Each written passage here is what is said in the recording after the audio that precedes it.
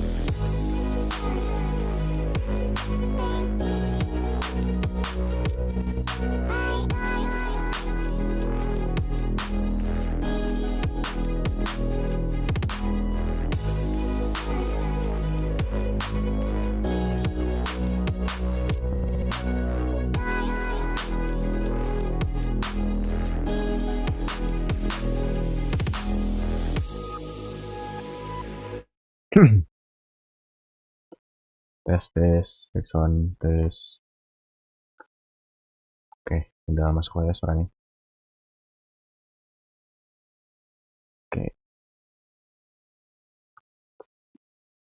Oke, selamat malam semuanya. Selamat malam bagi yang nonton live maupun replay. Kami akan stream GENSHIN Impact ya. Lanjutin lagi yang quest ya, lanjutin quest. Oke, langsung mulai aja karena udah daily juga, paling nge-event dulu kalau atau nggak reaksi.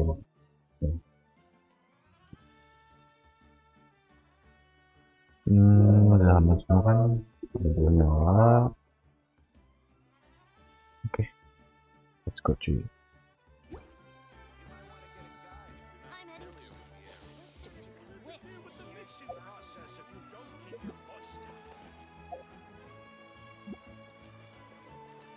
Ikan.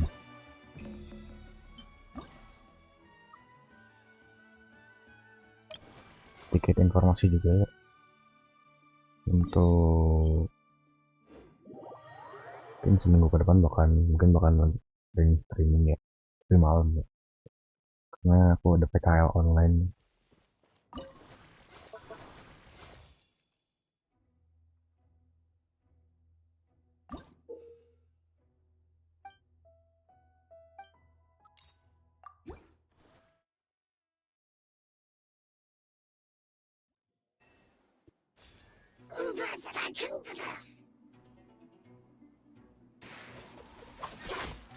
Oh, di atas satu yang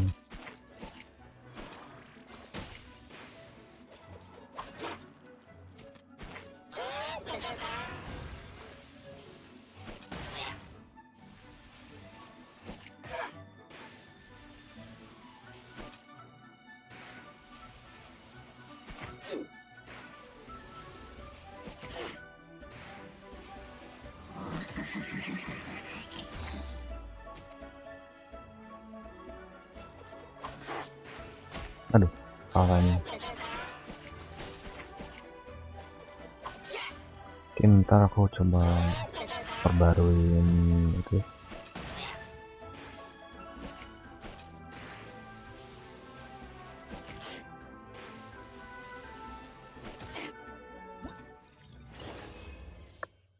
Ntar coba buka joki lagi deh untuk ekstrim ya.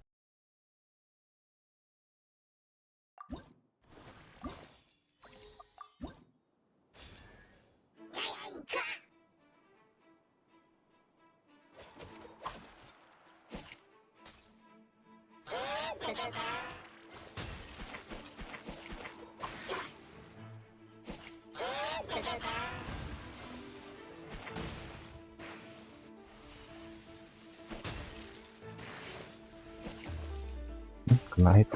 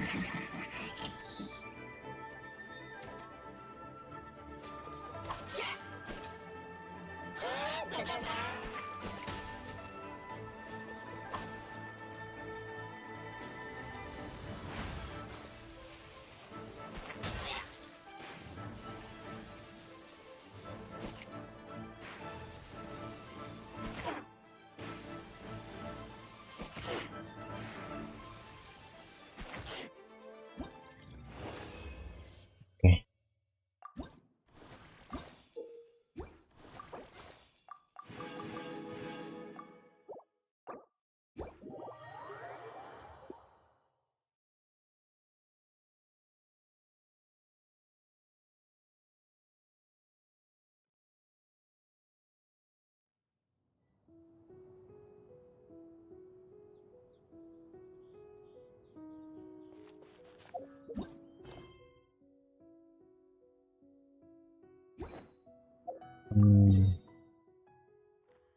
Habisin resin dulu cuy.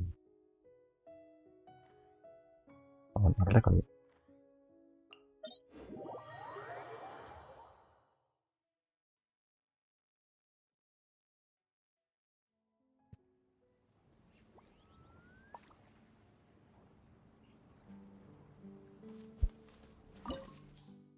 Bentar. Harus pakai keyboard cuy. Nah, aku belum bisa.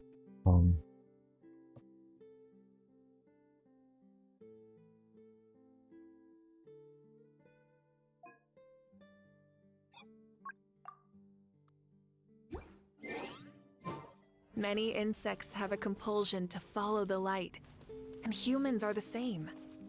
Except we call that light. Ntar ada sedikit kesalahan teknis guys.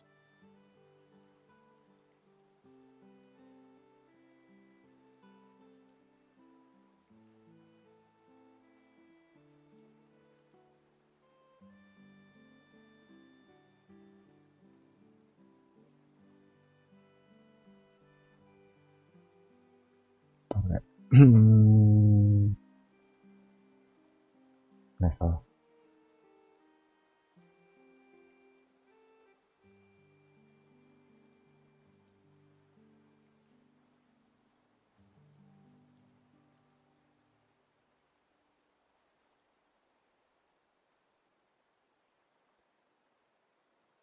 Oke, kemana?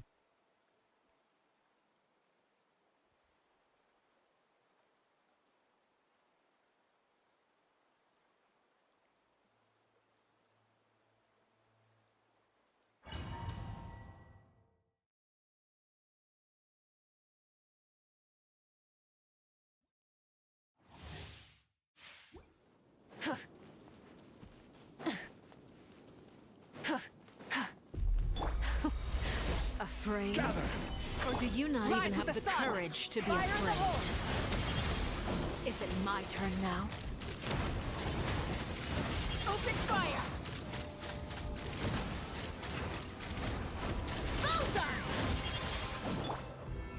Stabilize!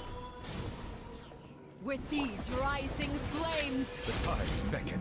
is it my turn now? Now that's more like it. With the fall of darkness, destruction shall rise. Have a taste of purgatory. Solidify! Light it up!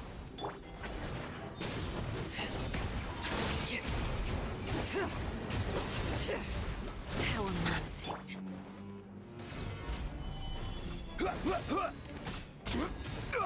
With these rising flames, let's fly. Locked on. With these rising flames, Gather!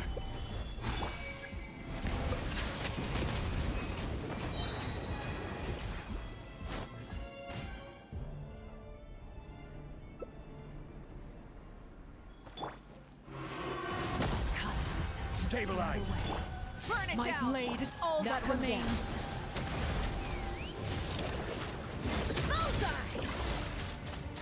Bullseye! Open fire! Open fire! Your punishment made manifest. I will have order! Solidify! Bow your head. Be sanctified.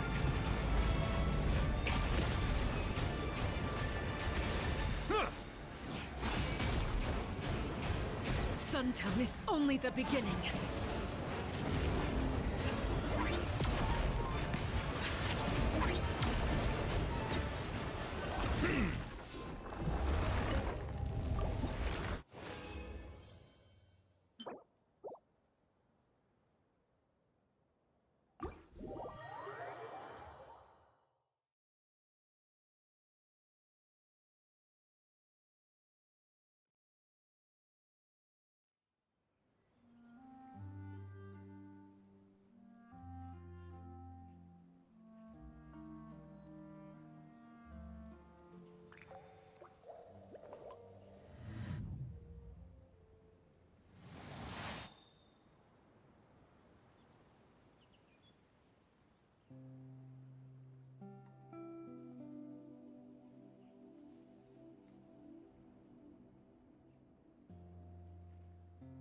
Water comes in many flavors to the discerning palate. Mondstadt's water is crisp and pure, while water from Liyue has an enduring aftertaste. In Inazuma, the water possesses a depth of flavor unlike.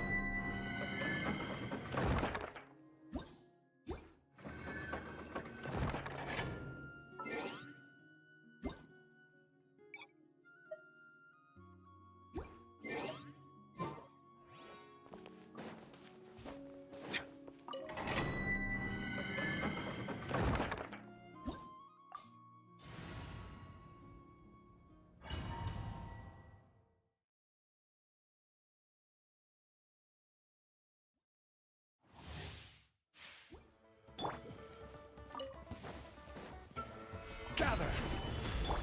Rise with the sun! Take me up! Locked on! Open fire! Burn it down! Silence!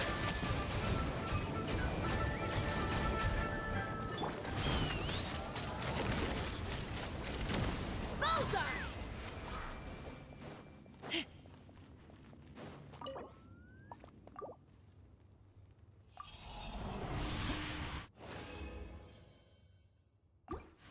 Lagi cuy.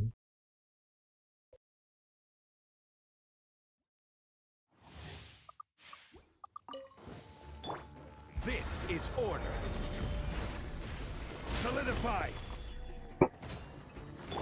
Rise with the Masih ada yang sun. masih mercon Fire cok. in the hole. Udah lagi hujan loh di luar.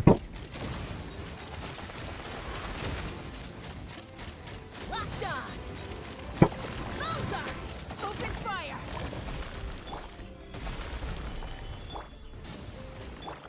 Bow your head. Tahun barunya udah kapan ya kan?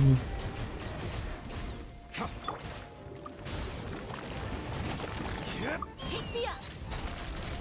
Locked on.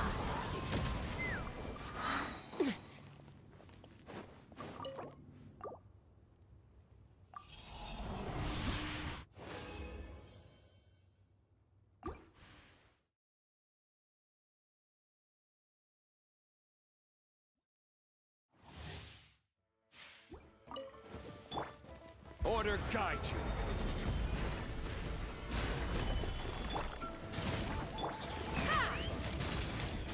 Bullseye. Locked on. Locked on. Gather. Burn it down. Silence. Bullseye.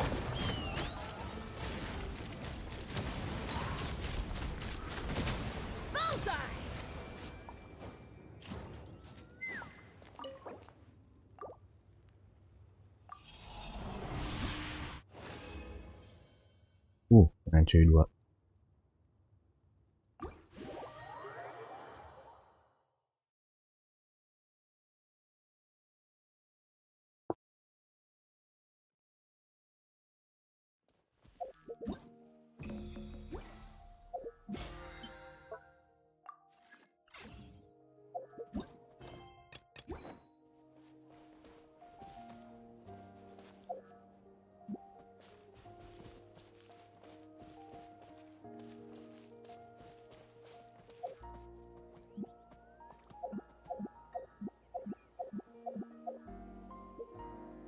Aku tinggal kuas aja sini. Ya. Oke. Salah. Kan mode vlog. Nah.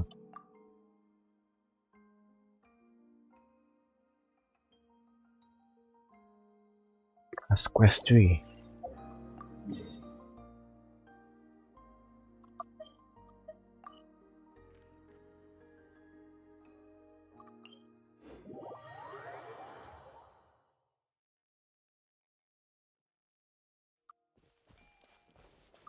Let's fly.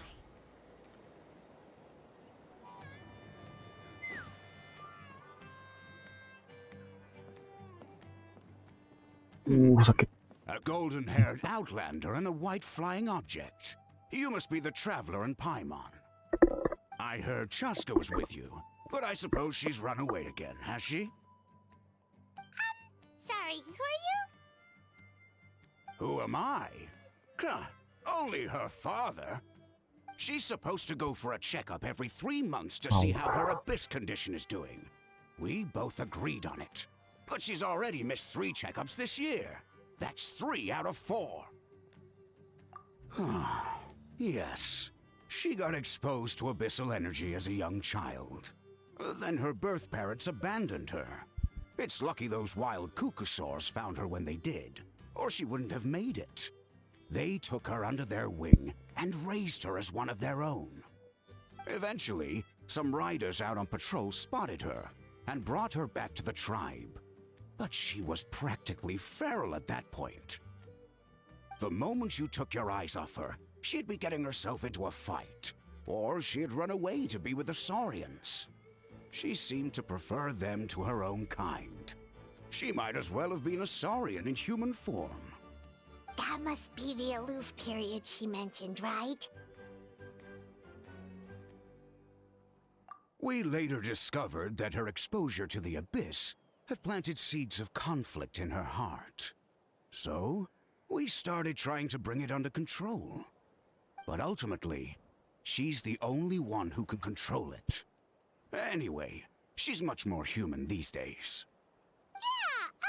Don't worry about her. She seems pretty stable to Paimon. She's probably only avoiding the checkups because she thinks it'll stop you guys from worrying about her. Yes, I'm well aware of that. She knows she needs to be careful. If her condition ever took a turn for the worse, she wouldn't be brushing it aside like this. It's just, every checkup she's been to, they find new cuts and bruises. Nothing to do with the Abyss, of course. Oh no, that's all fine. The problem with her is, she's her own worst enemy. She's been living dangerously again, I'm sure of it. That's why she's avoiding the checkups. She wants to hide it from us. Yeah, Paimon can see her doing that. Oh. In the past, she always had Koichi to keep an eye on her. Now Koichi's gone, and I don't want to lose another daughter. Chaska's been increasingly reckless since Koichi passed. It's like she's trying to make up for it somehow. Next time you see her, please tell her to be careful for me. Even if she doesn't want to hear it. If she doesn't want to do these checkups anymore, that's fine. I just want her to stop putting herself in harm's way.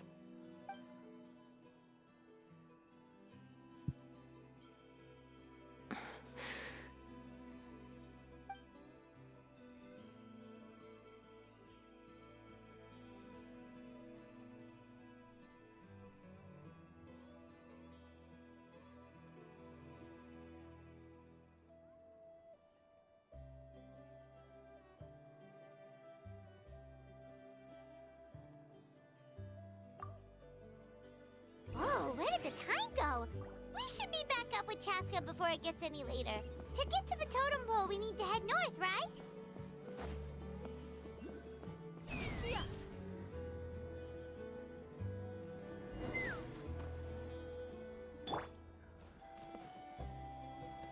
Nah, iya bener cuy. Lebih tinggi makhluk ikan.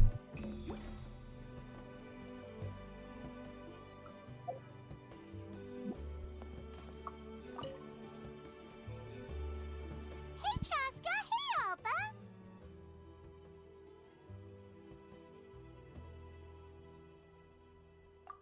It's all right. I bet my dad talked your heads off, huh? What did he say?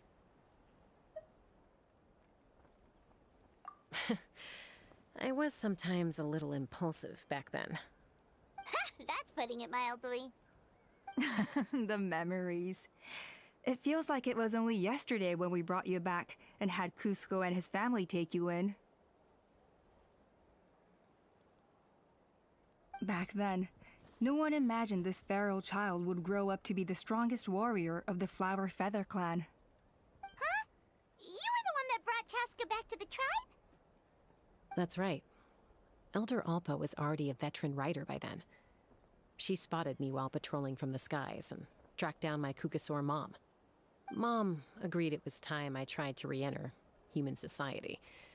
But I didn't know the first thing about being civilized. I clashed with everyone who had to deal with me. And look at you now, renowned throughout the land as a peacemaker. How time flies. When the day comes that I can't fly anymore, it will be up to you to look after our tribe and our flying squad. You know me, though. I'm not a natural commander. I'm better off as a lone wolf on the front line. So stick it out at least a few more years, okay? Give Koyer and the others time to come into their own. Oh, stop. Wait, so isn't the leader just the strongest warrior in the tribe? At least Paimon figured that's how your tribe would work. Strength is certainly a core tenet in the Flower Feather clan. But strength means far more than martial prowess alone. If it all came down to individual strength, I'd struggle to call myself a warrior, let alone a member of the flying squad. Any fighter in the tribe could take me down.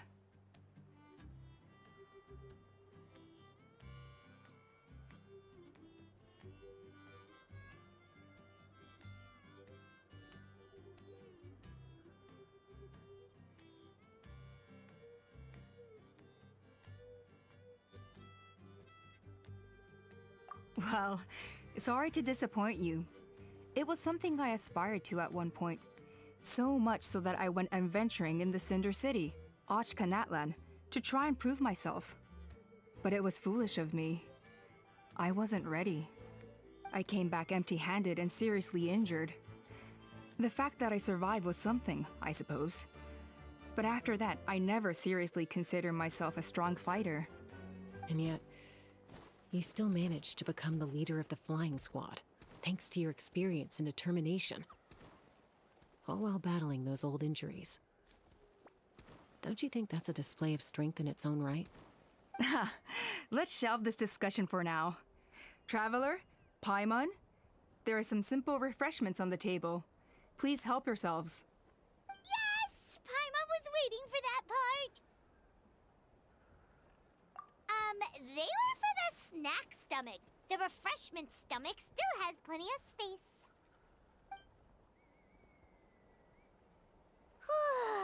Paimon is so full. Well, if you're enjoying our hospitality, feel free to stay with us as long as you like. Elder Alpa? There's, something's come up. Hmm? What happened? Is it serious? Shall I deal with it? It's... Some merchants showed up, not from our tribe. They said they're here to discuss some potential collaboration with us. Why now?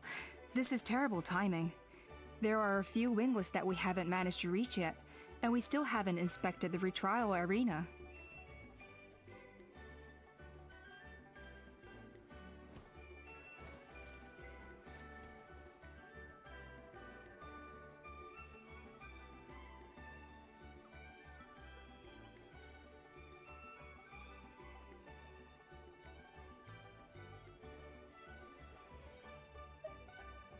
Let me handle the other errands while you meet with the merchants. You shouldn't be trying to do everything at your age. You should help too. Seems only fair after all that food we ate.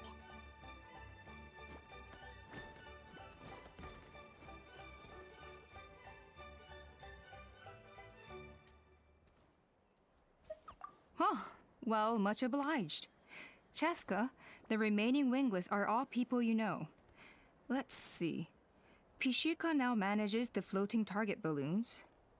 Waska's probably still addicted to eyes on the feathered prize, and Junon spends her days up on the flying platform, staring at the Cinder City. I'll leave you to tell them the news. As long as you've thought it through, just go for it.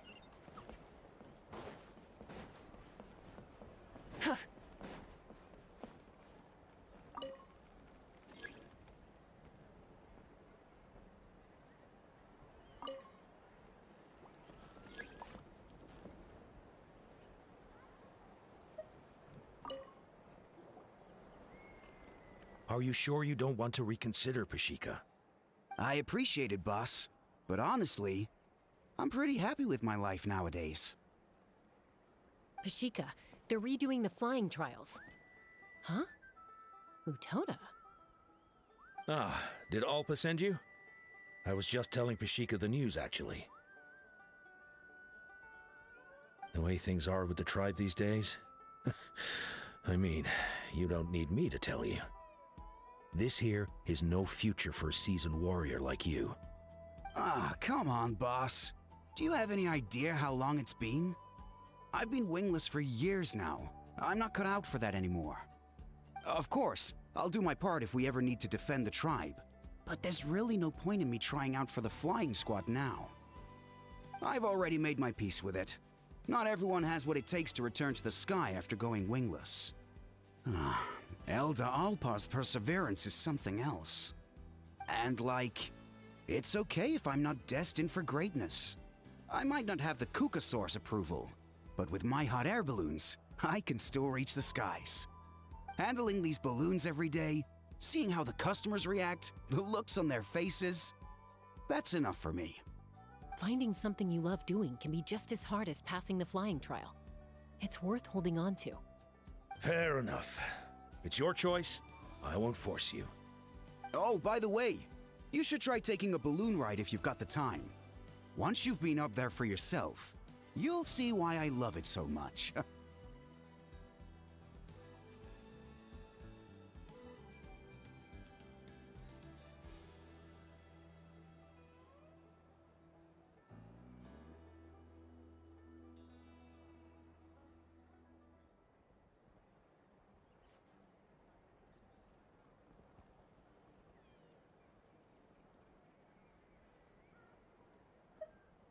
No problem.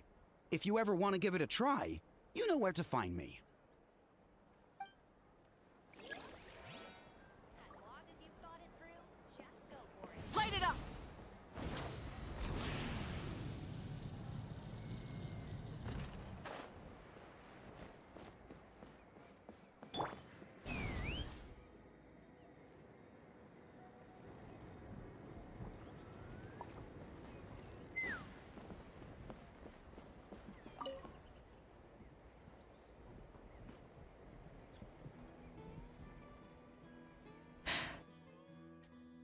Hey, Junan. Gazing out at Natlan again, huh? Chaska? What are you doing here? Is something up? The flying squad is hosting retrials again soon. Wanna give it another try? Maybe you're forgetting the definition of wingless. I've failed so many times already that I've decided to call it quits for good. I'm done. Elder Alpa always goes out of her way to come and tell me when a new trial is coming up, and it's nice of her to think of me. But nothing's gonna change. I'm not going to suddenly pass just because they're holding another trial. They're making some big changes to the arena this time, so the flying experience should be smoother than before. Koyer's gonna try again. No, forget it. If I was genuinely good enough to make the squad, the location shouldn't affect my chances. A true rider can fly confidently whatever the conditions, like you and Elder Alpa. Junan! They're redoing the... Huh? Chaska and the Traveler. You're already here. I guess they told you already then. Come on! Let's go train together!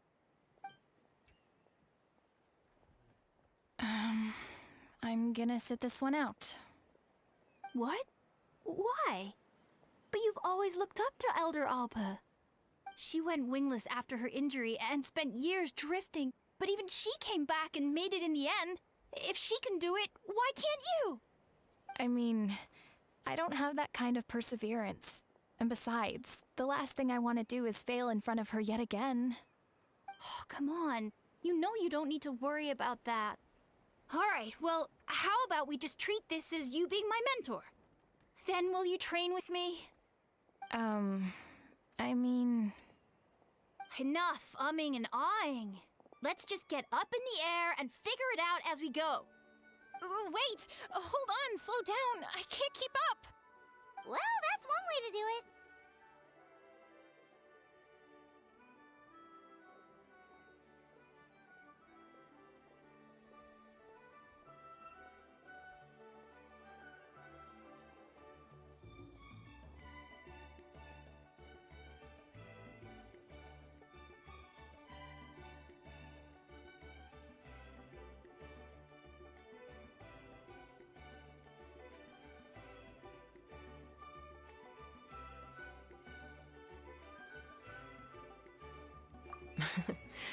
They've been best friends since they were kids.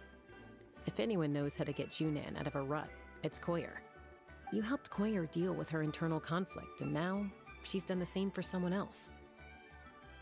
You know, people often talk about how one conflict leads to another and so on. But sometimes in life, things spiral in a good direction instead.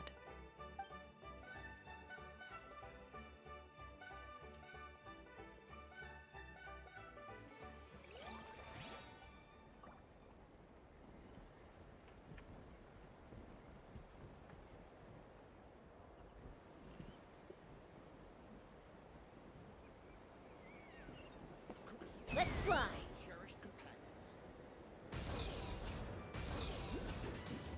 Let's ride!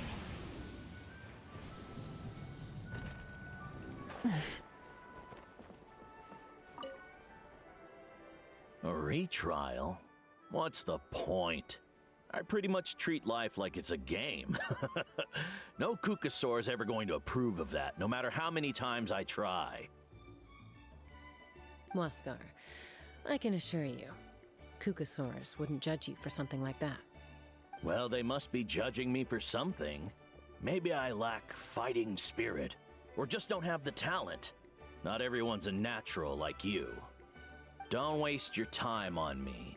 You'll have better luck with the ones who still have their heads in the clouds. In the meantime, I think I'm gonna treat myself to a few more games of Eyes on the Feathered Prize. Yeesh, there's wingless, then there's being a total lost cause. You used to be a fierce warrior, actually. But fighting spirit alone won't win you the Kukasaur's approval. Are all Kukasaurs so strict? The ones in floating target balloons and Eyes on the Feather Prize seem pretty chilled out. It's one thing to hang out and have fun, but quite another to take to the skies with a human life on your back. Giving a ride to someone who's unqualified endangers not only the rider, but also the Kukasaur themselves. If the rider makes a mistake, they both suffer the consequences. So we have a mutual understanding with the Kukasaurs. If someone isn't up to standard, we have to reject them. Even if it means breaking their hearts. We've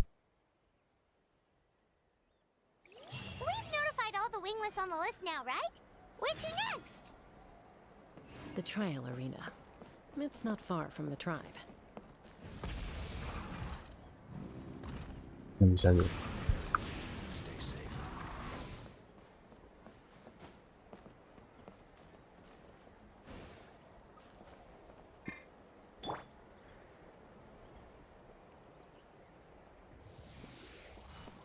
Nggak, bisa gitu.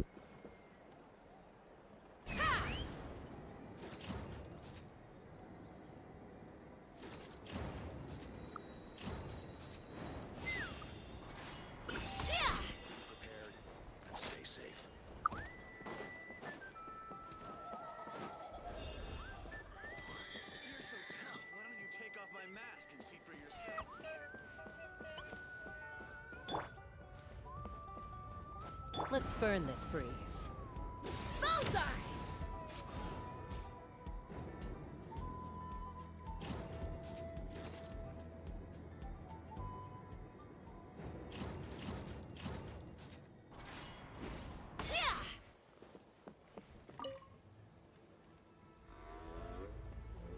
Oh, hey there, Chaska.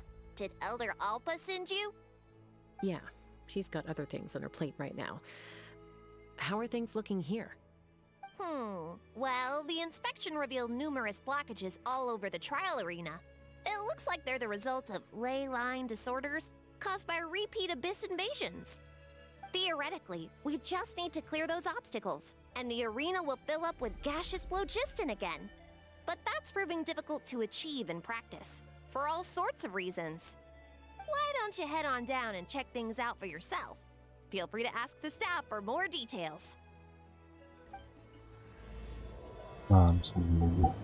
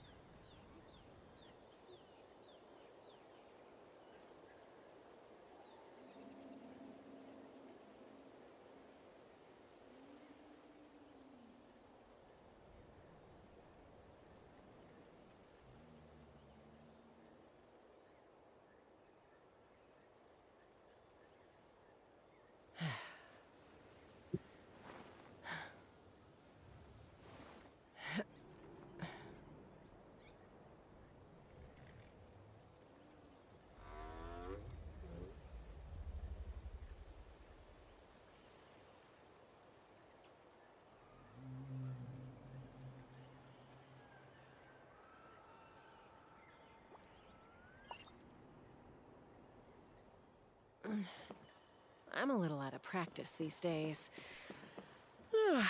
Any conflicts around? Take me up!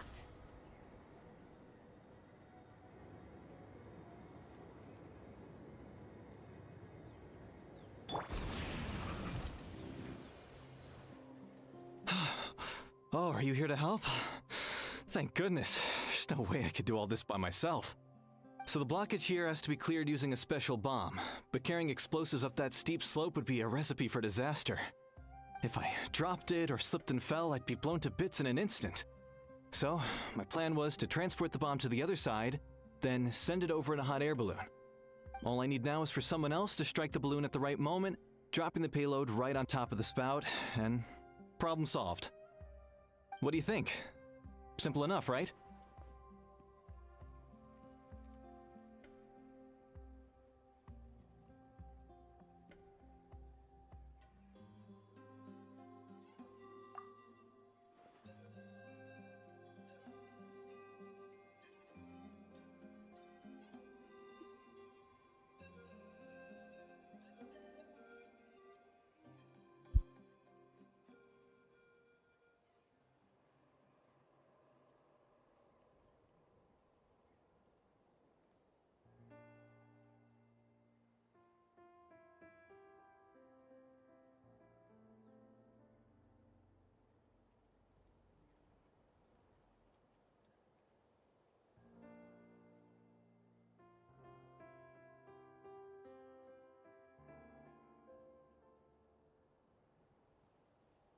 Huh? Oh, that one. No, I've got no idea who that belongs to. Or how they got it up so high. I just wish I could fly up there and check out what kind of tech they're using. Ah, well. Getting the trial arena back in order is more important. I'll head over and set up now. Let me know when you're ready.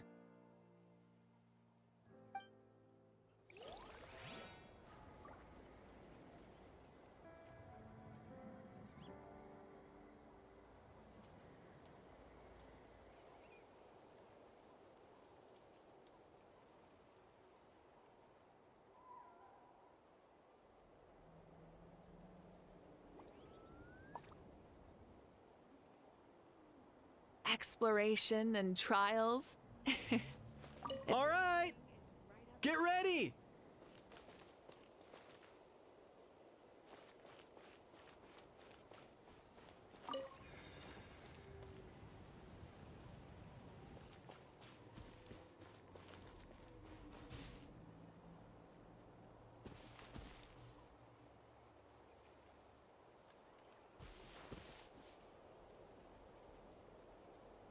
Ini apaan sih? All right! Get ready!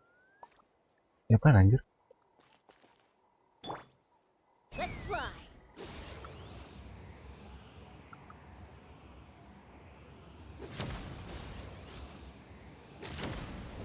Oh, alah.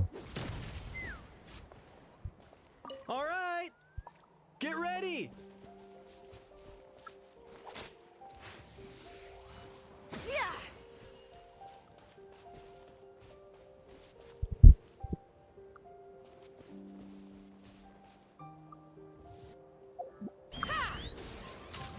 Locked on!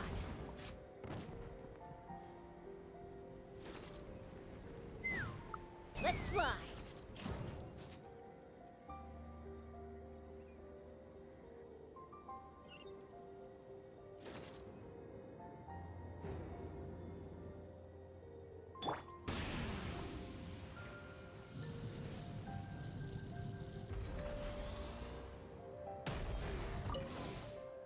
This is crazy.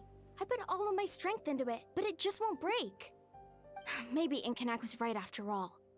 If a stable structure is formed inside the solid phlogiston, I'll need to hit all the weak spots at the same time to break it. But how am I supposed to do that?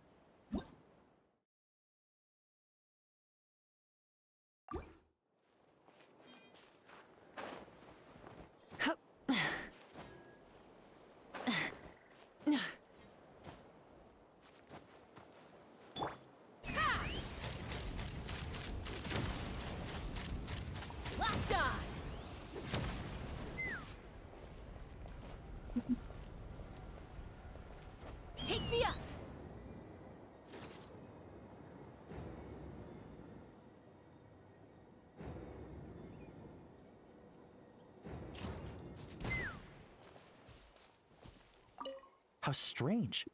Why is there so much solid phlogiston here? Well, could be from the Children of Echoes. Maybe it got swept up here due to the ley line disturbances? And I did see those strange markings on the cliff. I can't think of a way to resolve this. Short of going all the way to the Children of Echoes to borrow it to Petlisaur.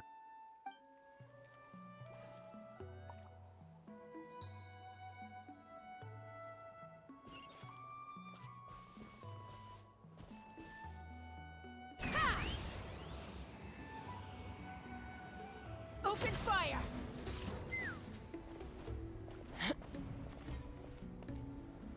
Take me up!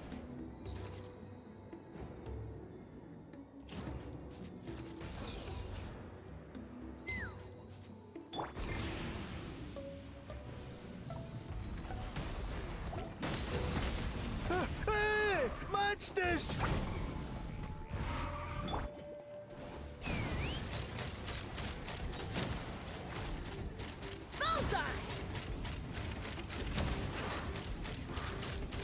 The gaseous phlogiston is being replenished. Looks like all the spouts have been unblocked. Let's head back up.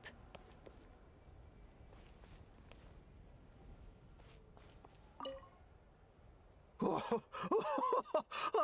thought I was done for. Oh, this spout should be good now. Thank you very much.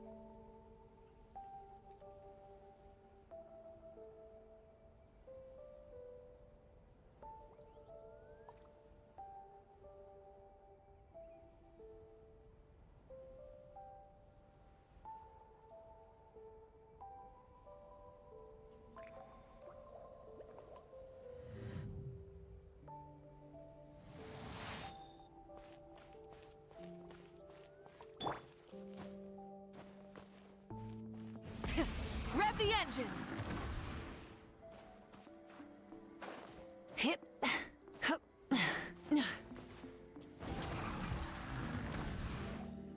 Wow, you took care of everything in no time at all. Incredible work. Now we just have to wait until the gaseous phlogiston is fully replenished. Then we can kick off the retrials.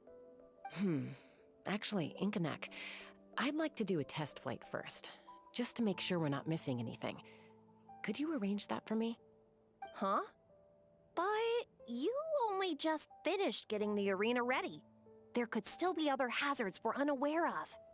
All the more reason to have me test it out. Think of it as another inspection. I guess you're right. With your flying skills, you won't be in any serious danger, even if there are hazards we overlooked. The conditions in this area seem a little unstable, but a test flight is the only way to catch any lingering issues. All right, I'll get things set up for you. Just let me know when you're ready.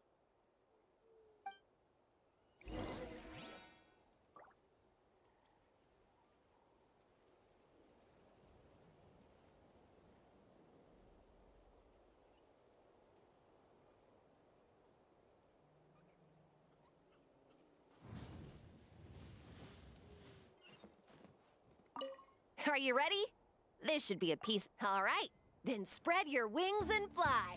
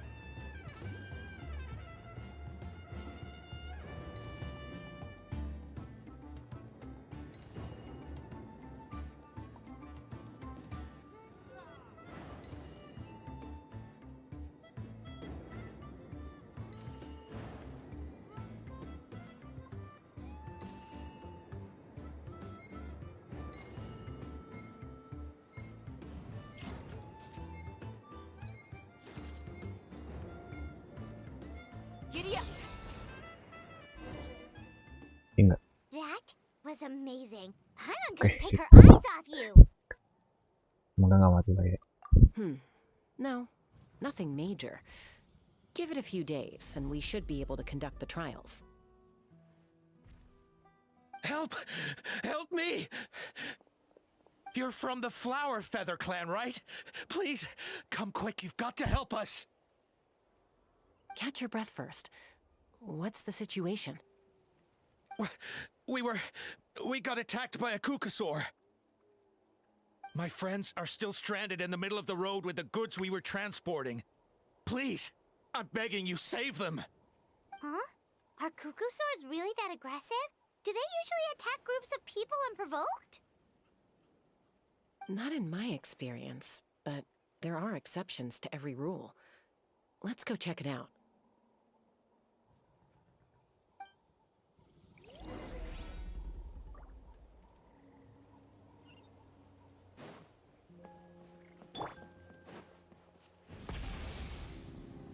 Ouch! I've never seen such an aggressive Kukusaur.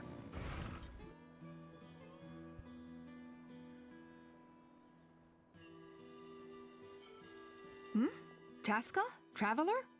This is a surprise. Elder Alpa? Huh. So, where's this aggressive Kukusaur we've heard about? Already flew away. Looks like it backed off once it realized that reinforcements were coming. So why do you think it attacked these people in the first place? Was it after the food? No. These merchants are even transporting food. Ah! Thank goodness! The phlogiston wings are intact! Phlogiston wings? Thank you so much for coming to our rescue. These phlogiston wings are our most prized goods. If anything happened to them, it would ruin us. Wait a minute. Are you the merchants that were looking to collaborate with us? Wormy told me about you. Yeah, that's us. So I take it you're Elder Alpa? I am. You must be exhausted from your journey, not to mention shaking up from the attack.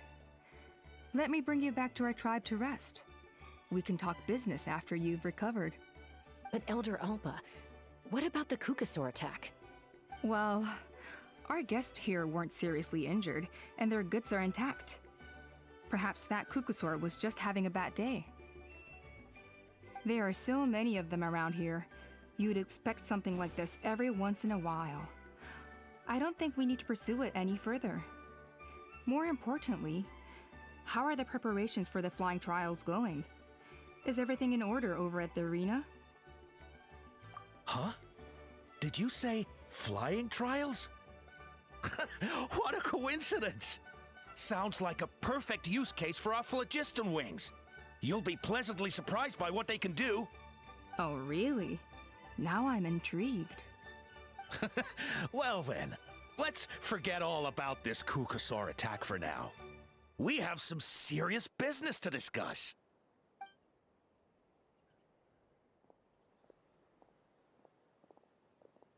Huh?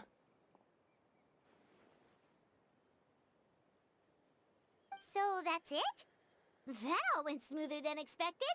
Well, guess we'd better get going. Huh? Chaska?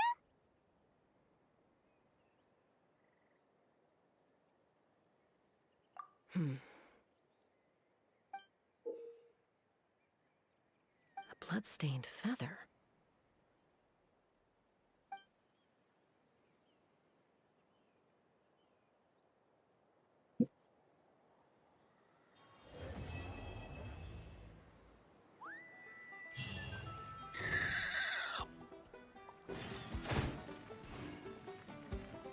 Time to buckle down. The Flower Feather Clan should be about ready to hold the new flying trials by now. Let's go check it out! Open fire!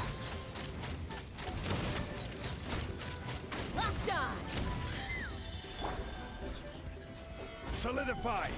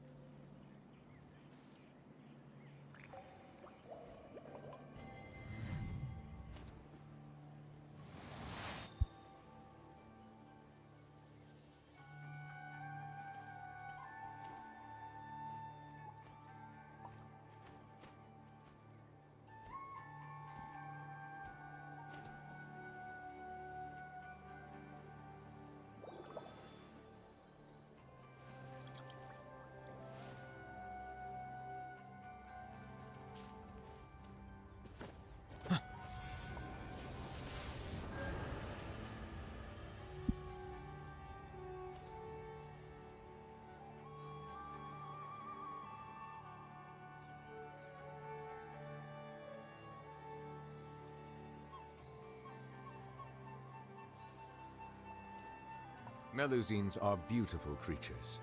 They are the pride.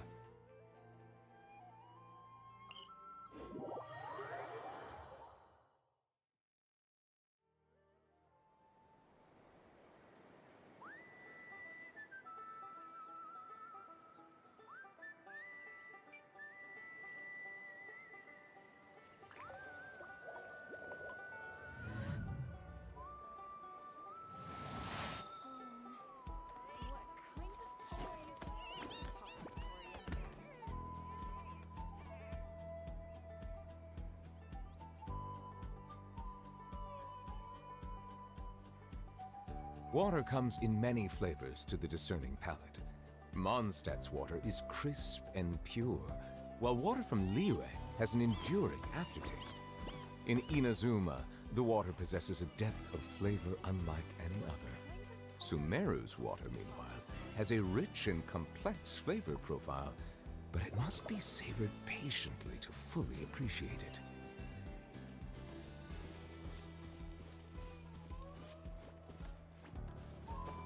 Let's burn this breeze.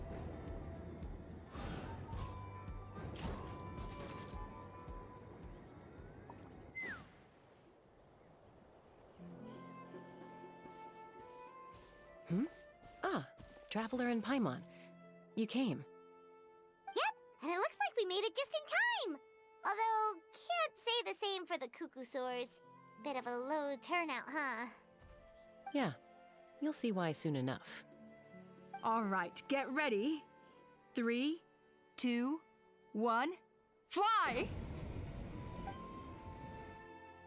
Whoa! We're really flying! I feel light as a feather. I'm flying without a Cucusaur. These phlogiston wings are awesome! What's going on? Paimon can barely believe her eyes. How did they fly all on their own?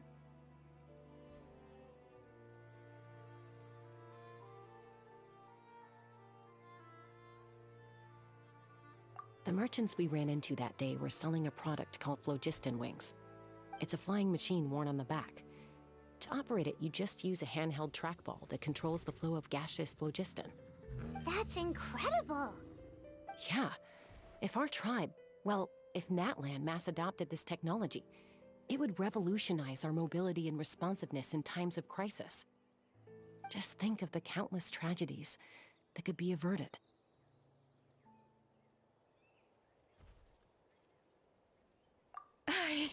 I feel like I'm dreaming. Did I really just fly on my own without the help of a Cucusaur? You'd better believe it! Plus, you just passed the flying trial! Right, Elder Alpa? Elder Alpa?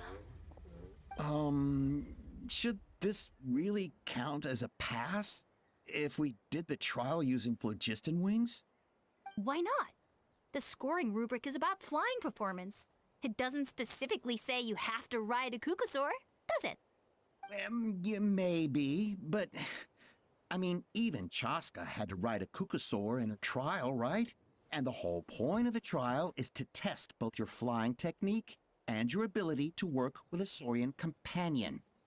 Well, if we can fly by ourselves, maybe we don't need to test the ladder anymore. Chaska, Traveler, what are your thoughts on this new invention?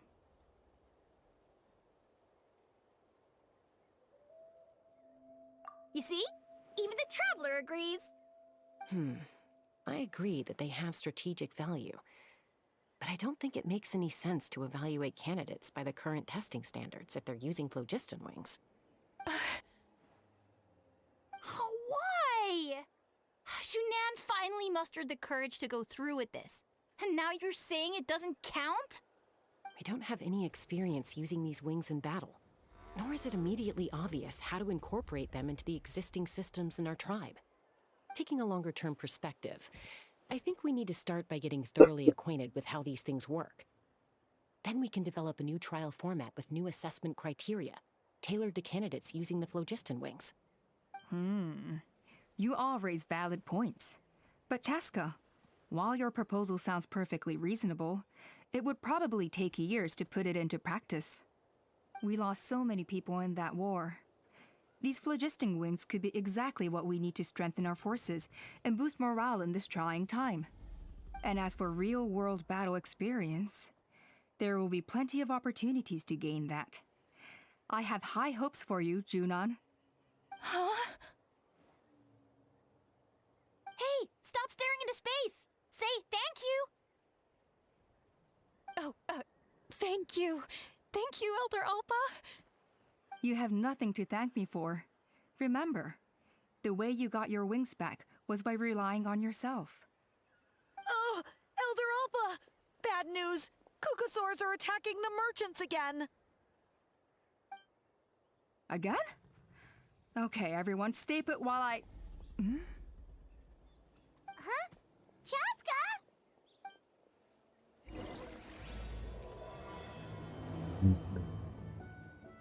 Why did Chaska rush off like that? And then Elder Alpa and the others too? Anyway, let's go see what this is all about.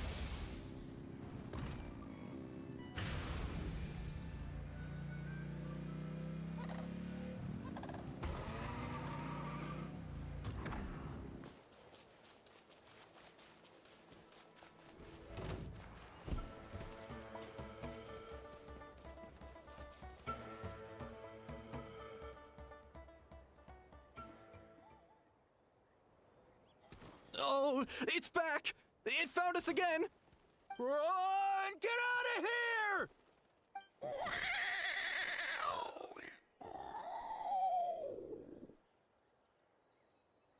Curses! She's really riled up this time. Hey! Stop running! We'll never outrun a creature with wings! Get back here and let's fight!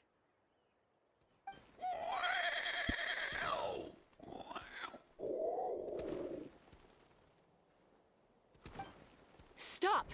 All of you! Chaska! Oh, wonderful! Quick, get rid of that thing!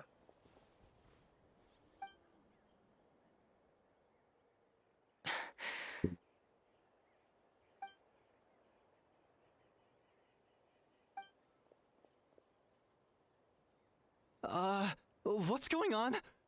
Why isn't she doing anything? So it really is you.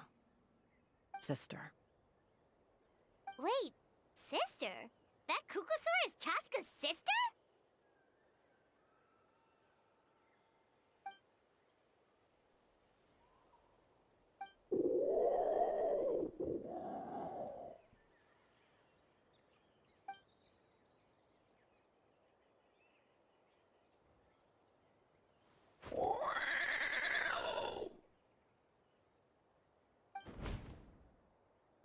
Koya, wait!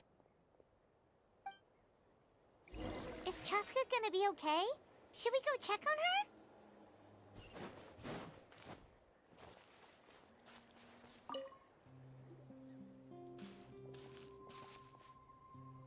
Chaska, are you okay? I'm fine. Sorry for making you worry.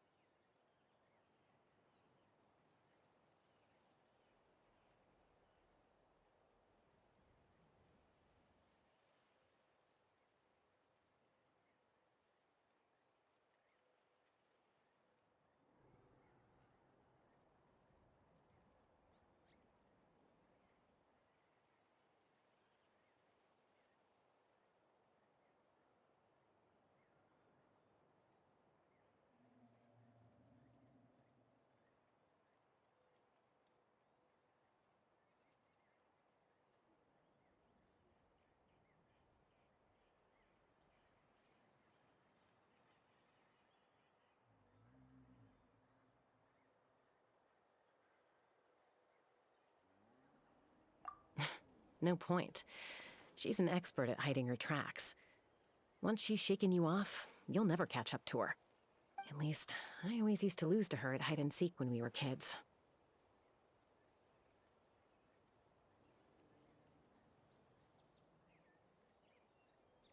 Well, yeah. You know I was raised by cucosaurs. Anyway, she and I grew up in the nest together. Her name's Koya, and she's my big sister. We played together all the time, chasing each other through treetops or mountaintops. It felt like it would go on that way forever. Until the day I was sent back to live with the humans. Not all cucosaurs are friendly towards people. Koya, for instance, she's fine with me because we grew up around each other, but she's not fond of other humans. When Mom decided to send me away, Koya strongly protested, and after I left, she became more and more reluctant to interact with humans. Maybe she thinks that humans stole you away from her. It's a possibility, but in any case, we still stayed best friends at first. I had a hard time adjusting to life in the tribe. So whenever something went wrong, I'd run off into the wild and vent to Koya. Ah, so that's what Uncle Cusco was talking about. He said you seemed to prefer hanging out with Saurians to your own kind back then. Yeah, I did. But then, gradually, everything changed. With a new mom and dad, a new tribe, and Koichi, I started getting curious about these humans and made an effort to understand their behavior. The more time I spent with them, the less I spent with Koya. And then, one day, it was Koya's turn to leave the nest. She sought me out and asked if I was willing to leave the tribe and go live in the wilderness with her. As far as I can remember, that was the first time she ever approached a human settlement on purpose. So, how did you answer her? Well, I wouldn't be standing here talking to you if I'd said yes.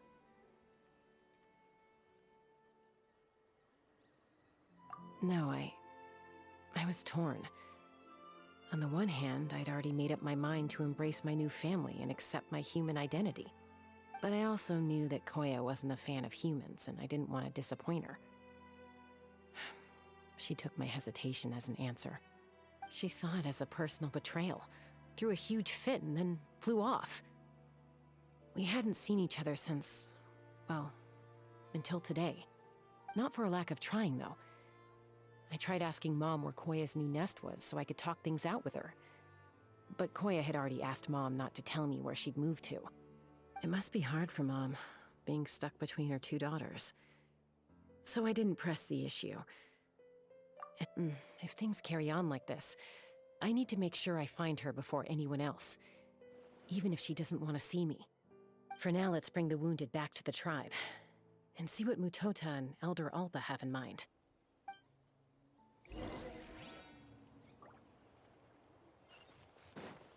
Full throttle!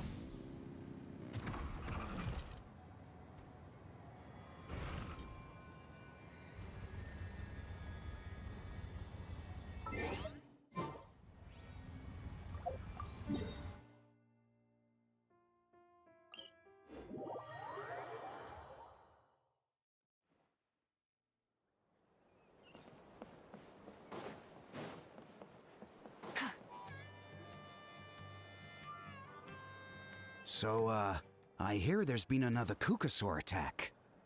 Ha! I knew it! They're wild animals, and they can't be trusted.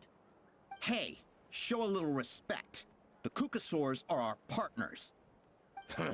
Maybe in the flying squad, but they don't give a hoot about the rest of us.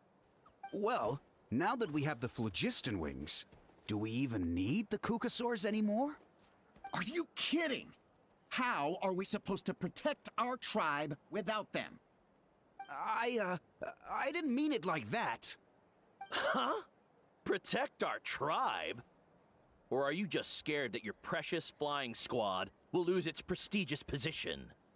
You take that back! Things are changing so quickly. Tasca, there's a conflict emerging there. Aren't you going to nip it in the bud? The whole tribe's talking about this now. breaking up a single fight won't solve anything. The real source of conflict here is the phlogiston wings, and what happened with Koya. On any other day, people would just brush this attack aside. After all, clashes between wild kukasaurs and humans are no more common than those between people. But now that the phlogiston wings have entered the equation, it's sparked a debate over whether our tribe needs the kukasaurs at all. I worry that we risk repeating the mistakes of the Cinder City. Back then, Lord Ochkan's hatred of the Saurians nearly destroyed the peace forged by the Pyro Archon. Chaska, to prevent things from deteriorating further, I'd like to task you with restoring peace to the tribe. I will. Traveler, you've already done so much for Natlan, and the Flower Feather clan has no right to ask more of you. But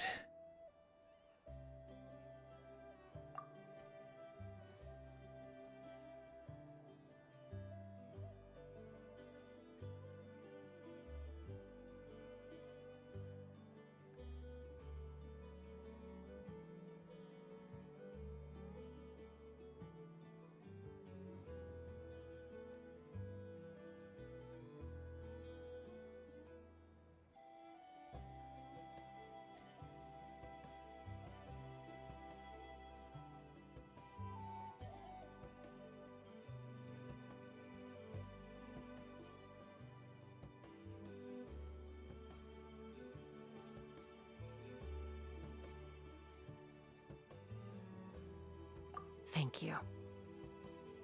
And don't forget about Paimon. Just leave this to us. This whole situation has unfolded so quickly that it's put us on a back foot. To tell the truth, it makes me a little suspicious. You think someone might have orchestrated all this? It's possible. Leave it with me. I'll look into it. Also, Chaska, could you try to keep a low profile while you're out there digging around?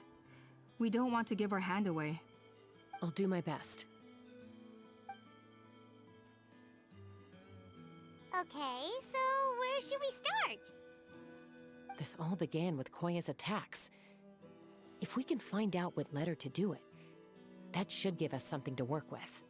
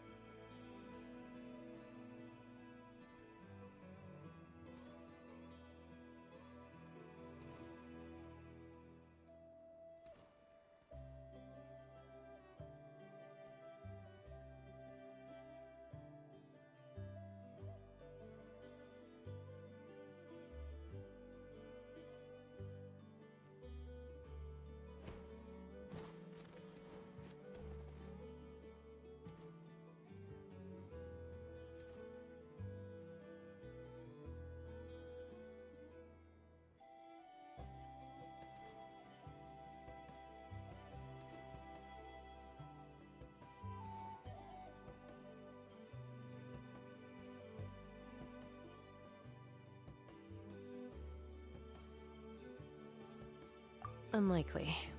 Given how she reacted when I showed up, I don't think she's forgiven me.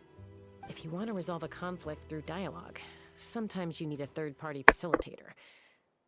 Let's go see my mom.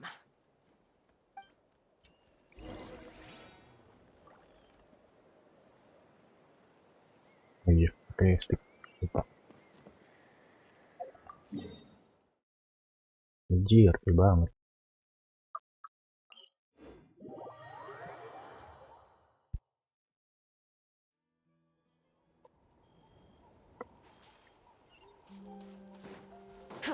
Try and stop me!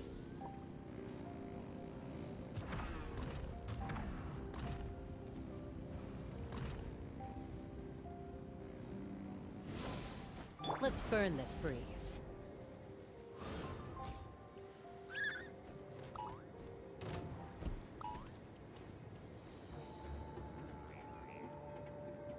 Let's ride!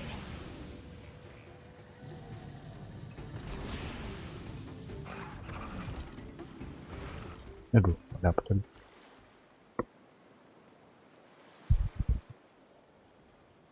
Wow, so this is where you used to live as a child? Mm-hmm.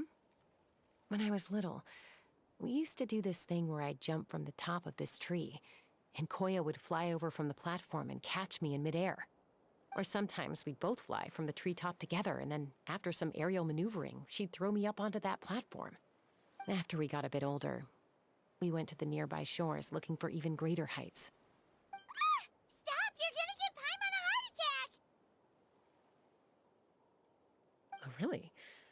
I just thought it made a fun story.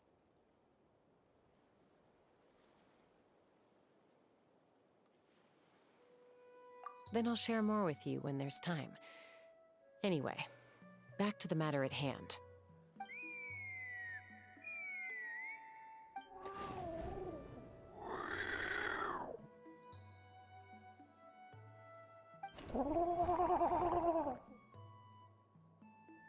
Hey, Mama Bird, I'm back. My last visit was only a week ago, wasn't it? See? I visit you more than I visit Papa Cusco. I brought a couple of friends with me. These are the Traveler and Paimon. Traveler, Paimon, this is my mom. Her name is Chimpu. In the human tongue, anyway.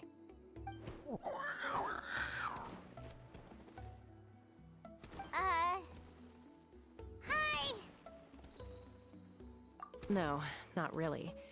I don't speak it as such, but I can sort of get the gist. Although only with Mom and Koya, since I spent my formative years with them. Even then, it's basically a best guess based on their sounds, body language, and expressions. Seems to work about 9 times out of 10, anyway. As for whether Mom understands me, I can't always tell. But somehow we still manage to communicate. Call it the family bond, I guess.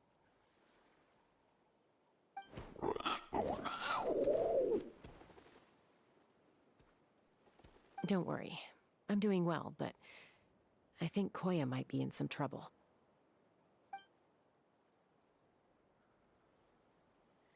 I know she's never been a fan of humans, but she's never deliberately attacked them before either.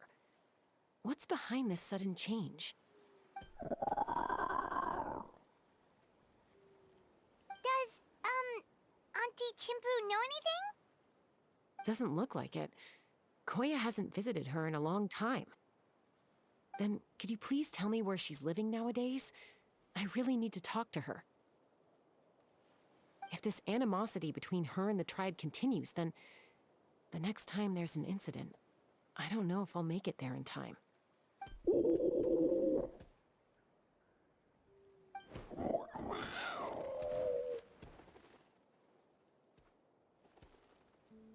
She said she'll take us there.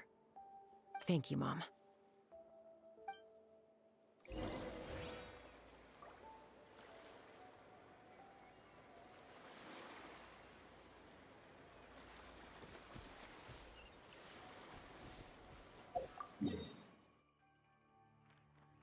Kan jauh tuh.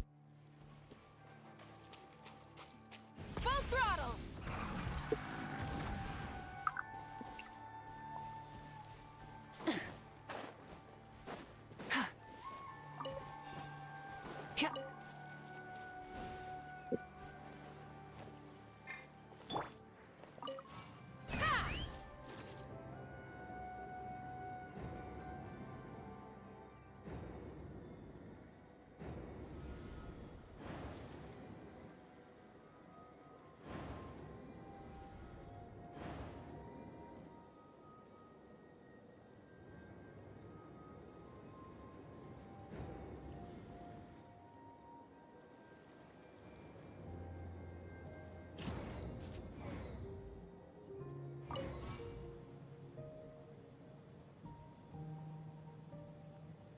Let's fly!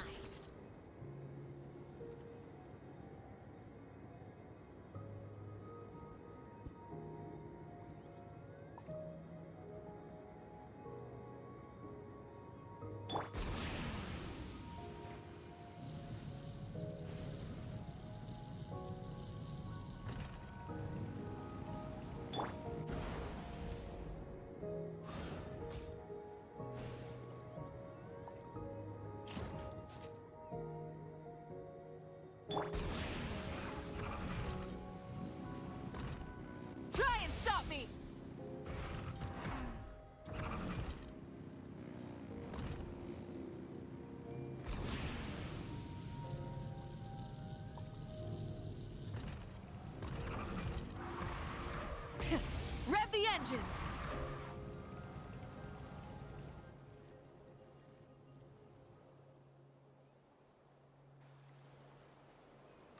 This is a really remote location. Guess she was trying to get as far away from humans as possible. We stay here? Okay. Got it. Traveler, Paimon. Mom says we should stay out of sight for now. She'll talk to Koya first. Koya is very hostile toward humans right now. So if we show up unannounced, it might just make things worse.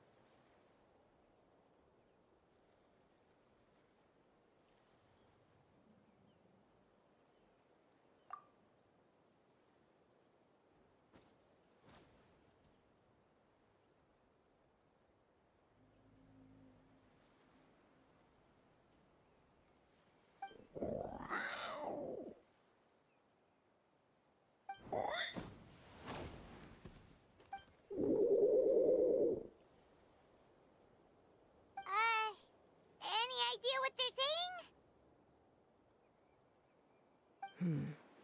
Sounds like things are more complicated than I imagined. There's evidence in this area suggesting that Koya might have been the victim of a human attack.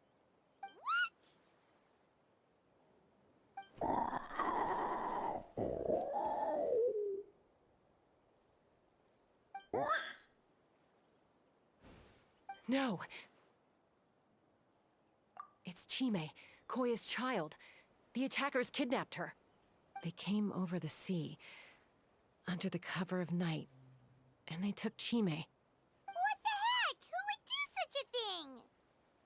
I searched day and night, and finally found them.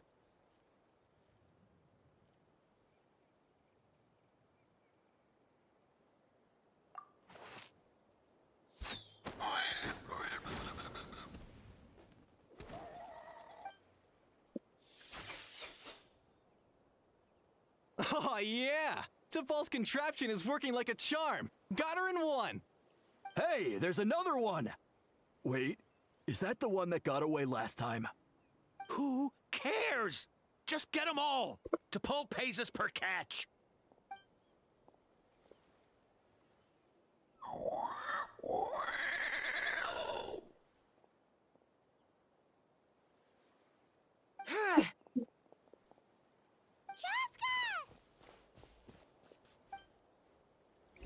Joska? How do you get here? Quick, stop her! Don't you even think about running away!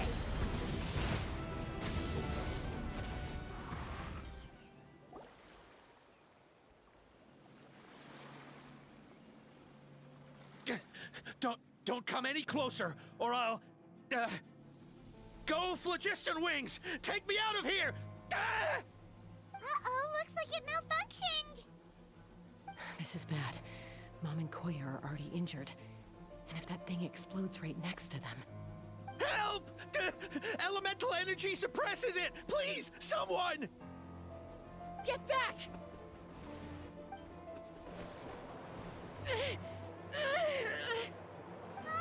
It's still going, and it's getting worse. Guess we need a more permanent solution. All right then.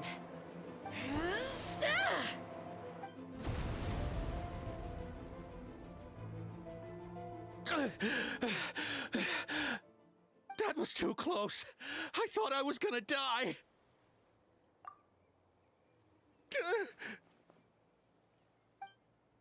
Answer us honestly. Were you the ones who attacked Koya before?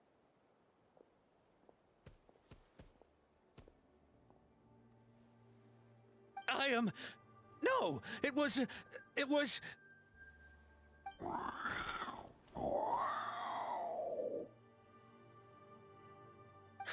Well, she says it was you.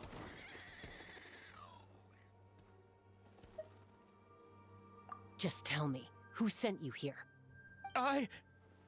It was T'Pol. He told us to catch all the wild Kukasaurs we can find. And he also said that this Kukasaur has become a thorn in his side, so it needs dealing with urgently. T'Pol? Huh. Sounds familiar. But where from? Well, he tends to send his orders in writing. He pretty much never communicates with us in person. When he does, he wears a mask to hide his face. And whenever we trade Kukasaurs for phlogiston wings, we deal with his henchmen. So you didn't even make those wings? All we did was slap some labels on them and transport them over here, to make them look like they're imported. To make it harder to trace their origins. I don't know, honest! Well, that's mighty convenient, huh? What about if I held a gun to your head? Would that change your answer? No need. I'm sorry. I'll tell you everything I know. T'Pol doesn't tell us much, but he always stresses that he wants them alive. So that gives us some clues. This is just a best guess, of course, but we suspect that the gaseous phlogiston stored in the trackballs is drawn directly from the Kukasaurs. What? Easy now. You're still injured. Hey, keep talking. Yes, ma'am. So, the gaseous phlogiston has to be highly refined in order to power the phlogiston wings. The slightest imperfection can have disastrous consequences, as you just witnessed.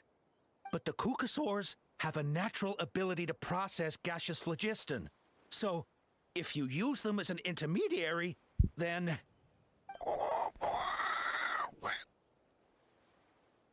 That's enough. So the Kukasaurs you took, where are they now? T'Pol should have them. But no one knows where he's based, apart from him and his henchmen. We've tried looking for it ourselves, even followed them a few times. But we always end up losing track of them. Random thought. Maybe they're hiding up Baca in bang. the sky? Baca siapa? Udah habis cuy, Remonya juga. T'Pol. I'm sure I've heard that name. Maybe it was... Jaska, Traveler. Udah balik lah ya. Balik gimana cuy?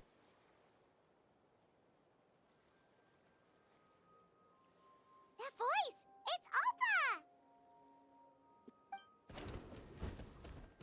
Udah coy.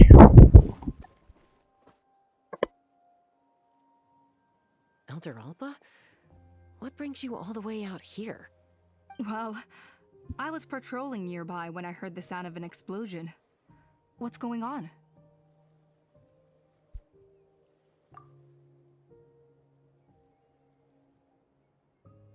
I don't believe it. Elder Alpa, does the name T'Pol ring a bell to you?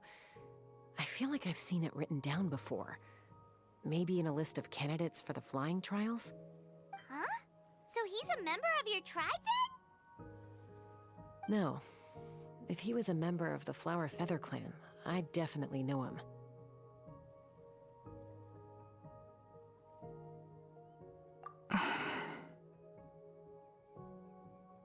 Now that you mention it, I do remember a young man from outside our tribe who came to participate in our flying trials once. You were away on a mission at the time, which is probably why you don't remember him. He was a craftsman from the Children of Echoes, but he'd always dreamed of soaring the skies. So he wanted to join our flying squad. The Children of Echoes? That's rare. But despite his best efforts, Soalnya he emang terbatas unfortunately kok failed to Remonya pass juga. the trial and gain the Kukasaur's approval.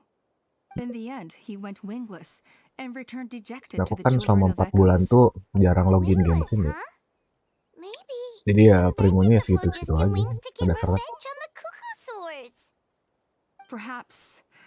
Or maybe it's simply his way of dealing with his regrets over his past flying endeavors.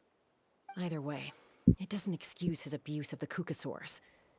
I'm gonna take these guys back and expose the truth to the tribe. It's time for this conflict to end. Easy, Chaska. Remember what I said about keeping a low profile? The ringleader still hasn't shown himself, and this man's allegation about powering the phlogiston wings with cuckoosaurs is only speculation. Bringing these men to the tribe now won't win over any current supporters of the phlogiston wings. In fact, it may even escalate the conflict further. After all, many are mistrustful of the cuckoosaurs after recent events. Is that why T'Pol waited until now to try to capture my sister? I don't know. I mean, he did tell us to spread negative rumors about the cuckoosaurs and slip some mora to anyone opposed to them, but... Koya only attacked humans because they stole her child! Nevertheless, we will be hard-pressed to change people's minds while emotions are running high. Unless we have irrefutable evidence.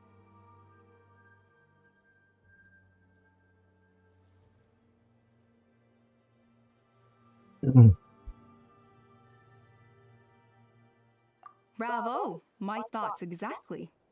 In the meantime, leave these men with me. I'll escort them back to the tribe. I'll take the other members of their crew into custody too. They won't get another chance to stir up trouble. Fair enough. I guess finding T'Pol is going to be the key to resolving this conflict. Let's hope the Children of Echoes have some info on him.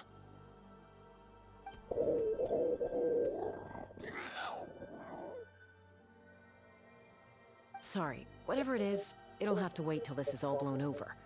I have to fix this situation before it spirals out of control.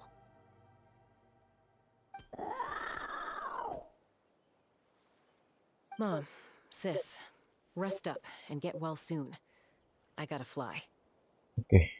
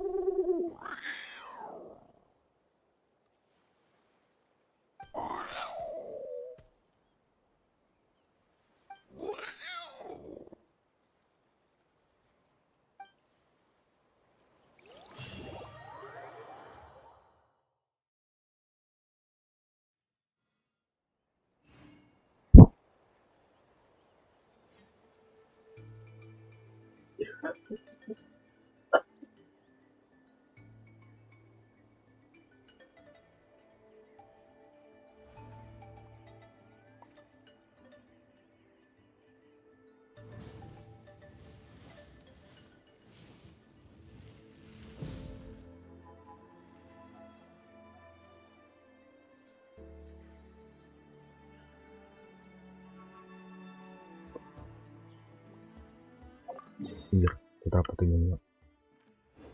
Lah udah di sini lagi. Try and stop me.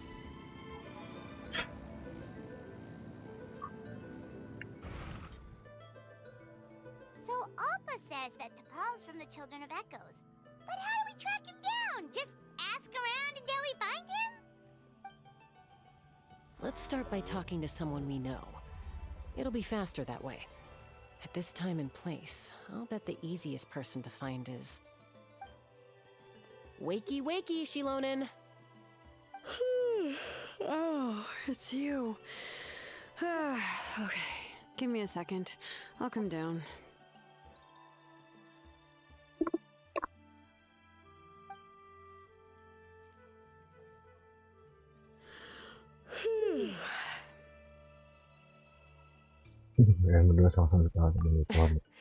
I climb trees to fly further and see farther. I don't usually stop for a nap. Well, we're not all like you. Always full of energy, even after flying around all day. Yeah. So, you've come all this way and interrupted my precious nap time. Might I inquire as to, why?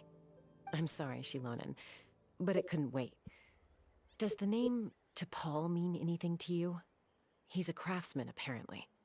Huh. T'Pol. Yeah, that rings a bell. I think that's Puma's child. Nope, I'm afraid you're a few years too late. Why are you looking for him?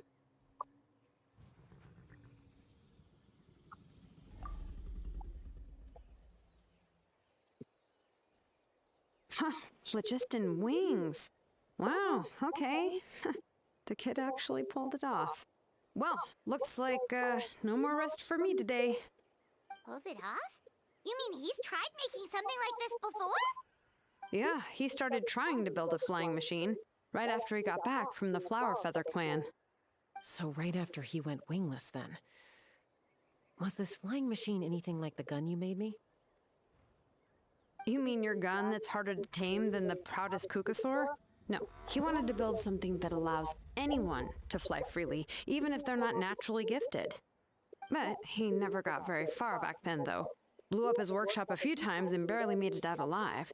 I never really kept up with him after that. His parents traveled a lot in their youth and only returned to the tribe after he was born. But they settled in a remote area and don't interact with other people much. Which means most people in the tribe don't know them very well. Your best bet is to chat to his direct family. I'll go get Puma. Wait for me in front of the workshop. I won't be long.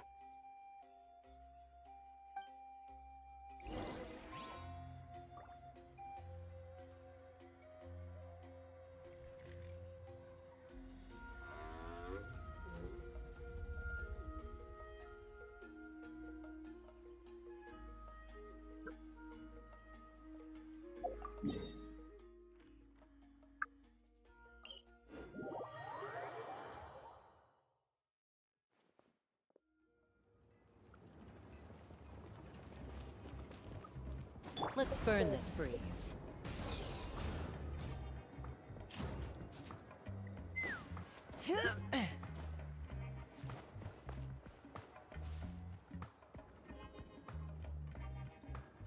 I'm back. Allow me to introduce to Paul's mother, Puma. Hello, we're... Oh, save the pleasantries. I don't want to spend any longer talking about that boy than I have to. Huh? I disowned him long ago. He is no child of mine. All he cared about was his pipe dream of reaching the sky. Oh, we tried to talk sense into him, but he was obsessed. And then, when he left us, he spouted some nonsense about building a workshop in the sky to avoid the constant criticism of us ground dwellers. He left his notebook behind. Whatever questions you have, you can look for them in there. I am done talking about him. He's no son of mine. He never called me Mom anyhow.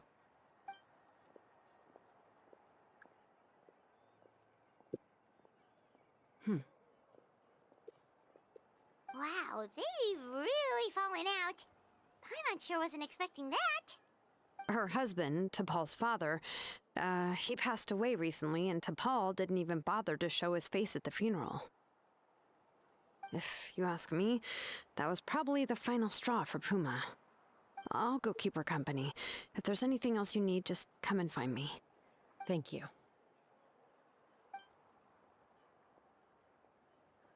Okay, so this notebook is the only lead we got now, right? What's in there?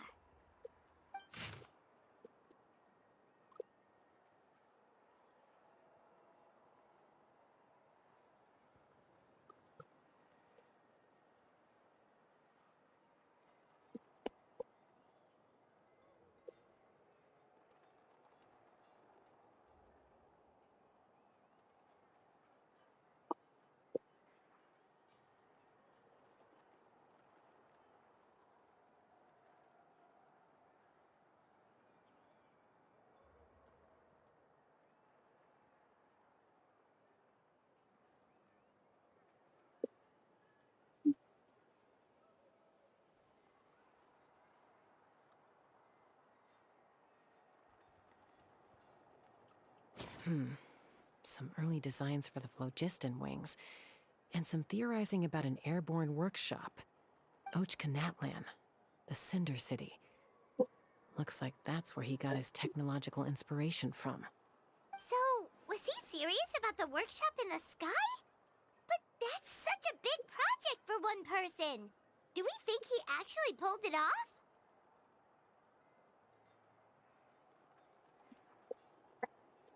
Oh, yes.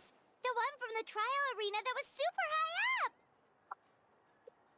That balloon has been there for a while, and everyone's been wondering how it got up there, but what if that's the wrong question? What if it started off even higher up, above the clouds and out of view, and it only descended to its current height due to some kind of malfunction?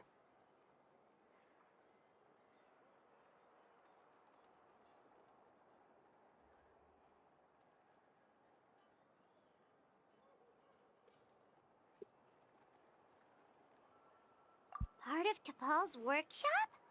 Seems likely. If T'Pol's base had been hiding above the clouds this whole time, that would definitely explain why Isidore couldn't find it.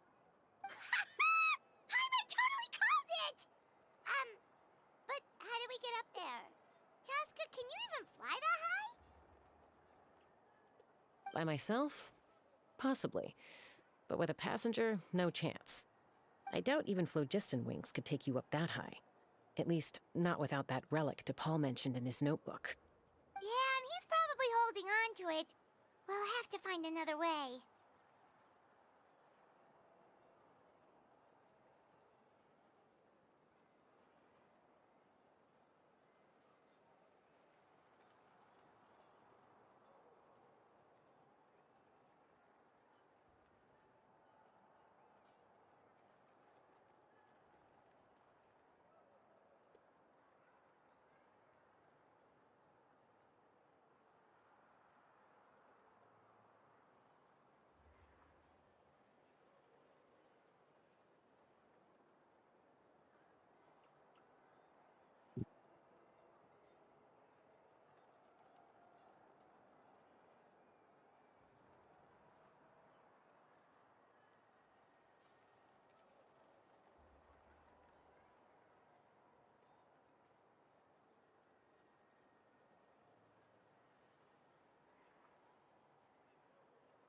Nope. That's way beyond Paimon's altitude. Also, would you really expect Paimon to go up there and take on T'Pol all by herself? Let's not worry. Just because we can't think of a solution doesn't mean no one else can. I'm not the only flying expert in my tribe, you know. Oh, good point. We should go ask Elder Alpa! And Mutoda. He was quite the flying ace back in the day, too. Let's head back and see what they suggest. I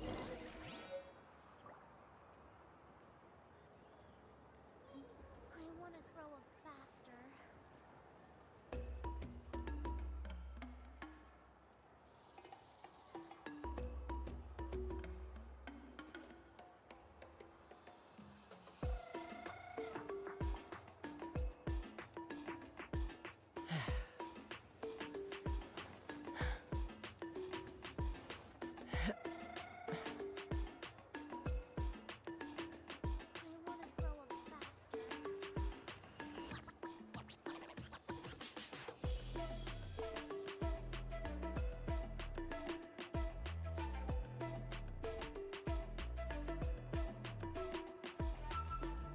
When you lose your way, gaining some altitude can bring some perspective.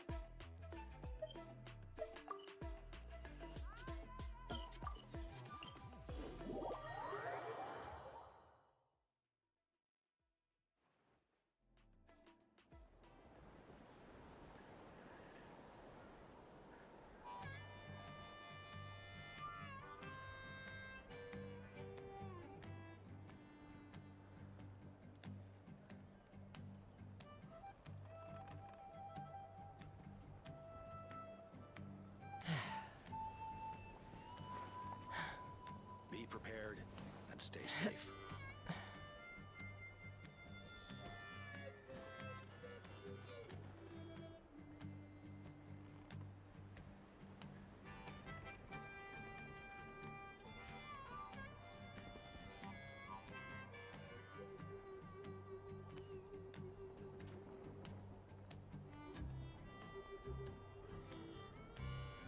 Be prepared and stay safe.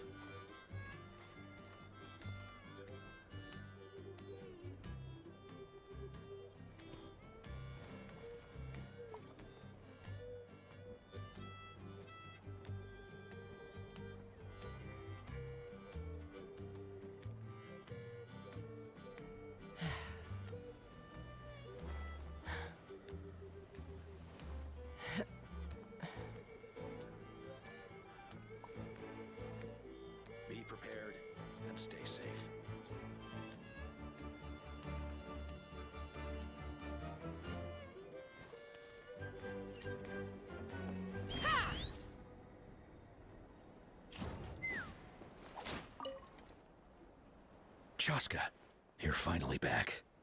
Things are getting really tense in the tribe. Have you made any headway with your investigation?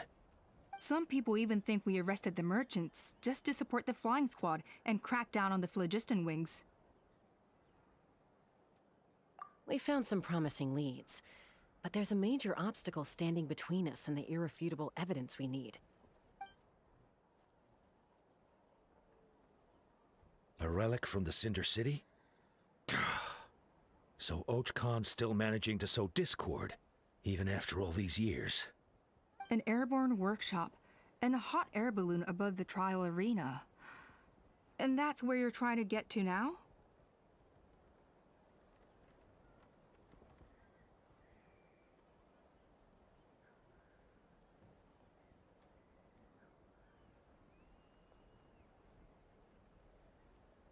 Neither phlogiston wings nor a cuckoosaur can take you that high up. Do you really think that's where T'Pol is hiding? You know what? There might just be a way. Really? Do you still remember those spouts in the arena? When they were all blocked, the gaseous phlogiston was trapped and unable to flow. But now, it's flowing freely. If we were to block them up again... You mean all of them except the one at the very top of the arena? To build up the pressure there? Precisely. With all the gaseous phlogiston flowing through one spout, it would create a high-pressure wind current. And then we just ride it up into the sky! Yes, it has its risks, but with Chaska's abilities, I think she could manage it. It's an extremely risky approach, but I agree that it's feasible. If you want to give it a try, check with Inkanak at the trial grounds. She can explain how to block the spouts. Chaska, if anyone has a hope of seizing this evidence from the high heavens, it is you.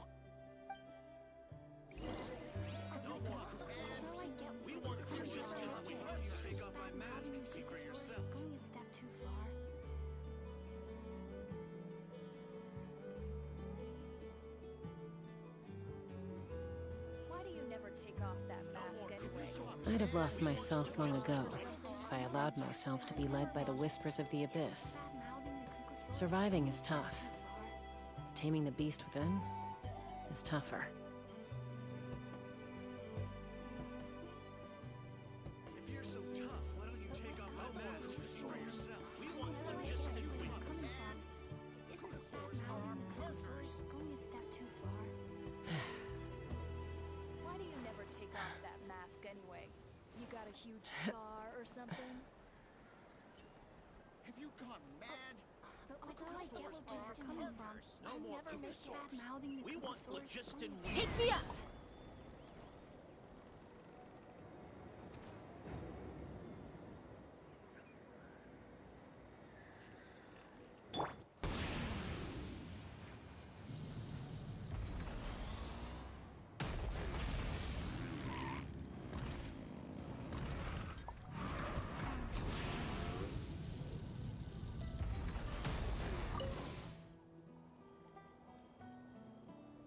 Goodness me, that is a very bold idea. Maybe so, but we have to act fast. What's the quickest way for us to block off the spouts? From a technical perspective, I'd have to advise taking some measurements and carefully planning this out first. But I'm guessing that's not what you want to hear.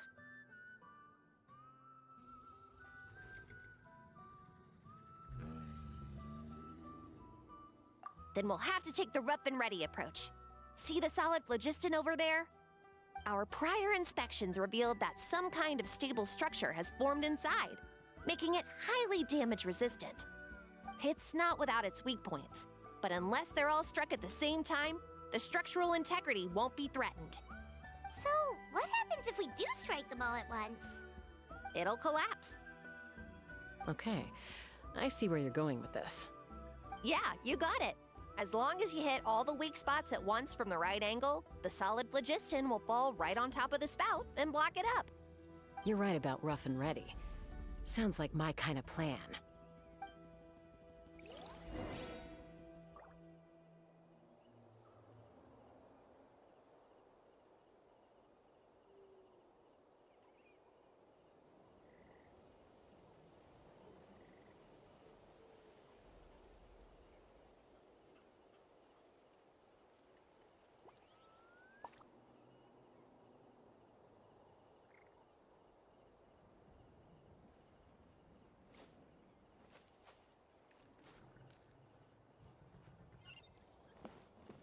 Let's fly.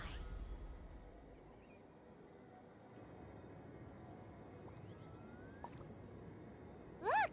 There's a chunk of solid phlogiston right over that spout! Locked on.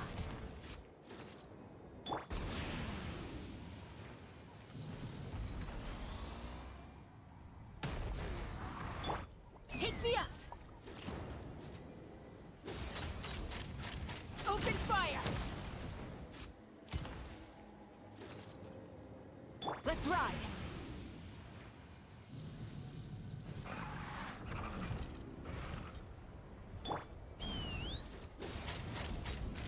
Open fire.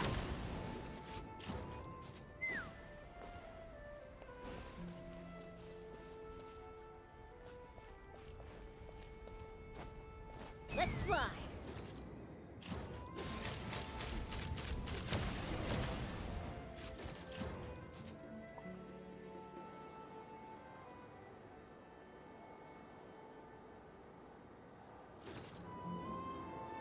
Let's ride.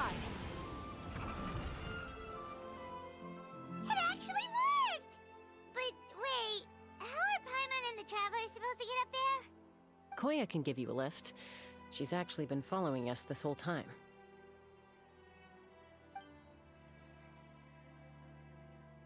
Wow, Paimon didn't notice at all. Well, probably because she didn't want to get too close to humans. Or maybe just me. But right now, we need her power.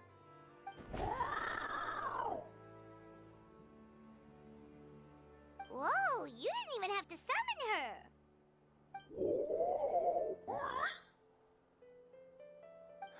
Yes, up there. That's probably where Chime is.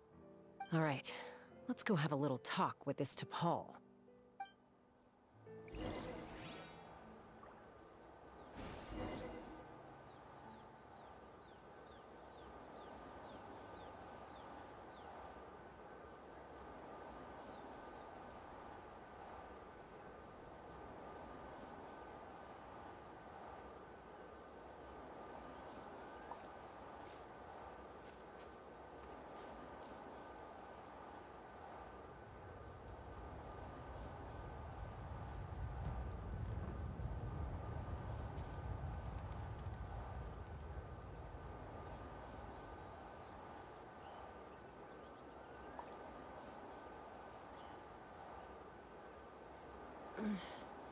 I'm a little out of practice these days.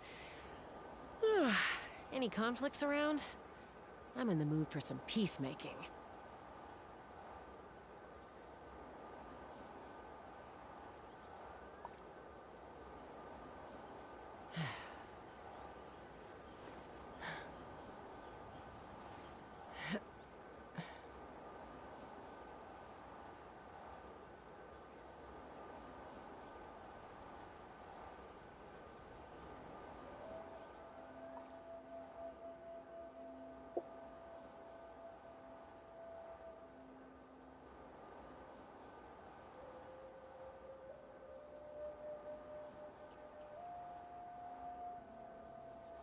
I'd have lost myself long ago if I allowed myself to be led by the whispers of the abyss. Surviving is tough. Taming the beast within is tougher.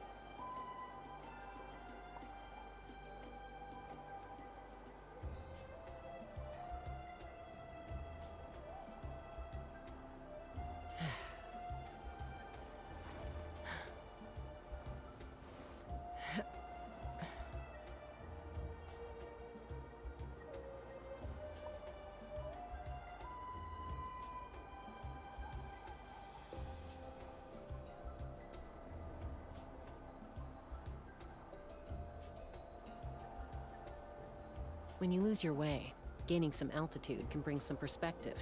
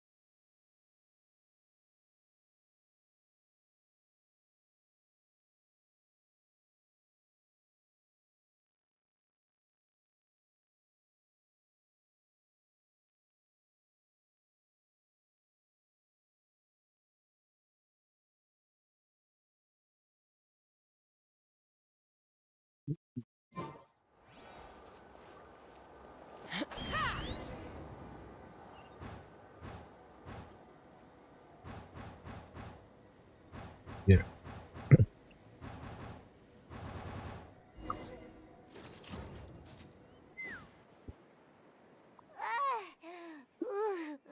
Haven't ever flown that fast before.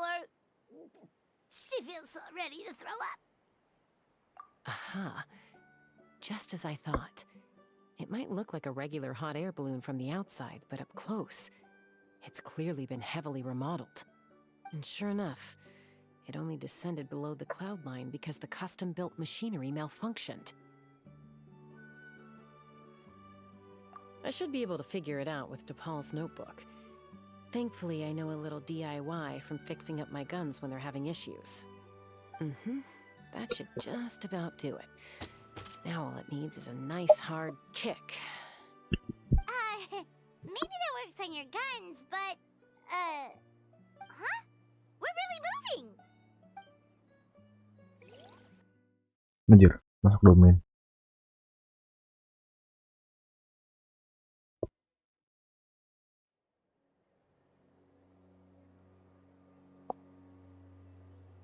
Here it is!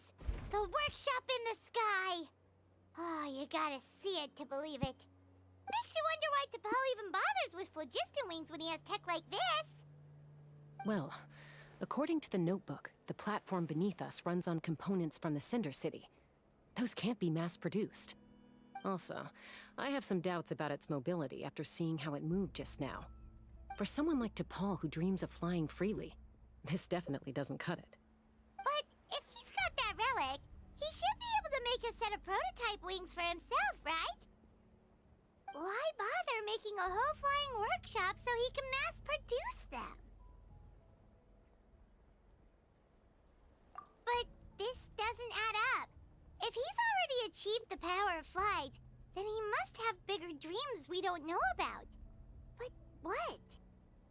With any luck, we'll find the answers in his workshop.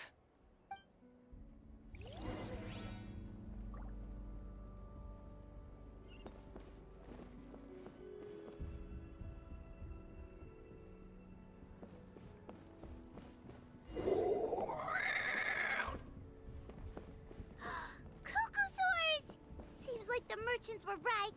T'Pol's using them for his own ends. I'll bet that mechanism on top of the cage.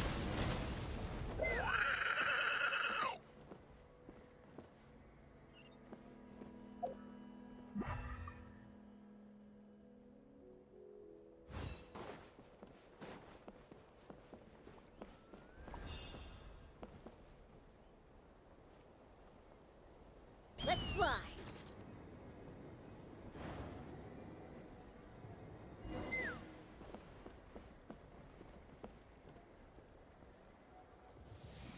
Kok digini? Oke, lebih hemat sih. Why won't it fly away like the others? Is it... She's still breathing, but barely. By the looks of it, T'Pol was using these cages to extract phlogiston from the cucosaurs. Once a cucosaur is drained of phlogiston, it becomes too weak to move. We'll have to come back for these ones after dealing with T'Pol.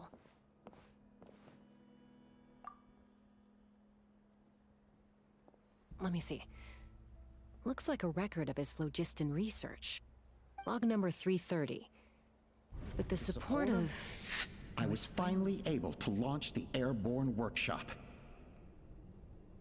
Even though it relies on the relic for 80% of its power supply, I've at least taken the first step. Log number 348. Research on the relic is progressing well. I should be able to replicate the technology and scale up production very soon. Has proposed a name for this groundbreaking invention: the phlogiston wings. I think I'm getting close. Soon I will achieve my dreams. Log number 377. Encountered some issues with the new smaller model phlogiston wings. The gaseous phlogiston showed some volatility during the refinement process. Thinks we should proceed at a more cautious pace with the refinement experiments. But after so many past failures, I have to prove that I will succeed this time. Log number 114. Ran an experiment using cucosaurs to refine gaseous phlogiston. It was a success. Log number 117. I have started recruiting merchants and hunters to capture wild cucosaurs. Log number 121. Major breakthrough in the efficiency of phlogiston yield. Huh? So many parts have been crossed out! Yeah, probably the contact he alluded to in his other notebook. Guess he has a benefactor. Did anyone else notice how the numbering system in this notebook suddenly changed halfway through?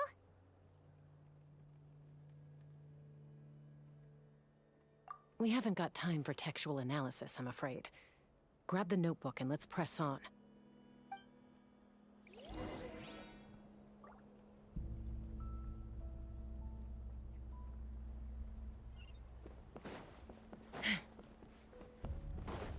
Huh. Never seen one of these before. Looks like this was built with the Cinder City components, too. You're not thinking of giving it a nice hard kick, are you? Nggak ada chest. Seperti ada yang tinggal sih.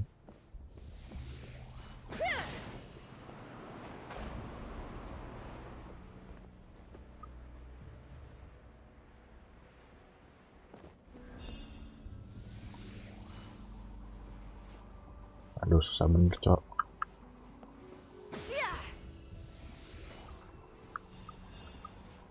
Tahu kemana? Mana kan? Take me up. Whoa! What's that mechanism doing? It's asking for a nice hard kick where it hurts. Aim for the weak spot. Rev the engines!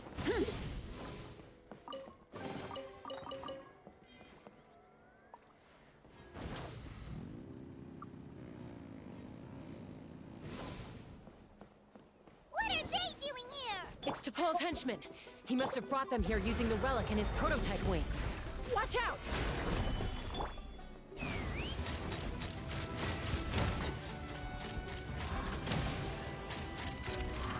Locked on! Locked on! Gather!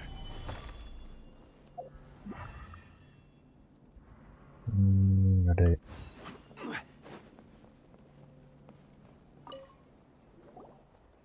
Hey, look here!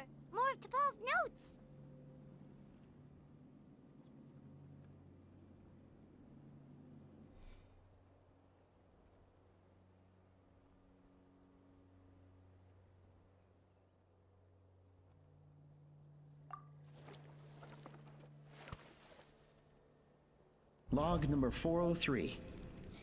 Introduced me to some new comrades who fully support my ideas. I told them that some saurians are blessed with wings, and some people with natural gifts, while the less fortunate among us can only look on longingly as they seize the skies.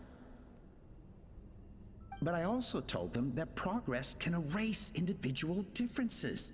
Think of the tools humanity has made to fight back against wild beasts. The law we have put in place to even the playing field between the strong and the weak. I promised them that our research will be the new frontier of human progress. With our phlogiston wings, the power of flight will no longer be for a select few to enjoy. Imagine a world where the skies are for all to share. I only hope that when we finally achieve this goal, will be proud of me. Imagine a world where the skies are for all to share. Yes, what a wonderful world that would be. If only it were possible. We could respond faster, and so many tragedies could be prevented. But DePaul, what about the saurians you're draining dry of phlogiston? You're not sharing the sky, you're stealing it! Bad move. I won't let you get away with it.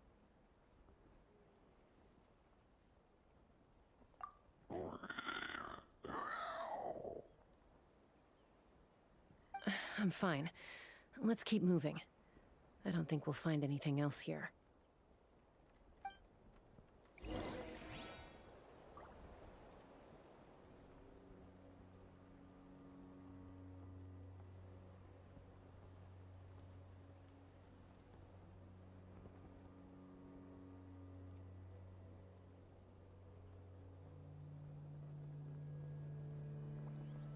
Osmantha.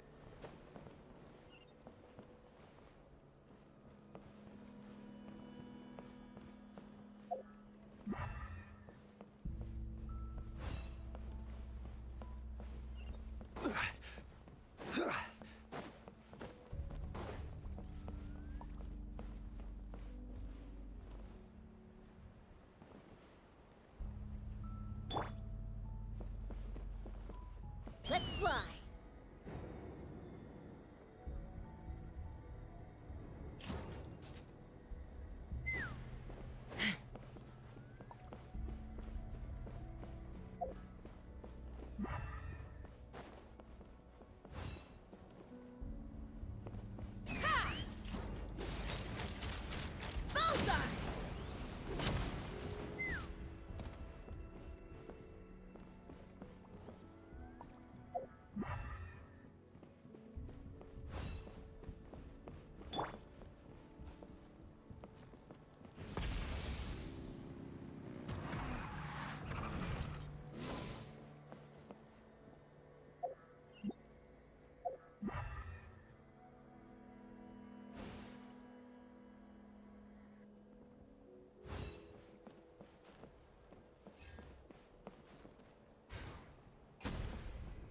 Gila.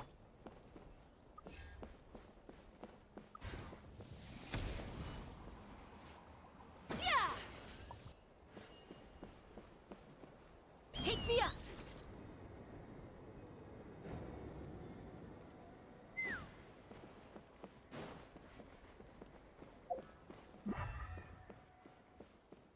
Ini ada chest. Let's fly.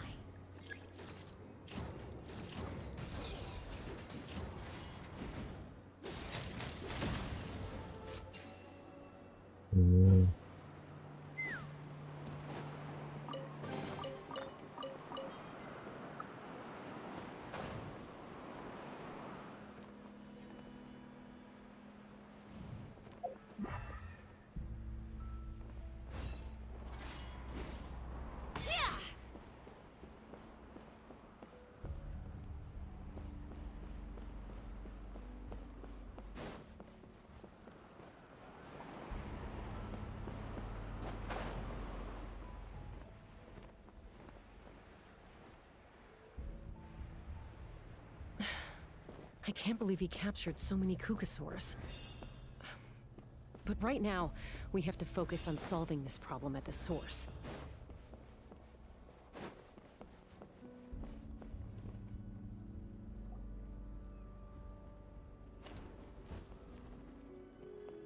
Looks like we've reached the center of the workshop.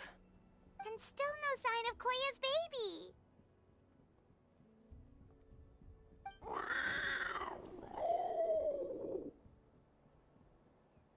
Let's search this area for now. If we still can't find Chime, we'll double back.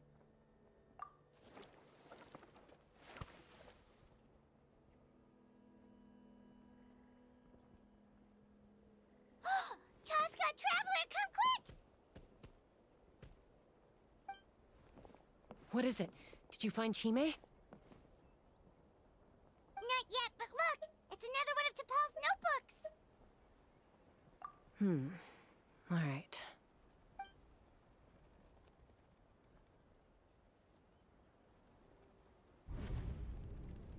Log number 428. We decided to restart the experiments on phlogiston refinement, but without telling. This is the final obstacle to the success of the Phlogiston Wings project. We cannot fall at the last hurdle. Log number 436. Earlier today, suggested using cucosaurs as an intermediary to extract refined phlogiston. It's certainly feasible, but... Anyway, as long as our secret experiment succeeds, I'm sure won't bring it up again. Log number 443. We will conduct the experiment tomorrow. Birthday is coming up, so hopefully we'll have a birthday surprise for her. Log number 444. Huh? Why is this log empty? I guess whoever wrote down the log number was prevented from recording the results.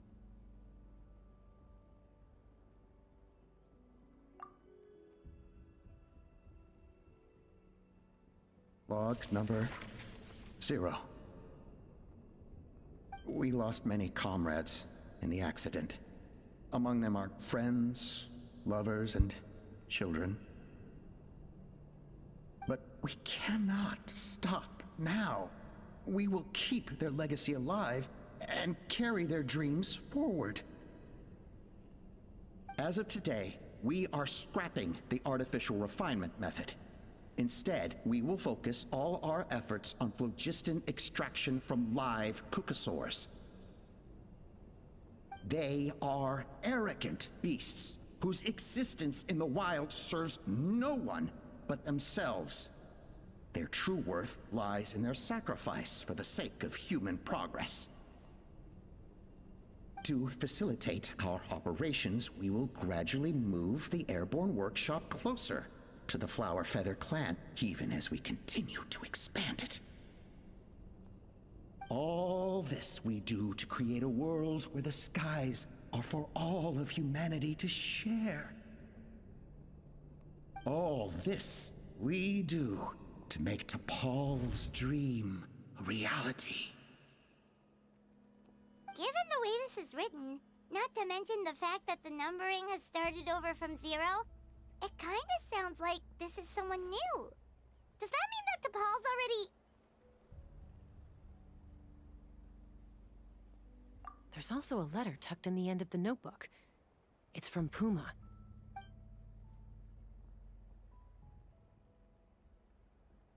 T'Pol, I don't know where you are right now, so I don't know how to reach you. My best bet is to send this letter to the Flower Feather clan. Your father is gravely ill. Oh, I know we've had our differences in the past, but he is still your father. Won't you come and visit him? Please. I know you never liked him and cared even less for me. All you ever yearned for is the sky. And your birth mother. But we'll still be waiting here for you if you do come back. This may be the last chance you'll get to see your father.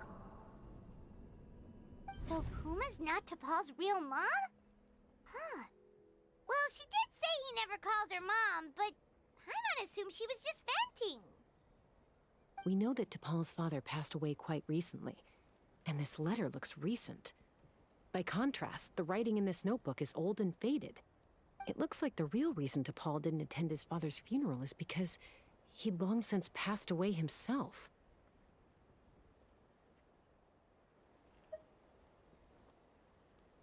If we ask ourselves why this letter was sent to the Flowerfeather clan, why T'Pol always yearned for the sky, and how he got his hands on a relic from the Cinder City, it all points to one answer. That's right. T'Pol was my child. He was born during my days as a wingless wanderer. His birth gave me new hope. I wanted to become the kind of mother who spent her days as a valiant rider, soaring the skies. Not an aimless, wingless nobody. But his father wanted to settle down, to give his child a safe, sheltered life in his tribe. We fought about it constantly, until the love we once had for each other was gone. He started a new family, with another traveler who was also looking to return home. And I went back to the Flowerfeather clan, alone. I had no idea that despite being raised among the children of echoes, my child still harbored dreams of the skies. Can you imagine, Chaska? The joy and surprise I felt when he showed up at my door, asking to join the flying trials. Or how proud I was when he said he wanted to prove his own worth, rather than relying on my position as elder. And then the anguish that overcame me when he was rejected by the Cucusaurs and became wingless, just as I had after my injury. You've got a lot of nerve showing your face here. Don't take this the wrong way, Chaska. I'm not here for a fight. I just want to talk. Isn't that your preferred way to resolve things? I trust you've learned of T'Pol's wish on your way here. A world where the skies are for all of humanity to share. If only his dream can be realized, no one will ever have to lose their wings again. Our aerial prowess will be greater than ever before. War will never again come at such a great cost. The loss of Koichi is a tragedy that need never be repeated. So tell me, Chaska, do you really wish to see the phlogiston wings forever grounded and gathering dust? Nothing you've said excuses all the conflict you've caused. You mean the argument back at the tribe? It was a necessary measure. Sometimes this is the only way to accelerate the pace of progress.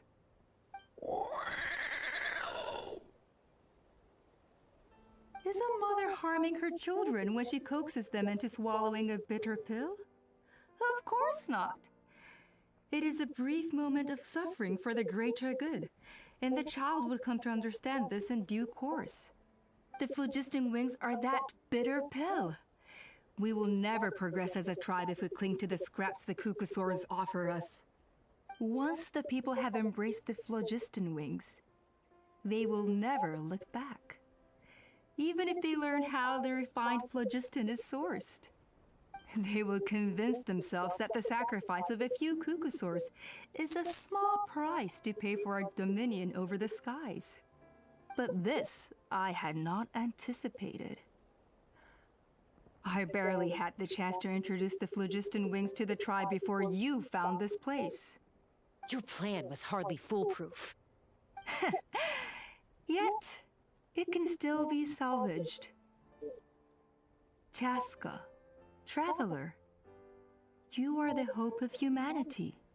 I'm sure you have your doubts about my methods, but know that my love for humanity and for Natlan is genuine. You know me, Chaska. And you know that I've always treated everyone in the Flowerfeather clan as my own children, as fellow humans. Surely you can understand my perspective.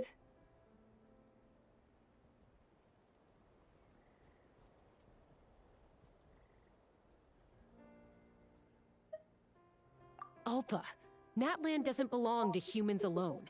And truthfully, neither do I.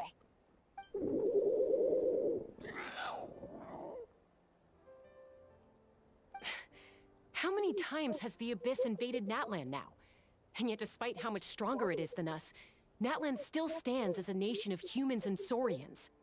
Peace imposed by force will crumble in a matter of days, because social bonds are what hold a civilization together. Weren't you the one that taught me that? And yet you would break the bond we share with our saurian companions to take more power for ourselves? That's as stupid as hacking your own arm off to use it as a club. They are wild beasts, driven purely by instinct. How could they possibly understand human social bonds? How did someone like her ever become a writer? You overestimate them. They bow to the strong and shun the weak. That's all there is to it. They never gave Tepal a second glance when he was at his lowest, nor me when I returned injured from the Cinder City. It's all about survival of the fittest for them. Plain and simple. They obeyed me once I proved myself stronger than them, but the moment it serves them better, they'll abandon me in a heartbeat. You're wrong, Alpa. They only reject the wingless because they don't want to fly anyone to their death. Chaska, I will promise you this. Only the unruliest wild cuckoosaurs will be used for phlogiston extraction. The ones who have nothing else to offer to humanity. Well, that's too bad. Because I know a few unruly wild cuckoosaurs who don't think that idea is gonna fly. Namely my mom, my sister, and me.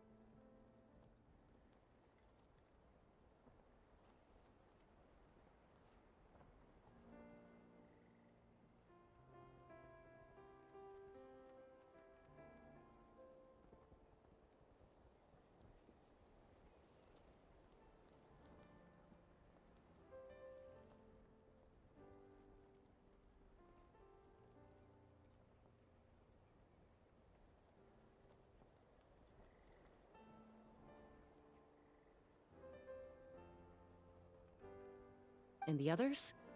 To us, they're friends, family, even children. So if you want to put any of them in one of your cages, you're gonna have to go through us. Is that right? I knew you might be difficult to convince. Maybe this will change your mind.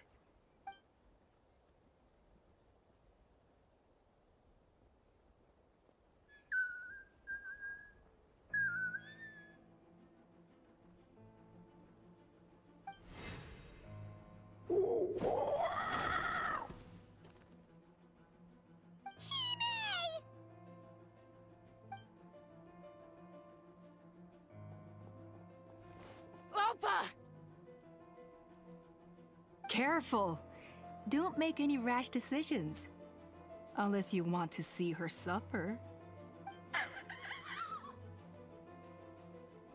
Oh no, that's one of the extraction cages! I told my subordinates to take control of the tribe while I was away. Luckily for them, our strongest warrior and our most powerful ally aren't there to stop it. Take control? What are you planning to do with Mutota and his supporters? Merely accelerate their inevitable downfall. They cannot stand in the way of progress forever. It is not the move I wish to make, but I'm afraid you and your friends force my hand. And since you insist on imposing me too, I have no choice but to keep you here until the dust has settled. So that's what you meant by I just want to talk. You never intended to negotiate. You just wanted to stall us. No, Chaska. I genuinely hoped I could win you over. You are the strongest warriors we have. Put down your weapons, and I promise you that no harm will come to this young Sarian. I just need you to stay here for the next couple of weeks or so, while my people consolidate their power. Then, I will give her back to you, and you'll be free to leave.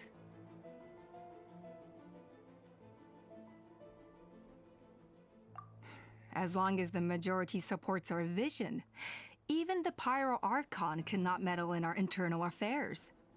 Your vision is deranged, and the Flower Feather Clan will never support it. You sure about that? Then wait here and see. Time will tell. What do we do? Even if the whole tribe fights back, Mutota's in grave danger! Stop delaying the inevitable! Drop your weapons and get into the cages, now! She's still holding Chime hostage. Is there really no other way?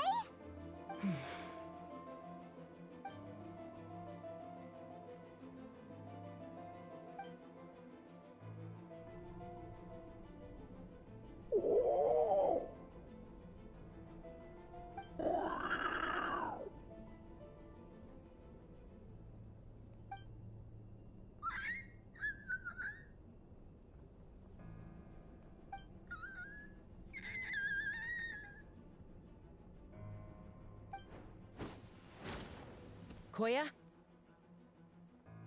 Huh? What are you yapping about? Stand down. Drop your weapons, now! This instant! Ah! Ah! No! The relic!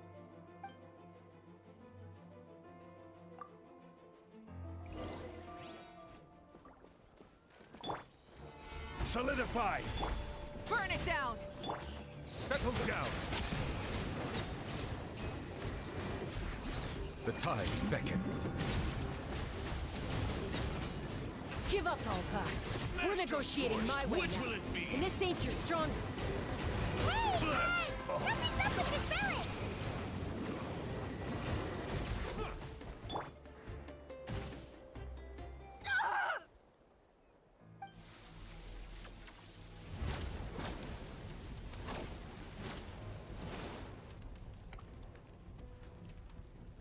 No!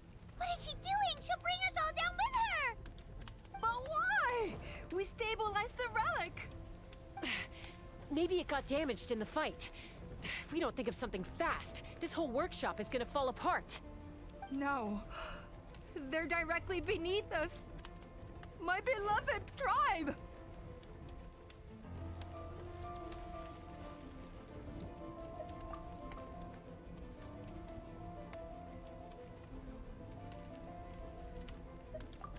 Okay,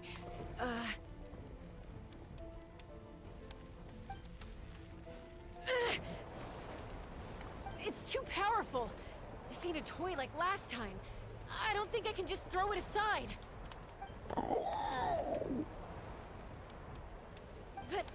But we need to get it far away before it explodes. Then the tribe will be safe, and so will this workshop. Koya, remember when we were kids? Come on, let's take this thing high up into the sky.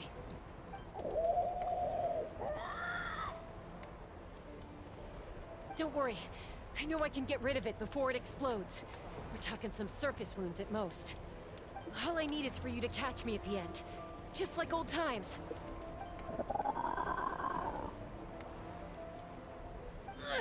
I can't hold it back anymore. We have to go.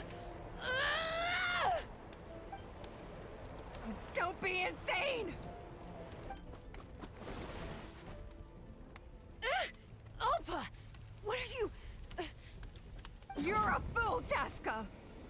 Why would you choose such a risky solution? We cannot entrust the safety of our tribe to this wild Saurian! I'm the fool. You really think you can stand a better chance than me? Sure, it may be asking too much for an ex-wingless to escape the blast radius in time. But I can fly it a safe distance away, even if it's the last thing I do.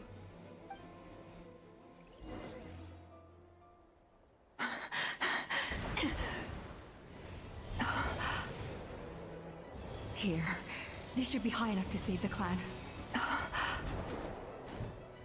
What? You don't get to die a hero today.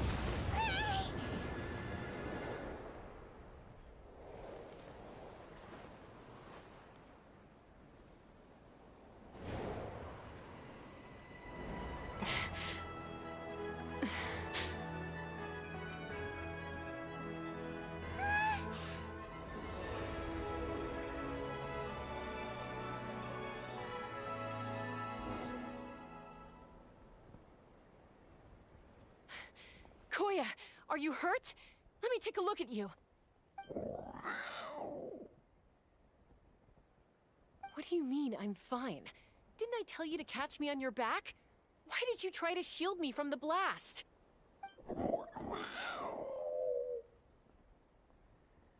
Accident? Yeah, right. Seriously, you're as stubborn as ever. Chaska, Koya! How are things looking here?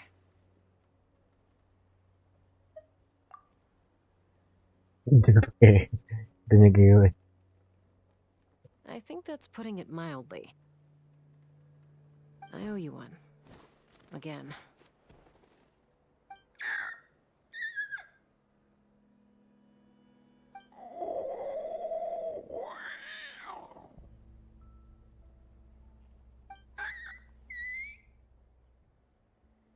Oh, but be honest. Do you still think Kukasaurs can't form bonds? Mom, I'll figure out the refinement problem. I'll find a way. You don't need to worry about it. I just need some more time. That's all I ask. Please just trust me. Just this once.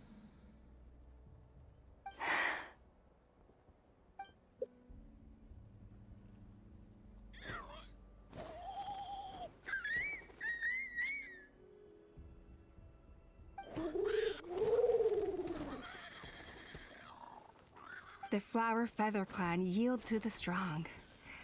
And it's up to the winners to define what strength means. So it looks like it's my turn to yield.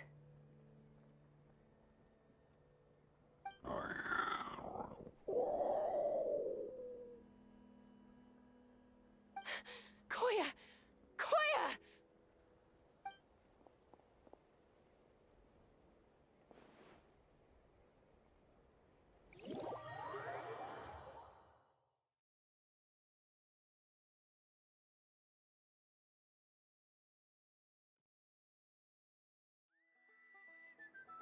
So, You're absolutely sure it's not because of the explosion? Yes, for the 10,000th time, I'm sure. The blast barely touched her. The reason she fainted was old injuries playing up, compounded by overexertion in recent days. The moment she finally relaxed, all the built-up stress finally caught up with her. And no wonder. Honestly, she's just like you. Anyway, now you know how we feel when you go off risking life and limb. Your mother and I would both appreciate it if you lived less dangerously. You know she wrote to me from the Masters of the Night Wind, just to scold me for not doing enough to keep an eye on you. If she wasn't so busy with work, you can bet she'd come back here and chew us both out in person. I'll find an opportunity to apologize to her. I promise. You'd better. No more avoiding us, okay? And don't get me started on all the checkups you've missed. Got it. Got it. Huh? Koya? You're awake. I'll go let everyone know. Hey, but we're not done talking. What are we gonna do with her, Even after everything that's happened, she still hasn't figured out how to start the conversation with you. She keeps saying, I don't think Koya has forgiven me yet. But if you ask me, she's the one who's scared to open up and have an honest conversation. For all her confidence, she's a very sensitive soul underneath. You'd think as a peacemaker, she of all people would know how to reconcile with her family after a falling out. She must have been a handful growing up. Thank you for being there for her. And of course, thank you for keeping her safe when you were up there in the sky. Koya, Uncle Cusco, we're here!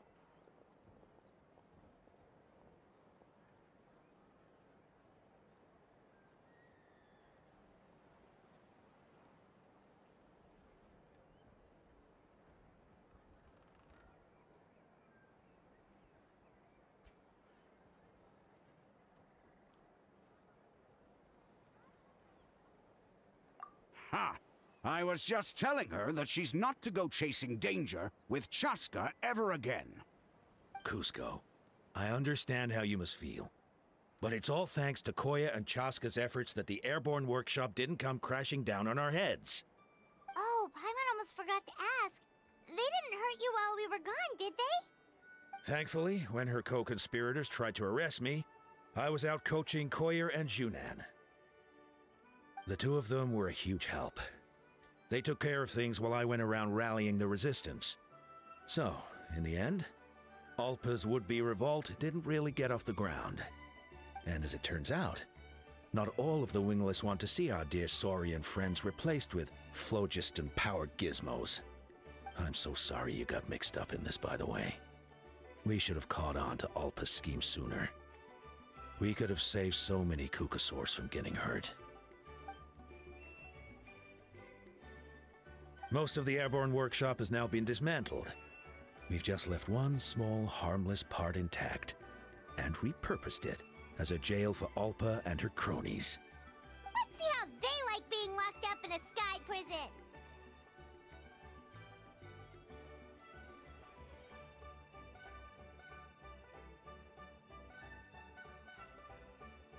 So, it looks like there's just one last conflict left to resolve. Peacemaker, you're up. I said I had to wait until things had blown over, didn't I? And now they have. But I still have no idea what to say. Koya, I just want to say, I'm sorry for how things went down back then.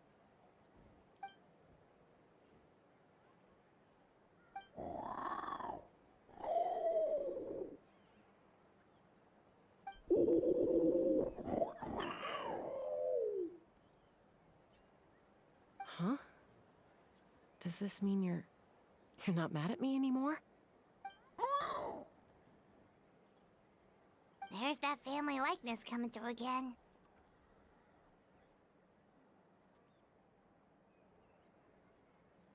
But that day, when we ran into each other.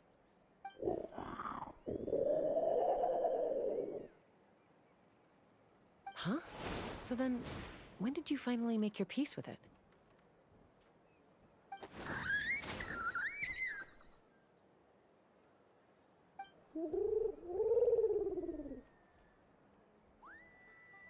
Aw, it's Chime and Chimpu. They're here too.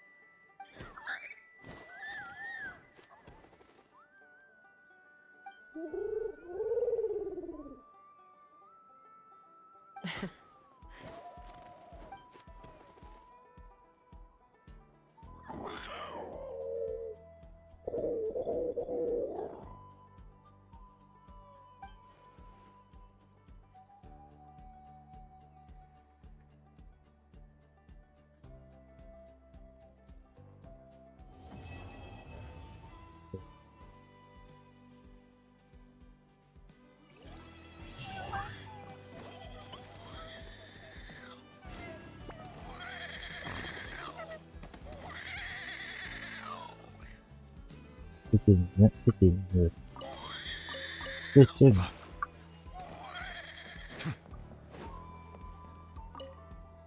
Oke, akhirnya kelar sih.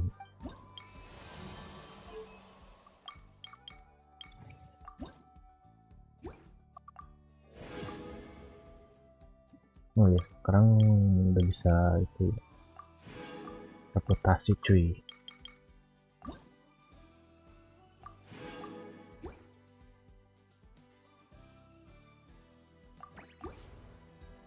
Which is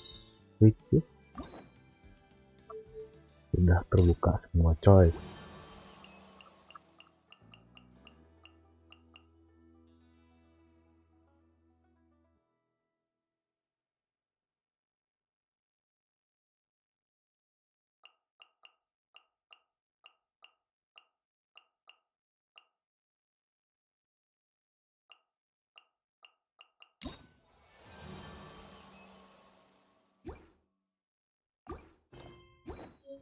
Oke, tamat cuy.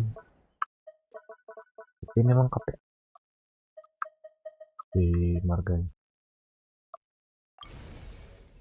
Iya. Yang atas orang-orang nggak sih? Orang-orang. Lengkap sih. Iya. Bacor. Oke. Ini aplikasi dulu nggak sih? Oh, ntar ada apa? Ekspedisi.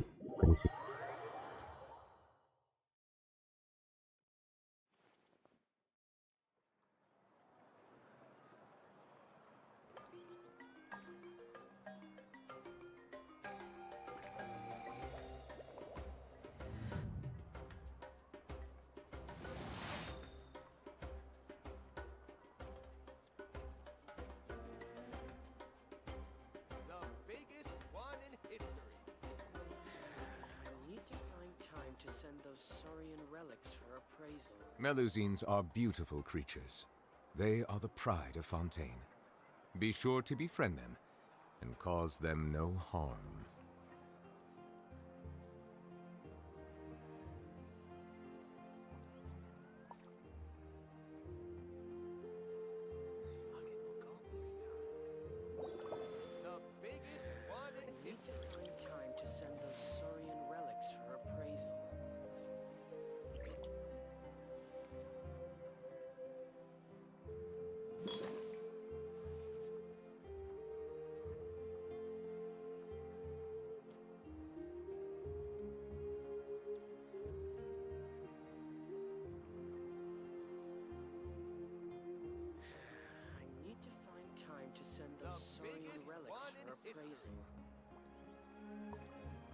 I see the value in my own work, but I also see the meaning in all the endeavors of the people of Fontaine. I believe I will continue to take pride in fulfilling my duties.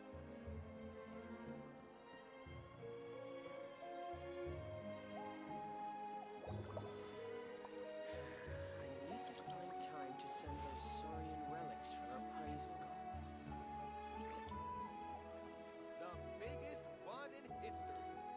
「The biggest one in history.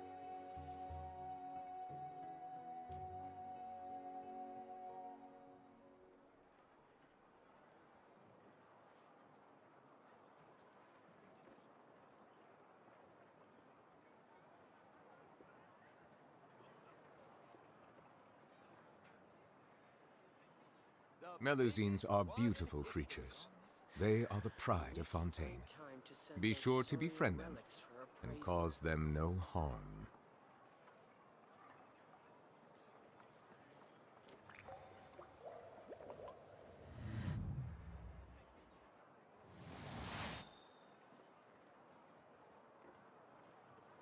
The biggest one in history. Where's Agama gone this time?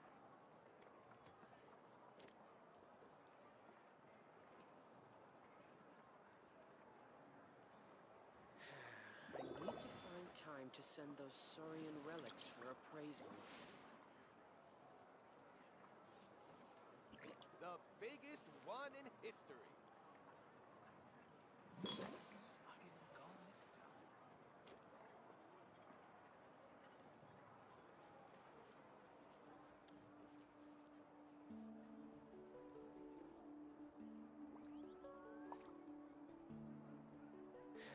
I need to find time to send Water those comes in saurian many relics flavors for to the discerning palate. Mondstadt's water is crisp and pure, while water from Liyue has an enduring aftertaste. In Inazuma, the water possesses a depth of flavor unlike any other. Sumeru's water, meanwhile, has a rich and complex flavor profile, but it must be savored patiently to fully appreciate it. I need to find time to send those saurian relics for appraisal. The biggest one in history.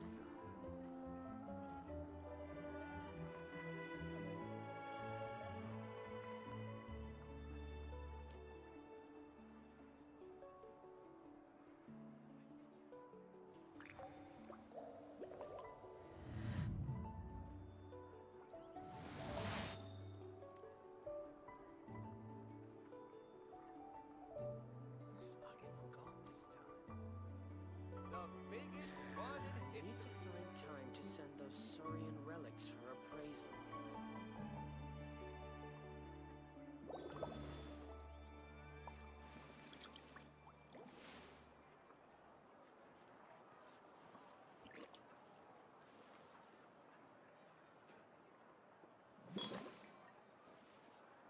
The biggest one in history. Ad Astra Abyss.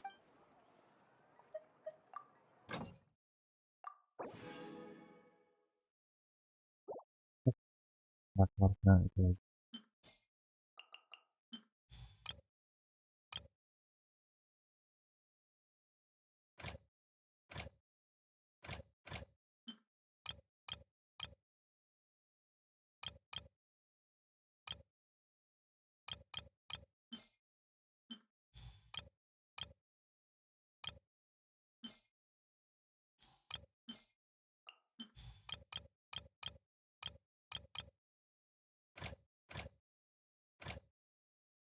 Itu ya.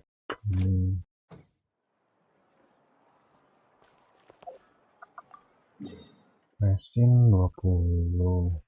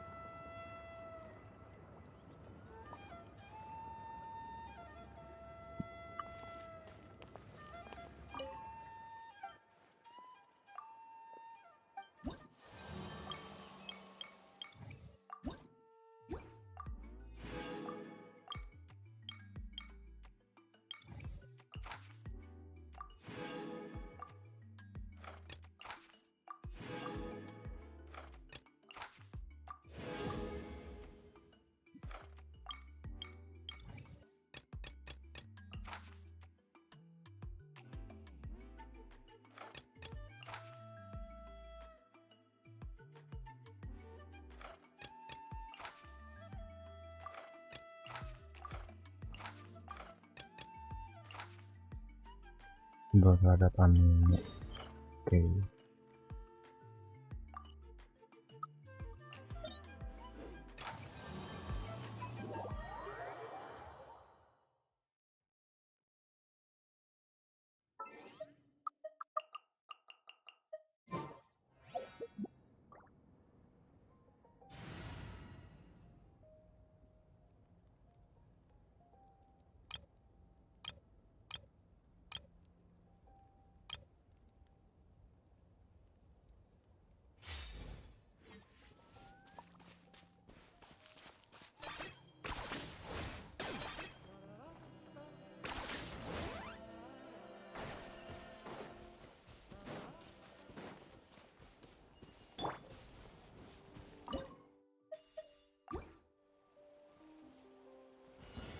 Gather.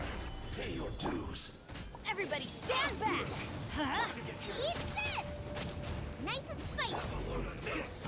Claim these souls! The dead will bleed! Looks like I went too far.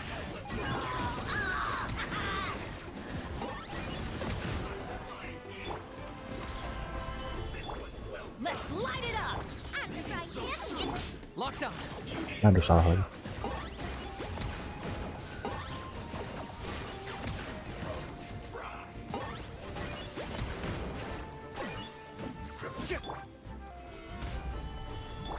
Huh? Nice and spicy!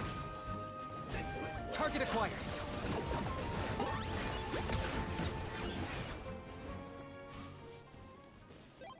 Oke, lanjut lagi.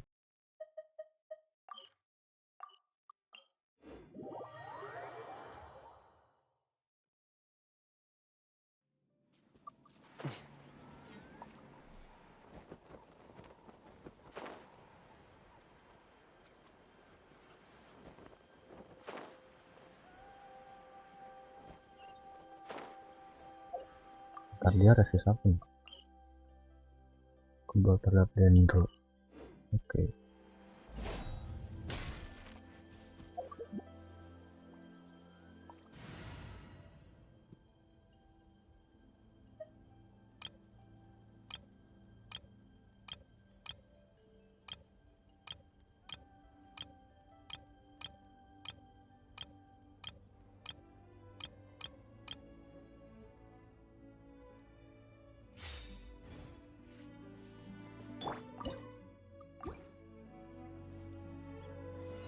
Stabilize. Rise with the sun! Knock him down. Ha! Open fire! Bullseye! Locked on! Order guide you. Gather. Light it up! Silence. Let the mighty be humbled.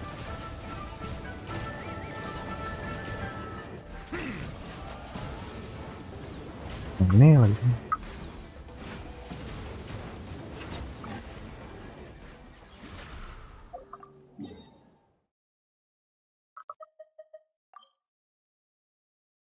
Kebal elektro. Oke. Kita partai ini jadi bisa sih.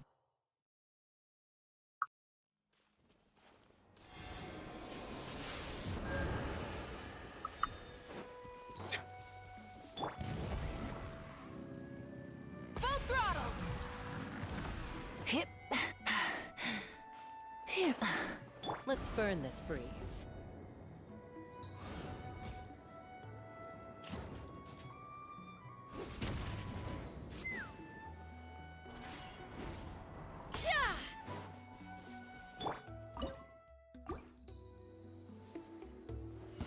Solidify. Show me your courage! Rise with the sun! Let's run! Locked on! Open fire! Bullseye! It's raining fire! Open fire! I will have order. Crisp! Burn it down! Settle down. Be sanctified.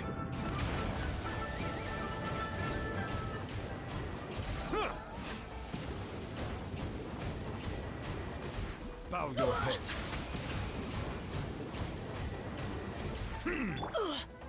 Stabilize. Fire in the hole!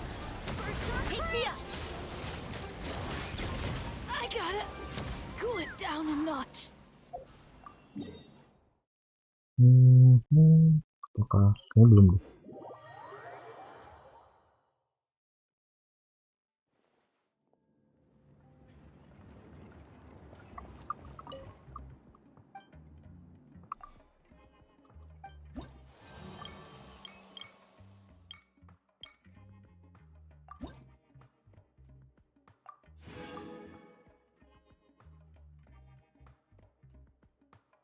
Oke, setelah apa lagi?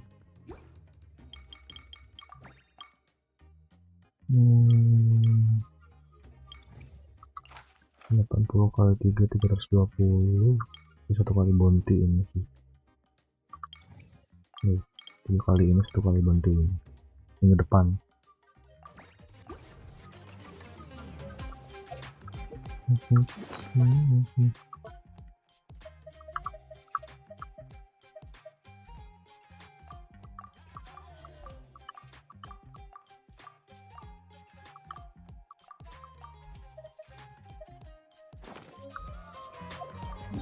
Lagi ya, udah stream berapa jam?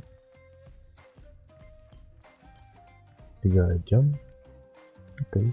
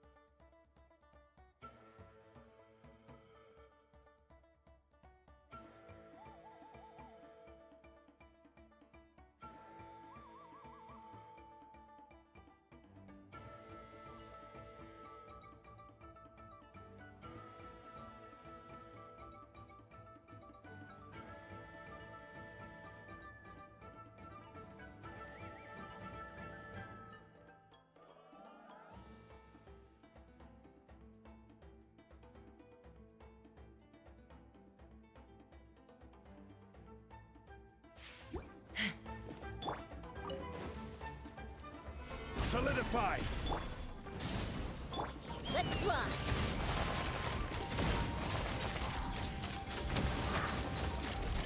Open fire!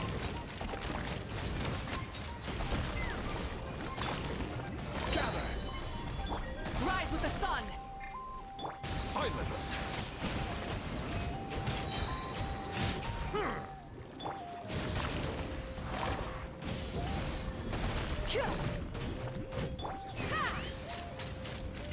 Locked on! Bullseye! Locked on!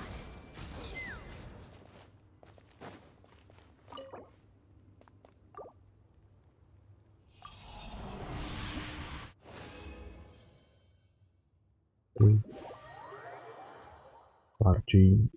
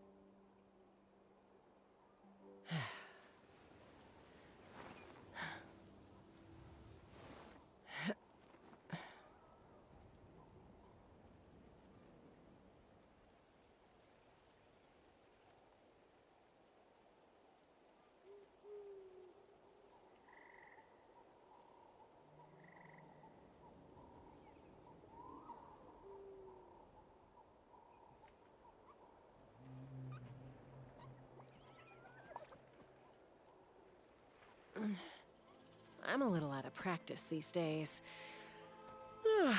Any conflicts around? I'm in the mood for some peacemaking.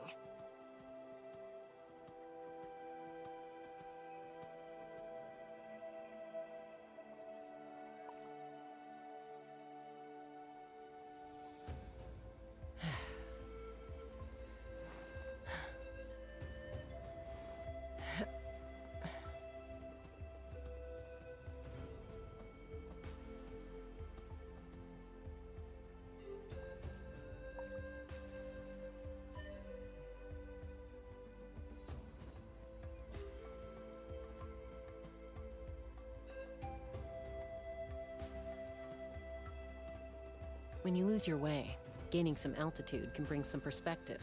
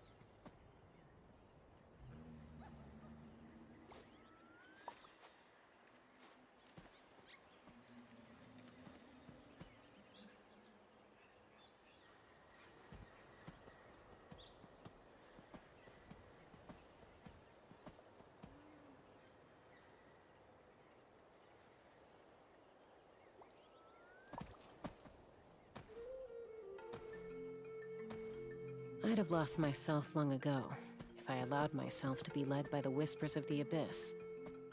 Surviving is tough. But taming the beast within is tougher.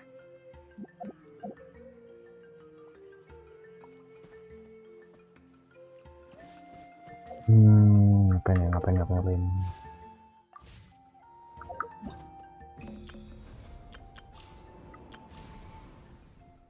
Sekarang siang 10 sih.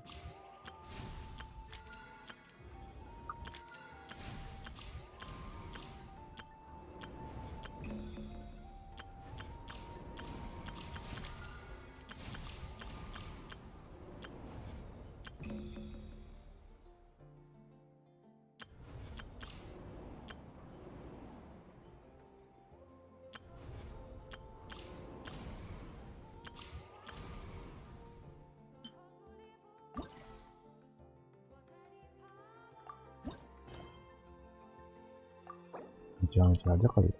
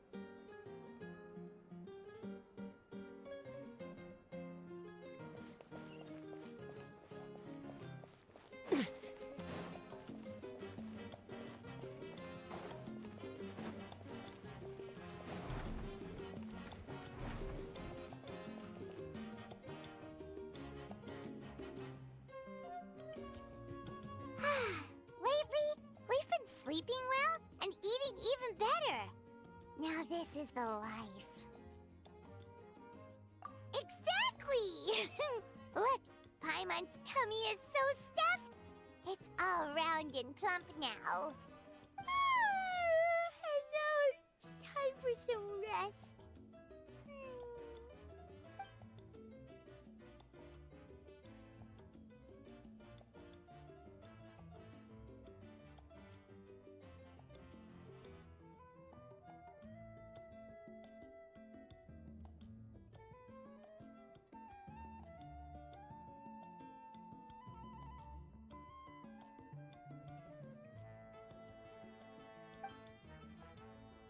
We've got trouble.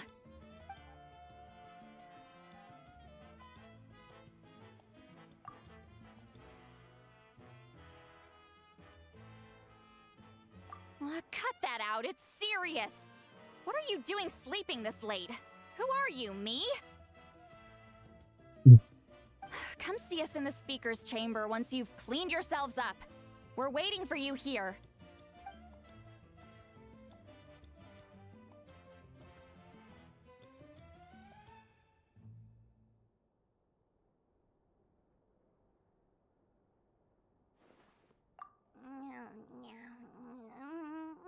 No! Paimon's not done eating yet. Huh? Oh, good morning. Belum terus.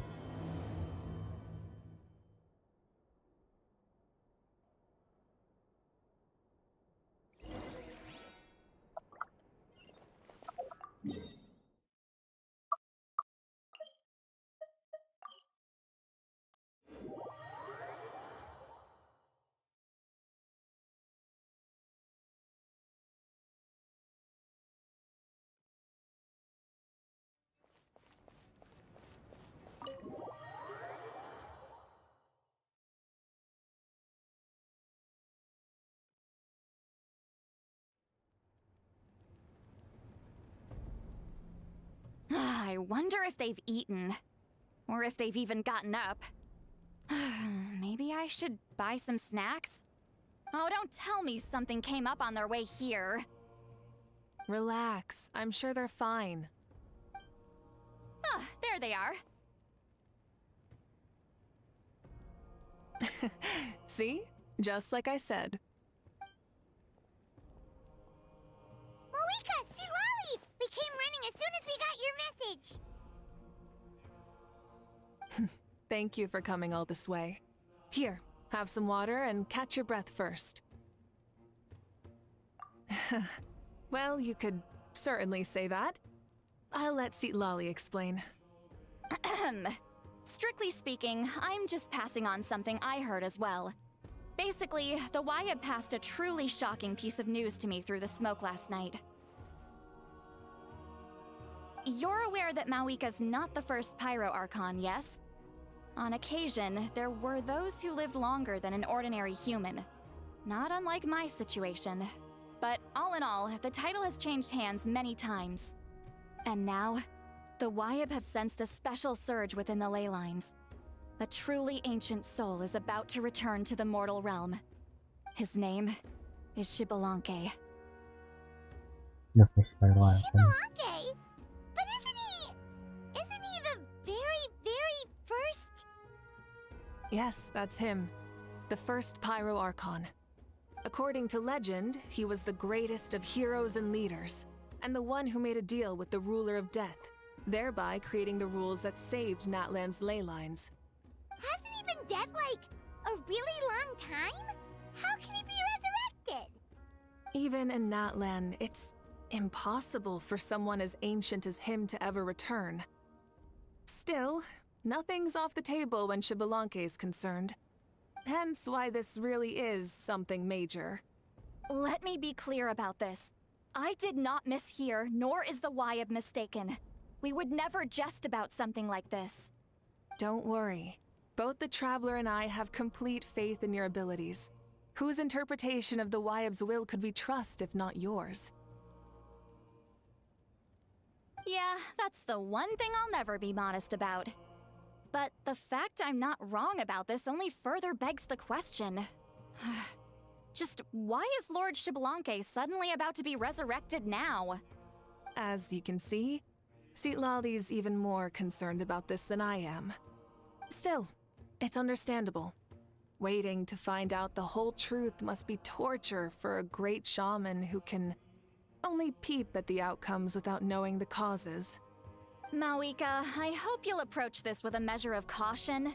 Depending on how things go, everything could change or nothing at all. Well, I think you know what I mean. I do. Xbalanque's arrival will shake our nation. After all, we still don't know if he's satisfied with the outcome of this war.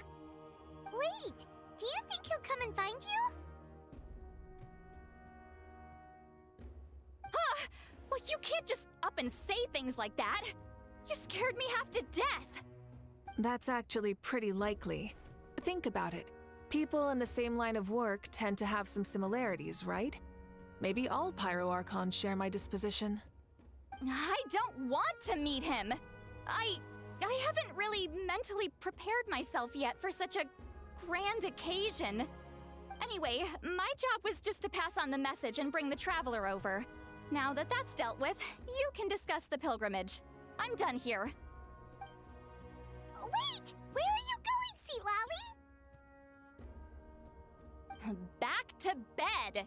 You have no idea how much that scared me. I was up all night. Ugh, can barely keep my eyes open. Nighty-night. It's like I said before. Our cultural legacy shouldn't end with our triumph over our suffering. Instead, it'll burn brighter than ever. So, the pilgrimage of the return of the sacred flame has been given new meaning. We have chosen to turn it into a pure athletic competition, promoting fair play and encouraging the personal growth of contestants. And this grand tournament will begin soon. Ooh, that sounds awesome! Heroes are drawn to tournaments like this, and naturally, you're no exception. The news of Lord Xbalanque's impending resurrection may be a bombshell, but I believe that we should keep our focus on the pilgrimage. Huh. Okay. So, not in a hurry to find him, huh? That's right. I've already informed the tribes that we'll be hosting the next tournament right away. It'll help sweep away the shadows cast by the war. Preparing supplies, cleaning up and remodeling the competition venues, recruiting staff for logistics, moral support, and pre-tournament weather forecasting, all of that's been assigned. We need to make sure everything is completed well and on schedule first. Traveler, Paimon, you are our cherished friends and a part of our nation. I'd like to invite you to serve as special supervisors for this event. Paimon can do it too? Of course. On that note, my two new supervisors, would you come with me to check on the progress of each of the tribes? Sure!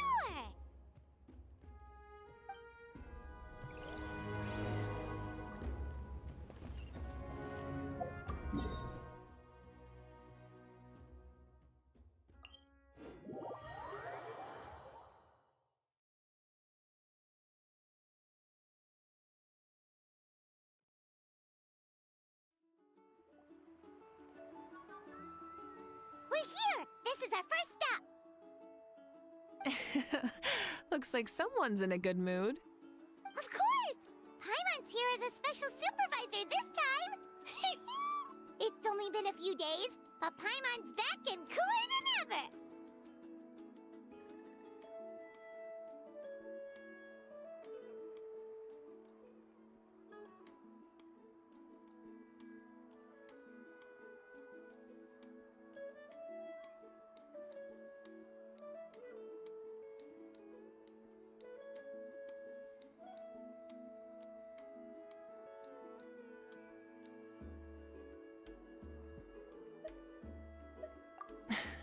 It's nothing. We've got a long road ahead, so it's good that she's so motivated. Pretty much all we need to do is talk to everyone and confirm how the preparations for the pilgrimage are going. Hold on a sec. Take a look over there! can't see that. Someone's fishing. It's them!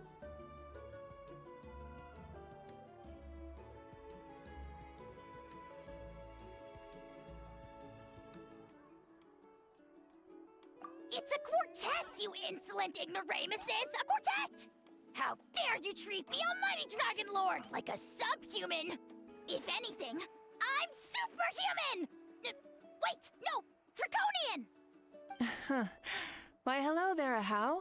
And you three? What are you up to? We're fishing, Archon. Mualani says if we're lucky, we might catch someone really special. Yeah, like that punk Shibalanke. He's such a pathetic little...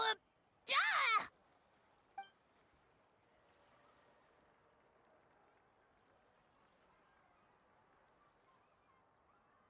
Lowly servant! How dare you beat up the almighty Dragon Lord for some ancient fogey that you only know by name?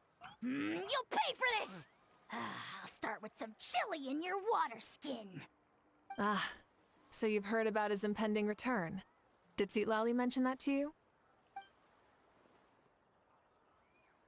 Oh no! Why is Shibalanke coming back now? Did we screw something up? We couldn't have, right? But what else could have alarmed him so much? Wow, that sounds just like her.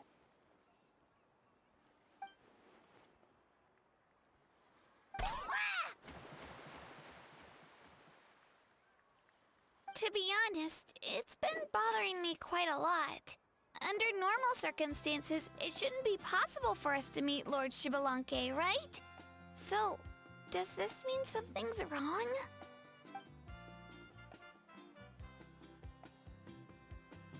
Hey, we've got a bite! Help! Help! Something's pulling on me! It's what's going to save your life. Are you having leg cramps?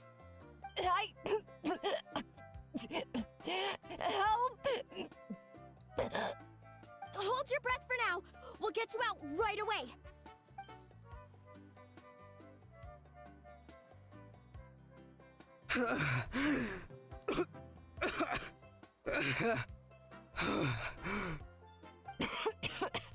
Thank you so much, everyone. Wait, why is... Well, would you look at that? You actually caught some people after all. Thanks for your help. Otherwise, that sudden bout of leg cramps might have ended our entire surfing squad. The two of us are in charge of transporting supplies. After safely delivering some of the equipment, medicine, and a few other things for the tournament, we had some time to spare, so... Didn't warm up before going into the water, did ya? Thank you. Thank you so much. We'll, leave you to it then. We'll never forget how you saved us. We know you're busy though, so no need to worry about us. We'll see you around. Well, you gotta give it to Mualani. When she wants something to happen, then it just happens. Then it won't be long before she reels in Shibalanke himself. Now that'll be a wonder of wonders. I was just thinking, what if he enjoyed swimming like the rest of us? It's easy enough for anyone who loves the water to end up here, so might as well give it a try. It'd be a great chance to say hi to him. I used some commemorative badges for the stadium as a special bait. He's never been to present-day Natlan, so it'll all be new to him. I'm sure he'll be thrilled. And before you say anything, anything's possible. On the off chance this'll work, it's worth a try no matter how unlikely it is. Just like playing the lottery.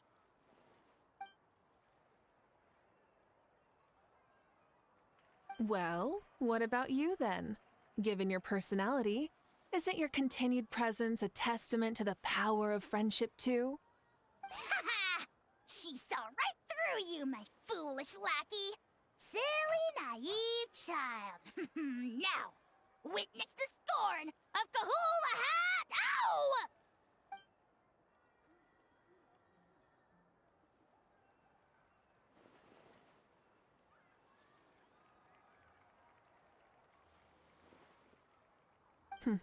Thanks. I'll keep that in mind. But for now, what I need to do is check on the status of the preparations for the upcoming pilgrimage.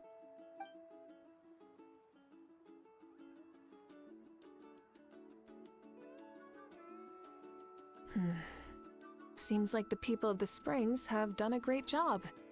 Yep, don't worry. We only came here to fish after finishing all of our work.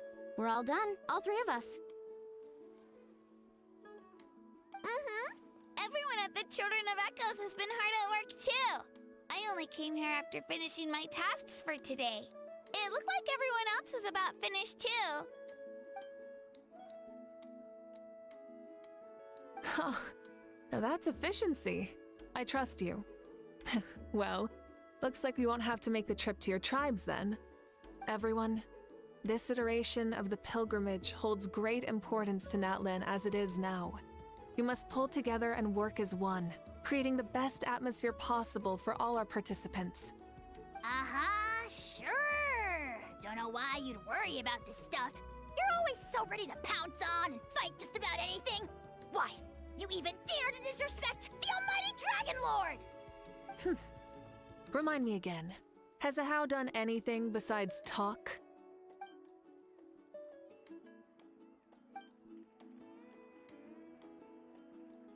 What are you doing to me, you son of a...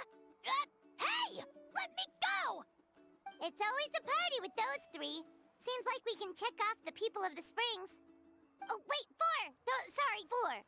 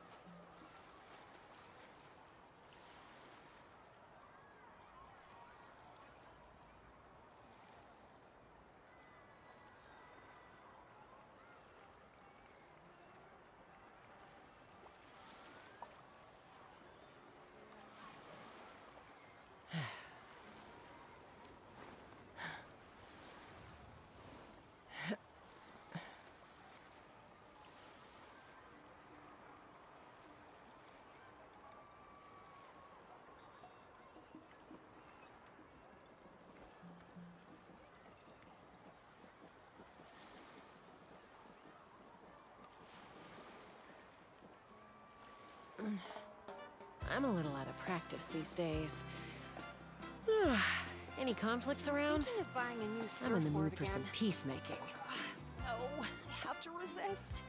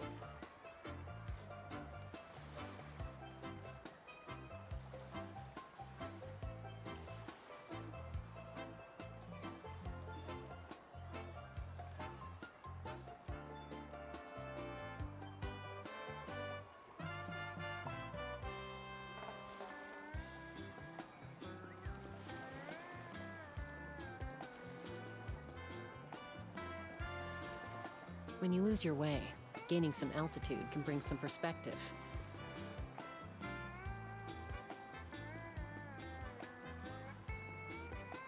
I'm thinking of buying a new surfboard again. No, I have to resist.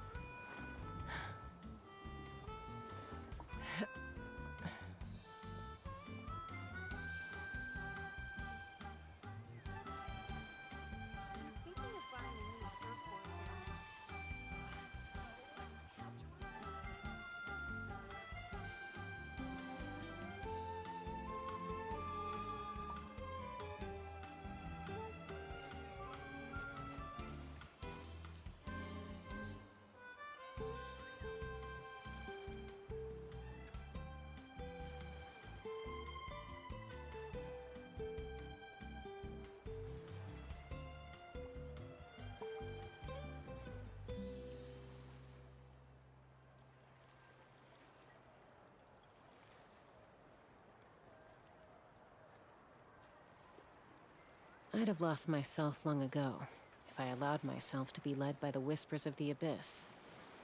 Surviving is tough, but taming the beast within is tougher. I'm thinking of buying a new surfboard again. No, I have to resist.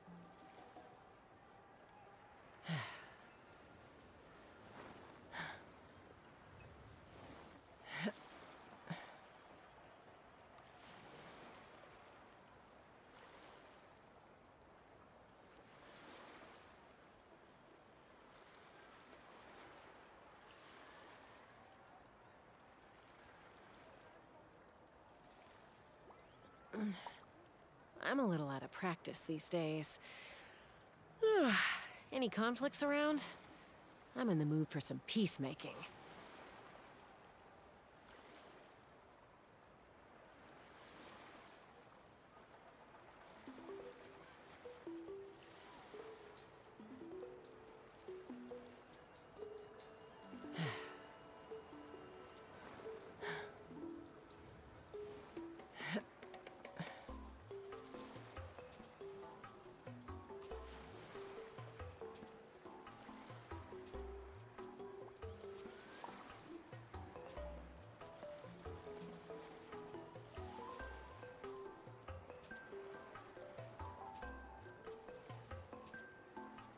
I'm thinking of buying a new surfboard again.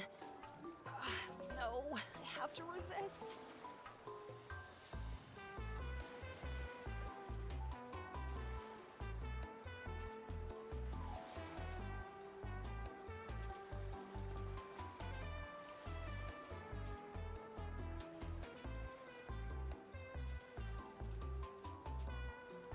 I'd have lost myself long ago if I allowed myself to be led by the whispers of the abyss.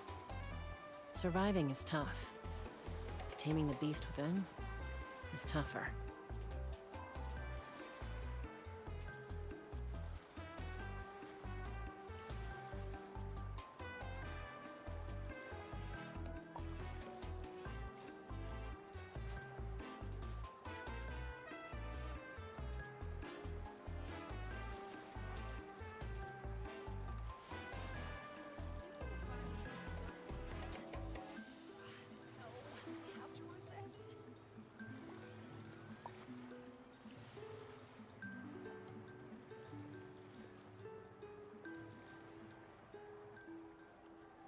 When you lose your way, gaining some altitude can bring some perspective.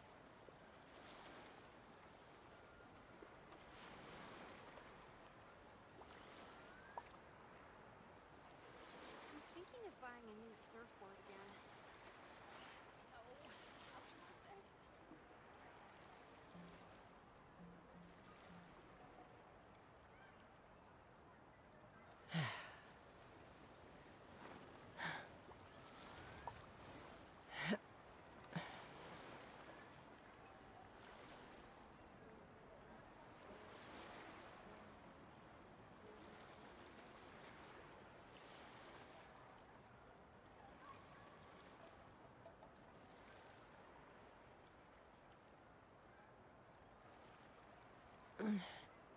I'm a little out of practice these days.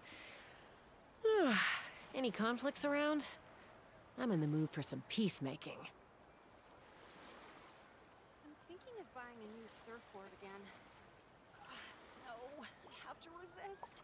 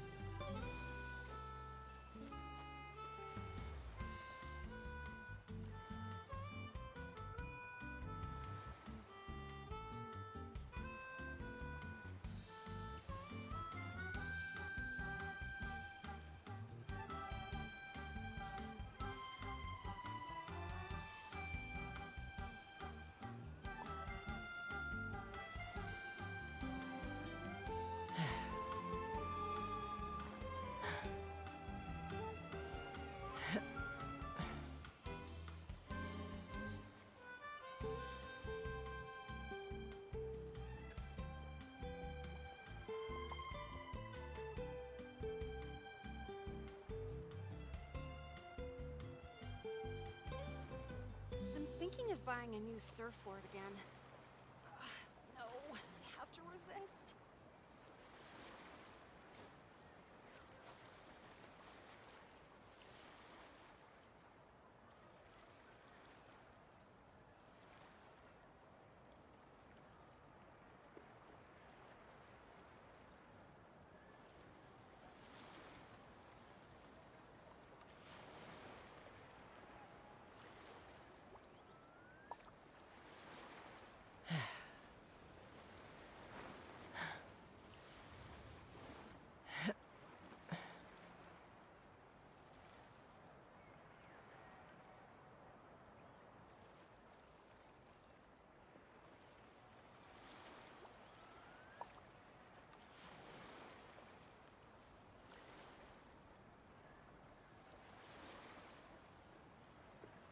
Thinking of buying a new surfboard again.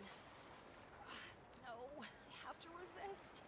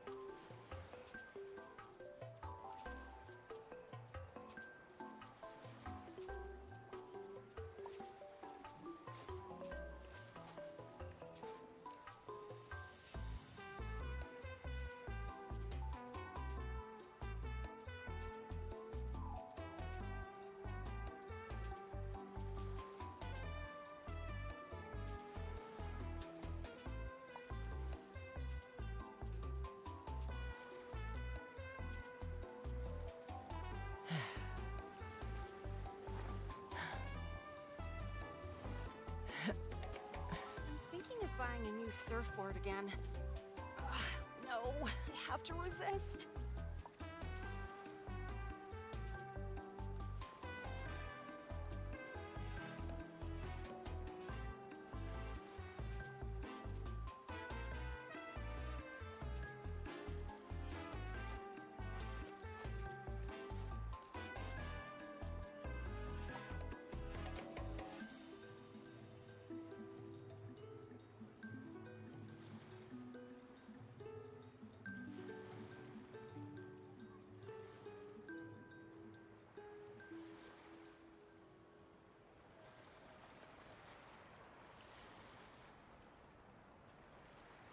When you lose your way, gaining some altitude can bring some perspective.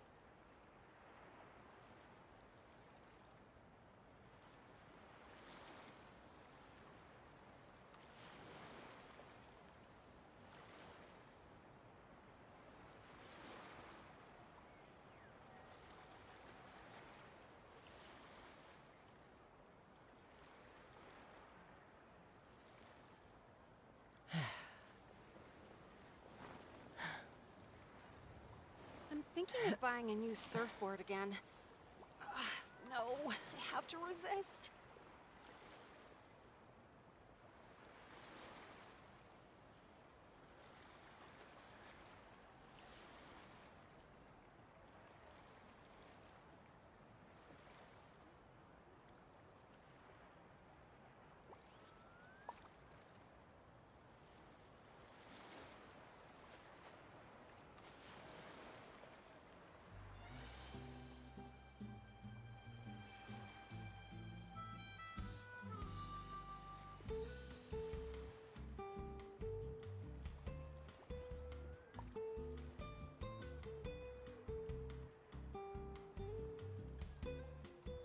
I'd have lost myself long ago if I allowed myself to be led by the whispers of the abyss. Surviving is tough. Taming the beast within is tougher.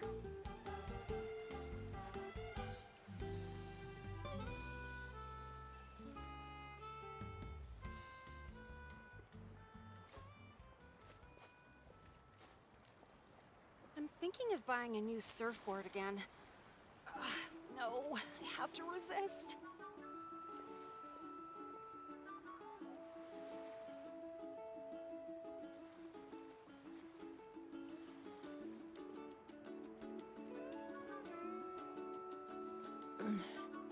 I'm a little out of practice these days.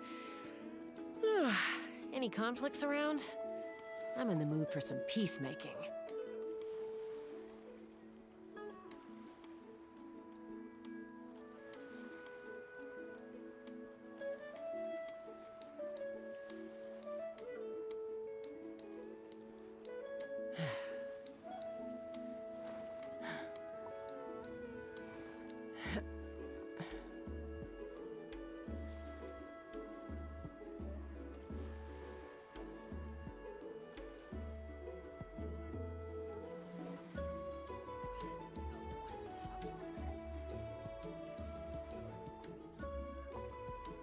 I'd have lost myself long ago if I allowed myself to be led by the whispers of the abyss.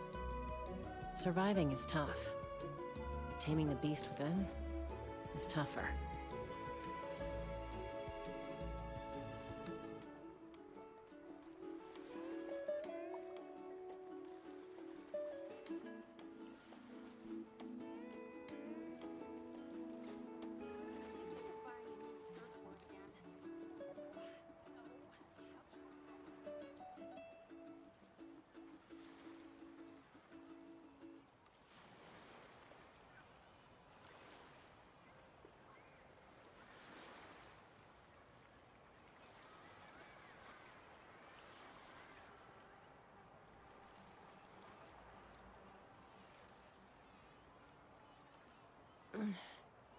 I'm a little out of practice these days.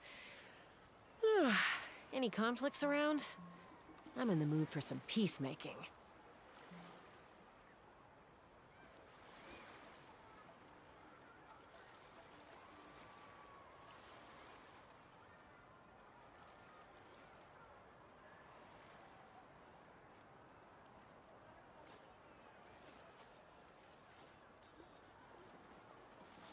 I'm thinking of buying a new surfboard again. No, I have to resist.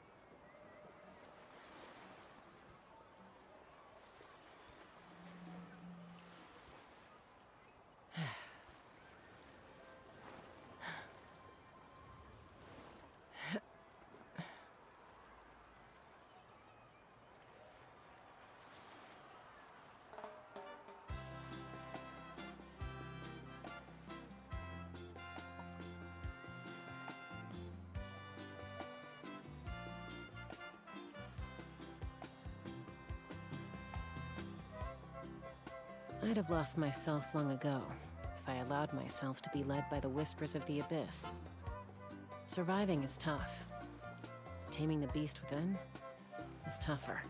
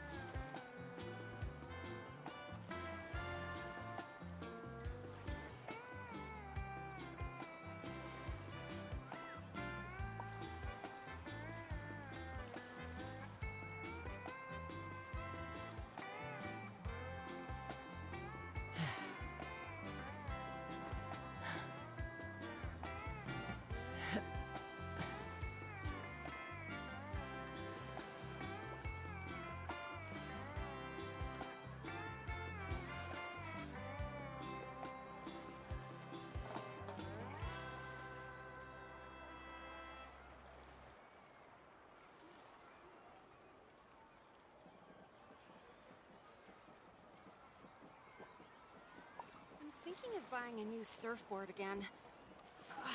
no, I have to resist.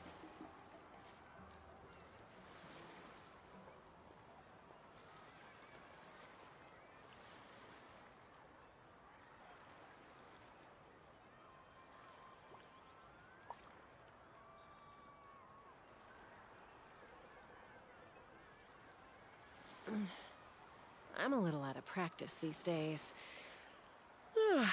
Any conflicts around? I'm in the mood for some peacemaking.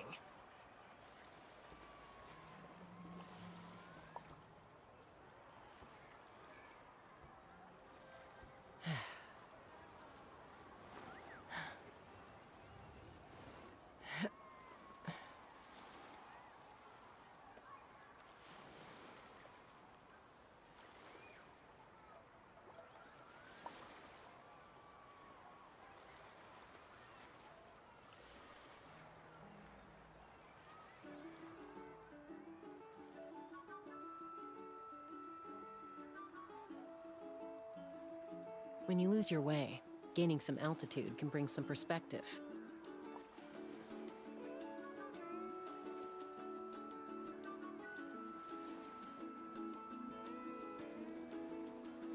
I'm thinking of buying a new surfboard again. No, I have to resist.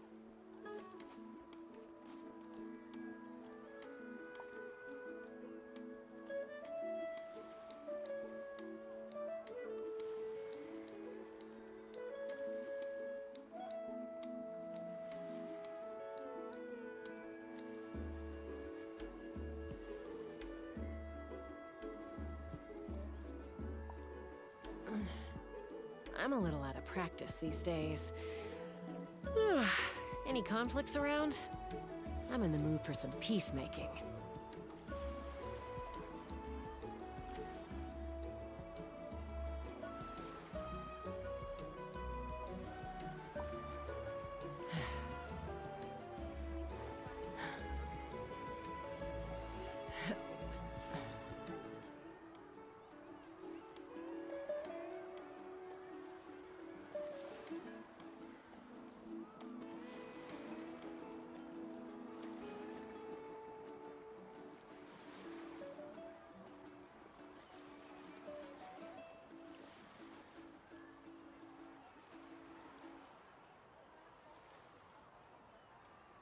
I'd have lost myself long ago if I allowed myself to be led by the whispers of the abyss.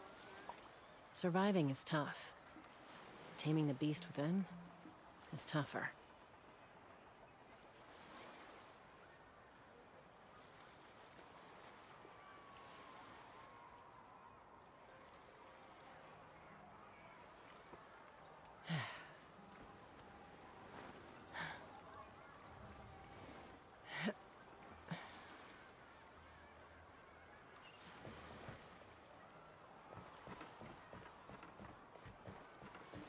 Buying a new surfboard again.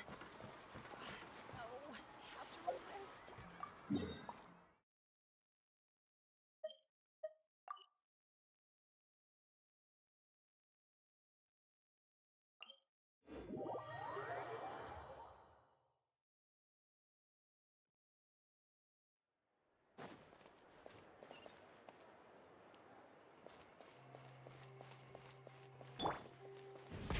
Rev the engines!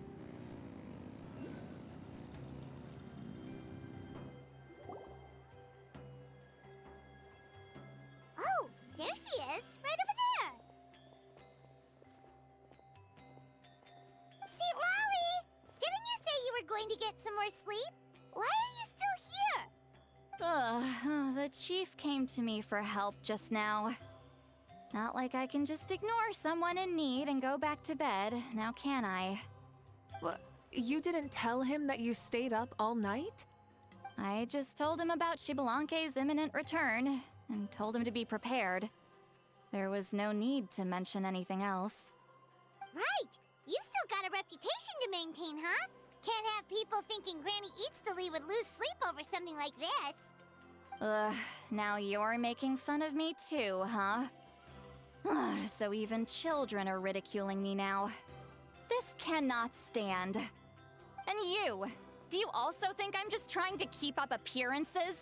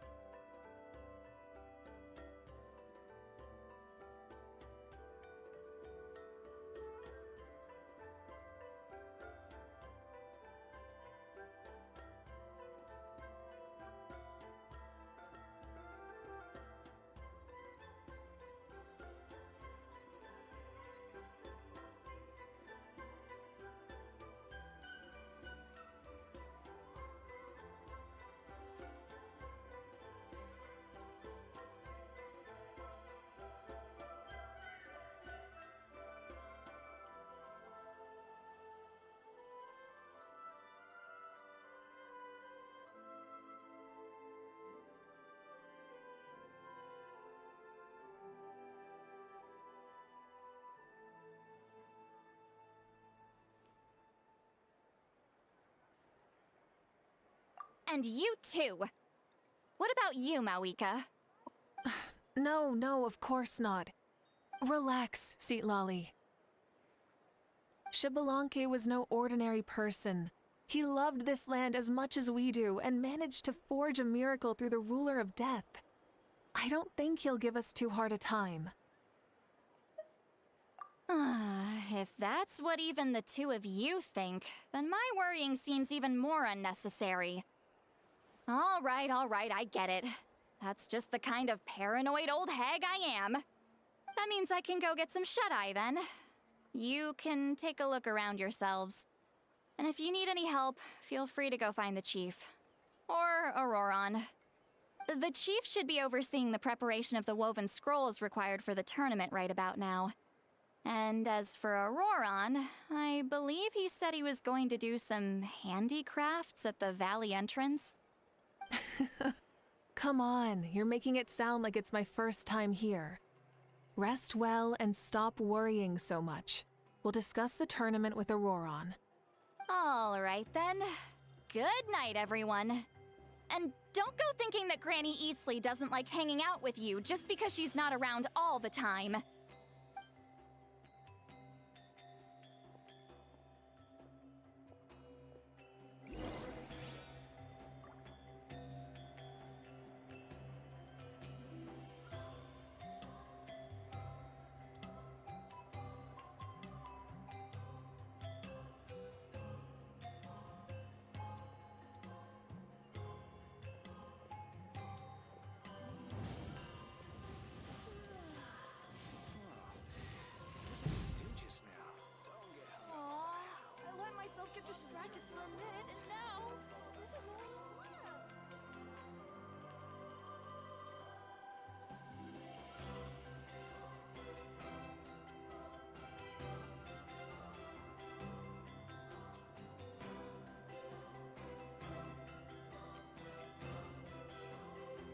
Exploration and trials.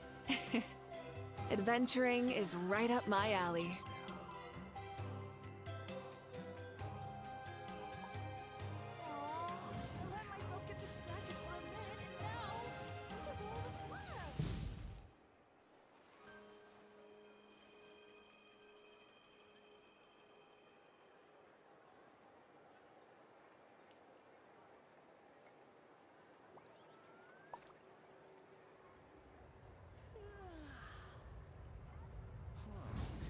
What was I gonna do just now? Don't get hung up on the how. As long as it turns out well, that's all that matters. Aww, I let myself get distracted for a minute, and now this is all that's left.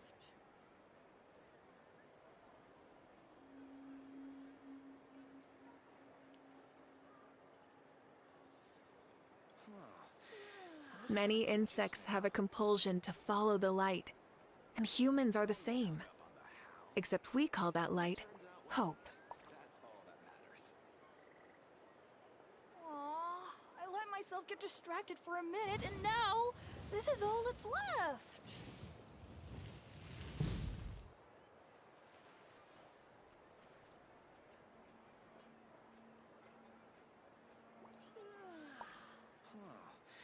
What was I gonna do just now? Don't get hung up on the how. As long as it turns out well, that's Exploration and trials.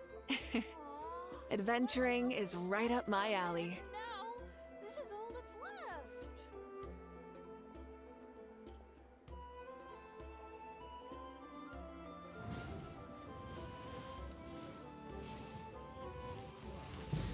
What was I gonna do just now?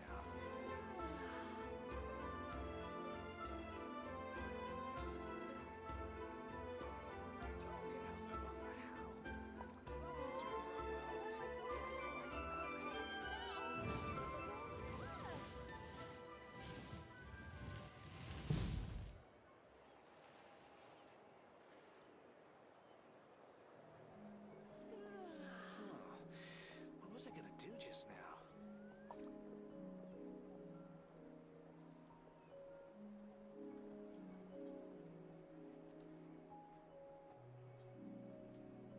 Don't get hung up on the how. As long as it turns out well, that's all that matters. For a minute, and now this is all that's left.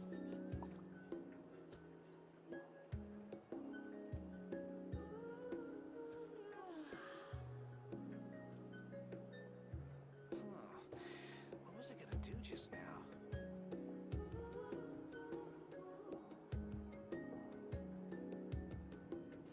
Don't get hung up on the how. As long as it turns out well, that's all that matters. I let myself get distracted for a minute, and now this is all that's left. What was I gonna do just now?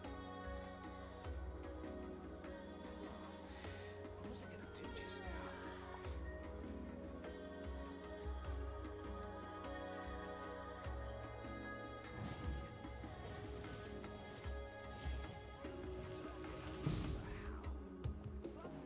out well, that's all that matters. I let myself get distracted for a minute, and now this is all that's left.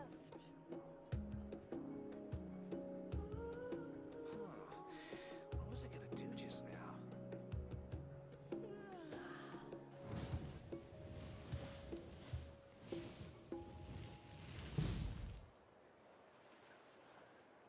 Don't get hung up on the how. As long as it turns out well, that's all that matters.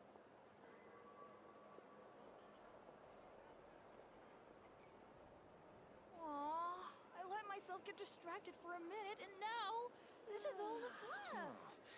What was I gonna do just now?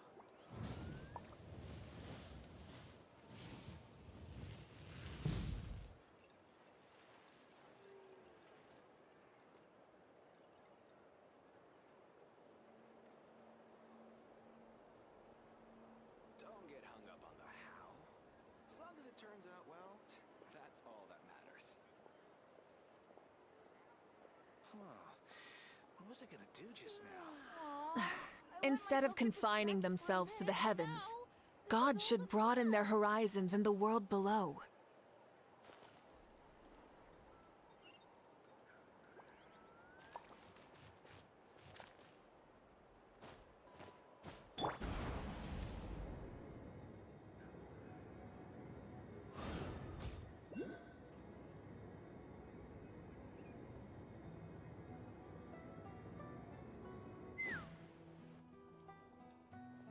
What if I put this piece of rope here?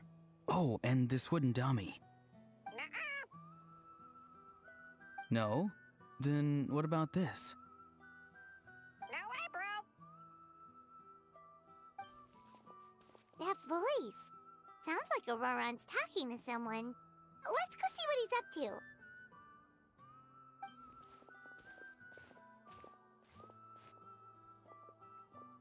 What you up to, Auroron? Oh, hello.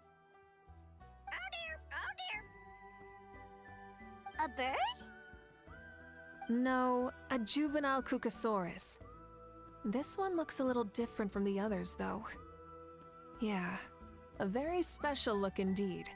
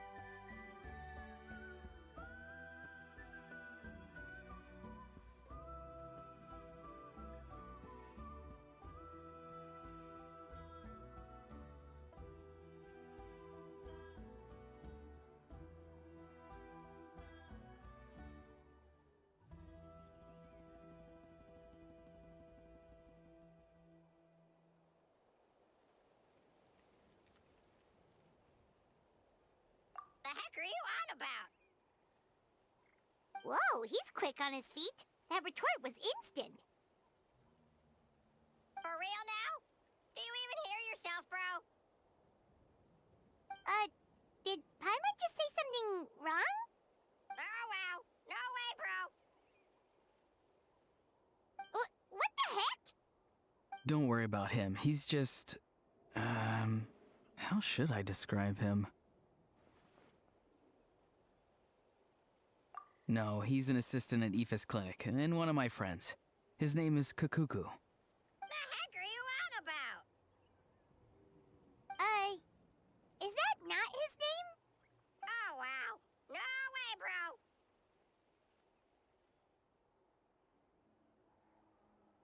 Yeah, that's what he does. Those are all Aoife's catchphrases, so Kukuku picked them up after hearing them day after day. The last time I delivered some vegetables to the people of the springs, I ran into Ahau, who was there for a soak in the hot springs.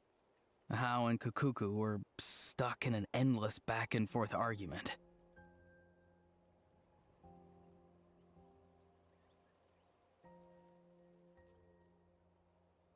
Eventually, Ahau got really agitated and just started immediately shouting, "No, you!" no matter what Kukuku said.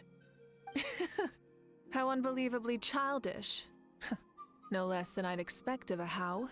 Even I have rarely witnessed things like that. They went on like that for an entire afternoon. Wait, how do you know that? Did you stay and listen to them the whole time? Yeah, I did. It was so dumb I couldn't look away. Anyway, I'm here because I'm trying to capture Xbalanque. Capture, huh? Wild choice of words. Then how about hunting for Xbalanque? Sorry, you're trying to do what now? We've never seen someone so ancient come back to life before, right? So I wanted to see if I could intercept him.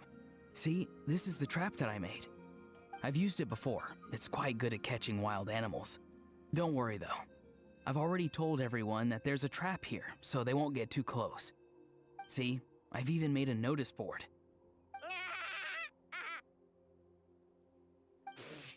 Good luck catching anyone with this. And what are you planning on doing with the poor guy when you catch him anyways? Stick him in a stew? No. I just want to see what he looks like, and then I'll probably invite him to our tribe as a guest. I'll admit, I didn't take you for the actively hospitable sort. Well, a chance like this doesn't come every day. I wanted to give it a try, so I also made these little handicrafts. He says that, yet all of these look like a hunter's lethal handiwork. I see. In that case, I wish you success. If you do manage to catch a wild Xbalanque, please, let me know. I'd love to come and watch the fun. Hey, not you too! If the real Xbalanque does show up, a trap like that won't hurt him. We all have faith in him. After all, he was the first Archon of this land. That's right. That's also why I stuffed several layers of cushions and hay in there. If he really triggers the trap, he can just sprawl out and take a nap. For real now? Do you even hear yourself, bro? Bro, stop! You're driving Paimon insane over here! Oh, wow. No way, bro. Well, if you got time for this, then you finished prepping for the tournament, right? You took the words right out of my mouth, Paimon. Ah, so that's it. Sorry, I didn't know that's what you wanted to ask about. We, Masters of the Nightwind, are broadly responsible for the woven scrolls and mental support. I have expertise in exactly neither of those, so I joined the logistics team. I provided some amazing supplies. The others even praised me for the quality of my produce and even asked me about how to grow such great fruits and vegetables. I was very happy. You've gotten quite good at dealing with people. Yes, I think I've rediscovered a bit of that feeling I had in my childhood. Seems like things here are going smoothly. In that case, we'll check on how things are going elsewhere. See you later, Auroron. Bye, Auroron! Good luck with the... capturing Xbalanque. So he also knows how to say goodbye. See you later then, bros. Huh? Alright. See you later, my bros.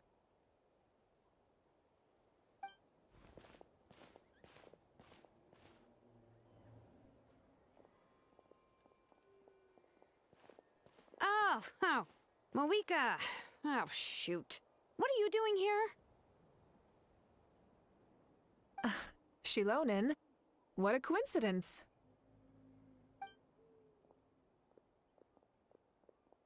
Oh, hey there, Shilonen. Did you come here for work?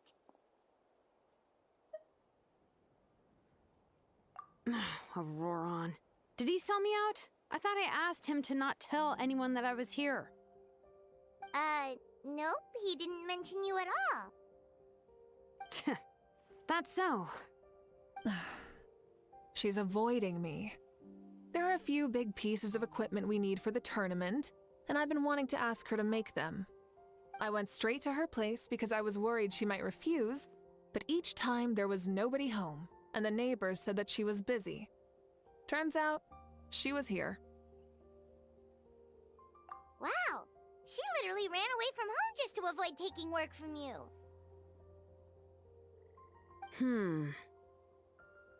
Okay, that's enough about me. What are you here for? Checking on pilgrimage prep progress? Yes, and to see how everyone's doing while we're at it. Still, most everyone we've talked to so far has been pretty interested in Xbalanque.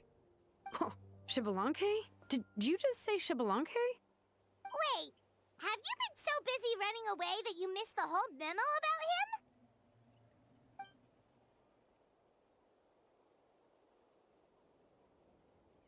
Yeah, I'm still trying to wrap my head around it, but if that's what Lolly said, then it has to be true. Everyone's reaction makes sense too. Who wouldn't want to see the first Archon? This isn't a bad time for it to happen either. The war has only just ended, and with their long-standing goal suddenly gone, people are feeling a little lost. I met a warrior from the People of the Springs near the Speaker's Chamber a few days ago. He spent the entire afternoon pacing around the area. I asked if anything was bothering him, and he said that he used to train for battle every afternoon. But now that the crisis is resolved, he doesn't know what to do with himself. Paimon can definitely see that. It's tough when what you've been doing all along suddenly stops being necessary. That's why you want to hold the pilgrimage again, right? To help everyone find a new goal? That's right. We will have competition take the place of ceaseless battle. It'll give us an outlet for our pent-up energy and offer a reward for the blood and sweat we've put into improving and growing. That's the meaning of the pilgrimage of the return of the sacred flame today and in the future. Sounds pretty good to me. I am starting to like this new pilgrimage already. But, how do you feel, Malika? About Xbalanque, you mean? It's okay, I guess. Shouldn't you be, a little more nervous? He's our nation's progenitor. You sure he's not coming to just supervise your work? You sound like someone who's finally gotten the chance to strike back after years of oppression. Hey, don't put it like that. All right, maybe a little. It's not every day that someone who could bring you down a notch shows up. I knew that's what you'd think. Don't worry. If the real Xbalanque does make an appearance, then naturally I have my ways to meet him. Really? How? No spoilers just yet. Take a guess. Wait, you have a playful side too? Of course she does. This whole glorious righteous leader thing is just one facet of her. And it's the side of her you've seen the most so far. But... Tragically, this is how my longtime companions think of me. Shilonen's always saying how awful I am. Hey!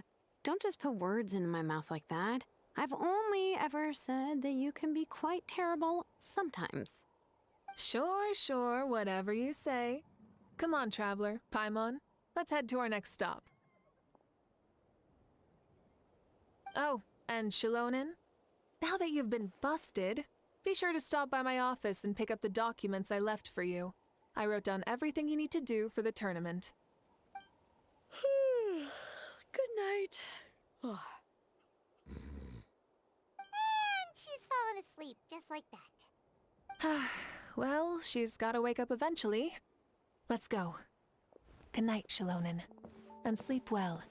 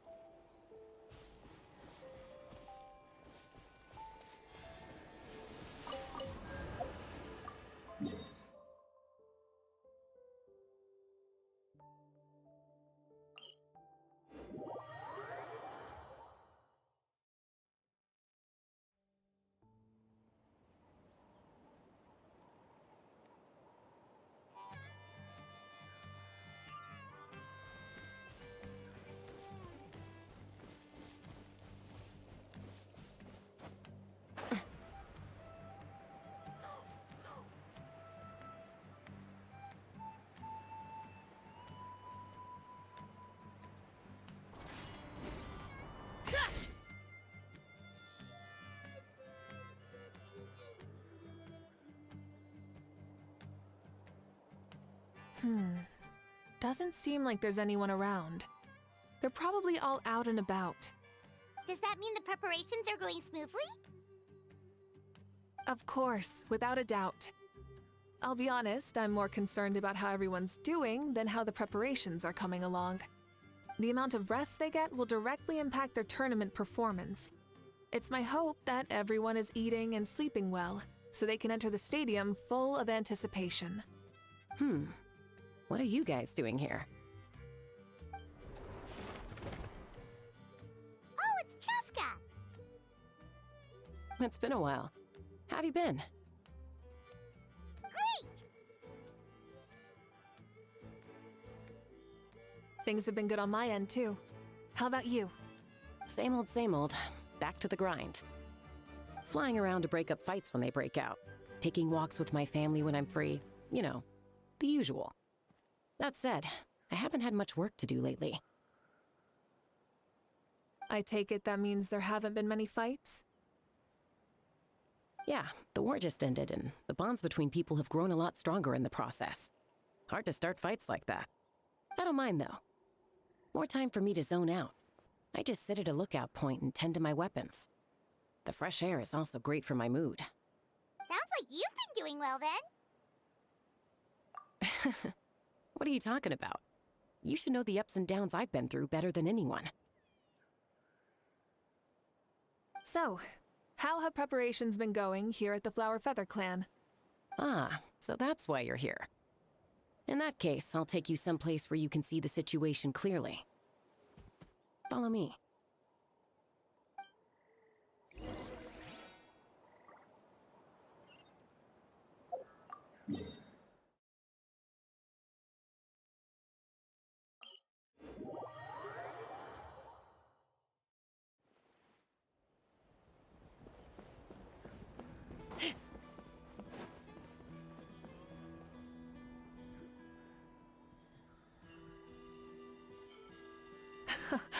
So this is the place you had in mind. Quite the view.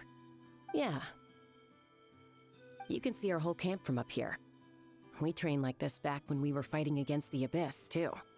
You can see people talking and laughing, some holding boxes, others pushing carts. Even some who are using some kind of special equipment to scan the skies. It's you, Pyro Archon! And the heroes of Natlan, too! Ah, shucks. Heroes of Natlan? Paimon's feeling kinda shy now. What brings you to the Flower Feather Clan? Are you here to check on our work for the pilgrimage? That's right. Everything going well? Please, rest assured, everything is going off without a hitch. Everyone is in good spirits as well. Coach and her students are also here, so they've been helping out. Coach? Oh, is Ansan here too?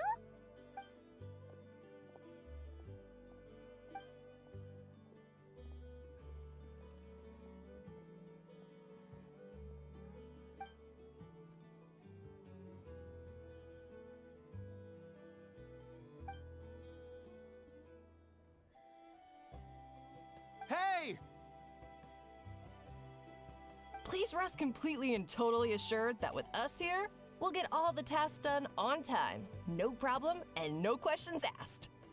Whoa, they're all so reliable. Like coach like student, huh, Yeon-san?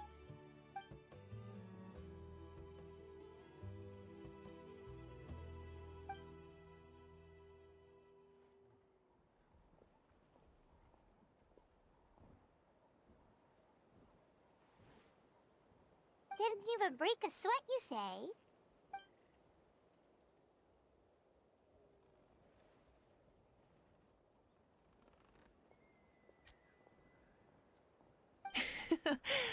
Especially not compared to the toughest coach in all Natlan.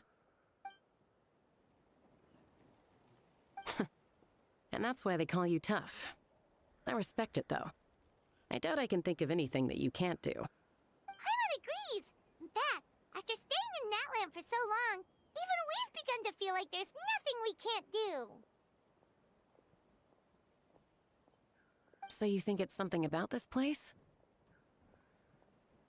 Yeah, exactly! Now Paimon often finds herself thinking, compared to those super tough battles we fought and won, this is nothing at all! I'm glad you feel that way. It's not often that people can focus on the silver lining after everything that's happened.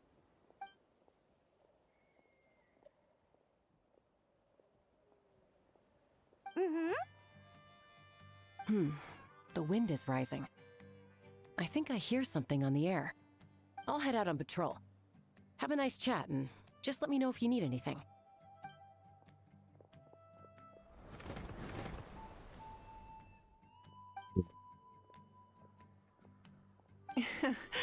I'd say that it's effortlessly cool moments like this that make her so endearing.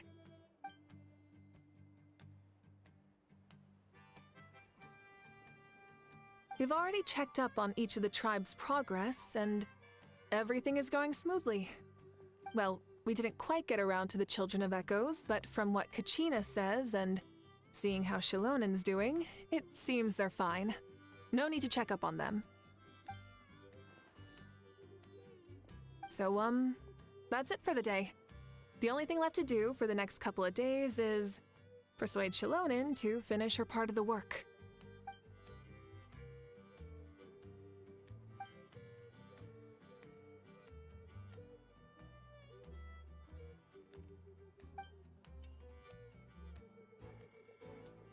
Wait, so you mean we can get a sneak peek at what the competition will be like?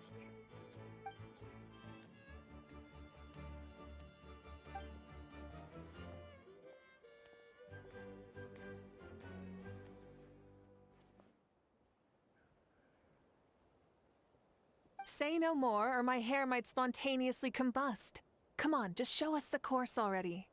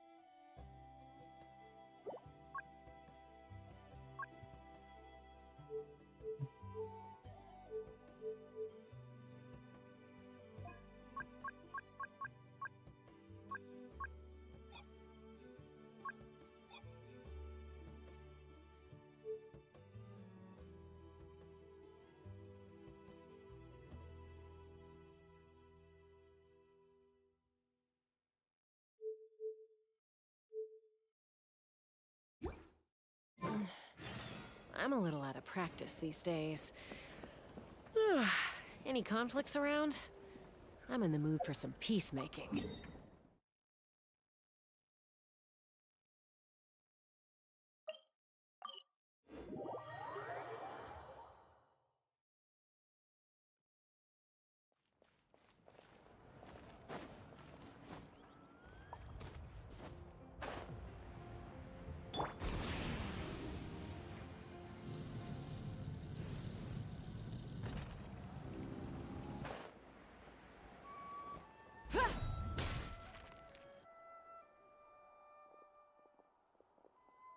You mean this entire thing? If it's for the pilgrimage, it's gotta be grand.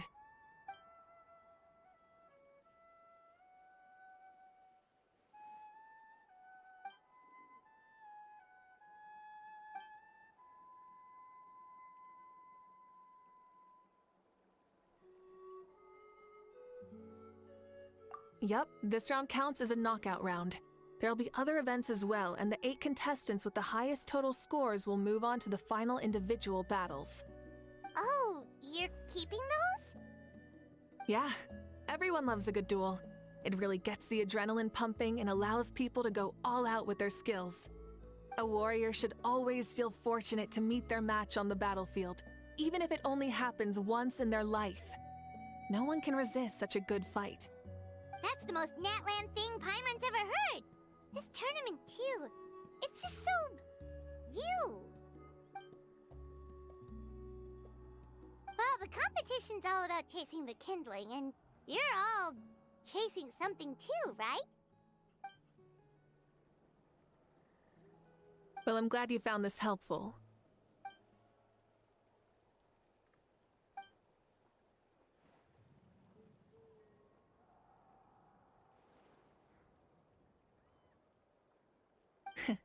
No problem.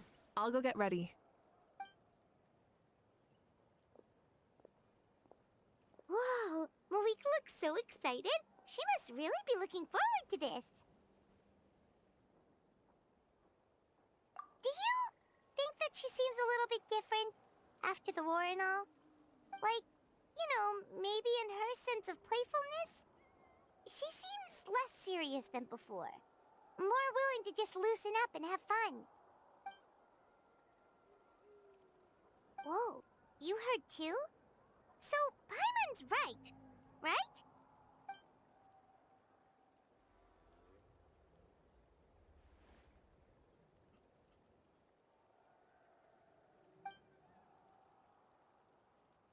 Oh, so that's why you called us over.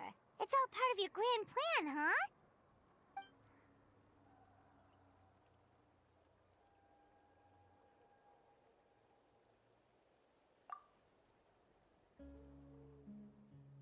Wait, Coach, what about Paimon? Does she not even get to be a substitute?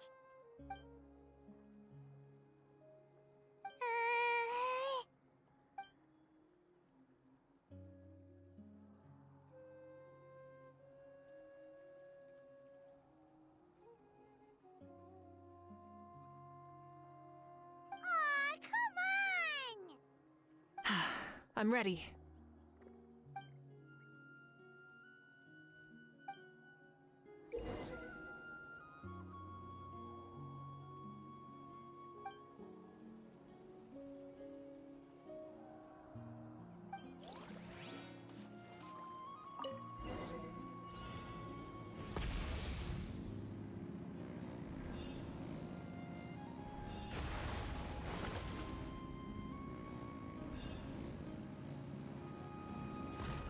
Live commentary, huh? Very nice.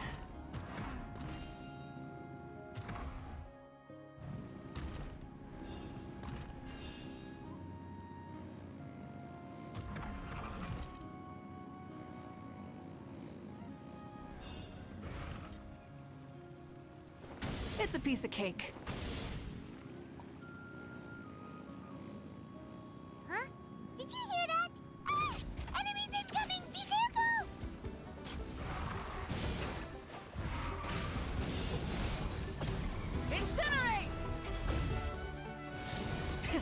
Rev the engines! The flame burns Oh, on. anjir, ngulang. Kocak, kocak. Let's ride.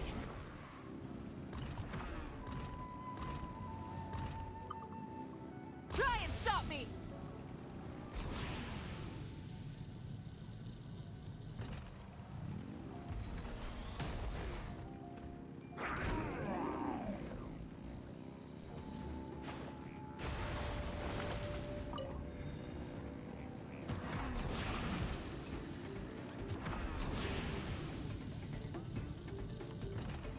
Full throttle.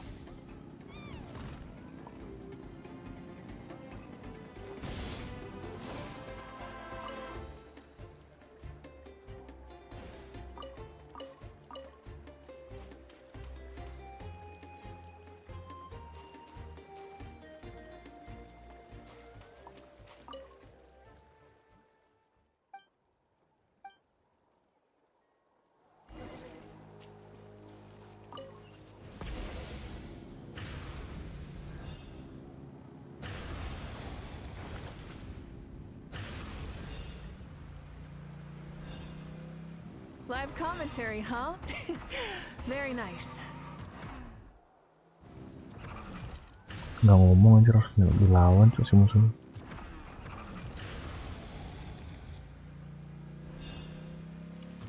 Yeah. It's a piece of cake. Huh? Did you hear that? Ah! Enemies incoming! Be careful!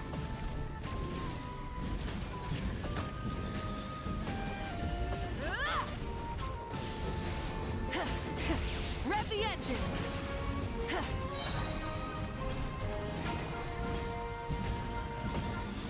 Incinerate! I gotta say, this is pretty interesting. Come on! You said you wanted to challenge people, so what defies the challenge?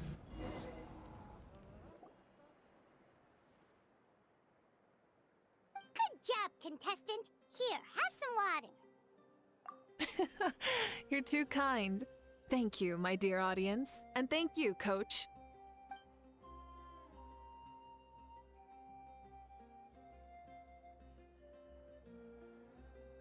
Maybe it can't detect anyone under a certain height. Oh, good point. It's a solid course, but, there are a number of small problems. For example, take the chase at the start. I feel like it's too short to separate the best from the rest. Why don't you find a few more people to test it out and adjust the distance based on their feedback? Ooh, you're really thorough. And yeah, getting multiple opinions is a great idea. Also, about the vertical section. It's only so-so, and contestants might get dizzy from the sudden change of direction, which might cause some of them to fall if they get motion sickness. Also...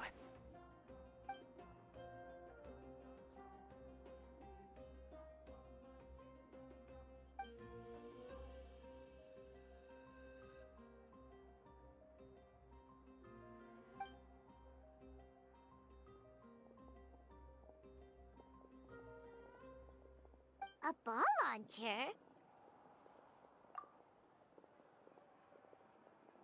It's been a long time since I saw gear like this. This game can be played by 2, 3, or 4 people, and it's a fun one. Want to give it a try? Thank you for agreeing to be my opponent.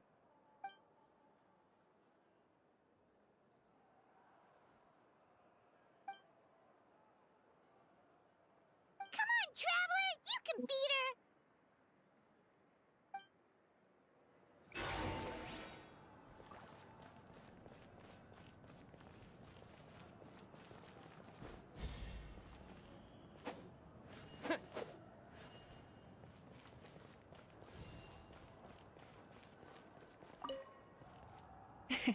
Thank you for agreeing to be my opponent.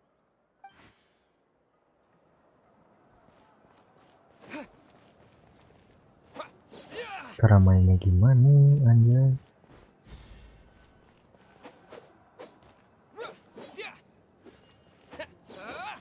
Cara mainnya gimana?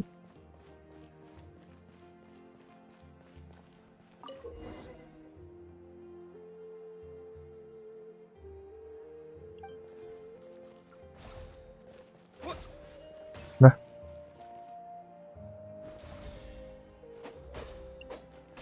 mainnya gimana? Ih, oh dicertek cok.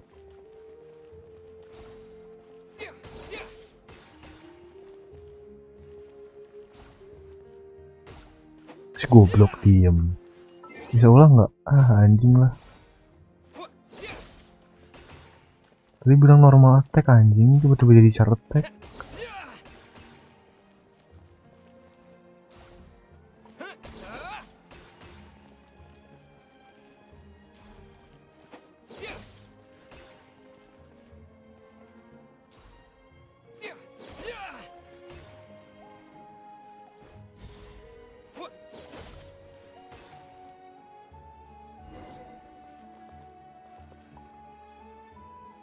That was a thrilling game! Paimon was on the edge of her seat!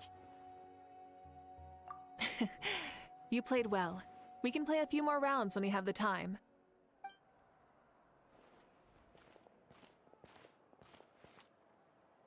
No, we should be thanking you. Both the mock course and the ball launcher were fantastic. I didn't know you were so good at making things like this.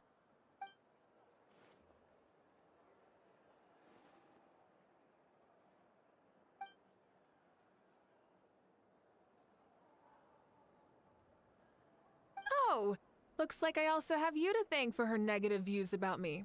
How much would you say you contributed? 30%?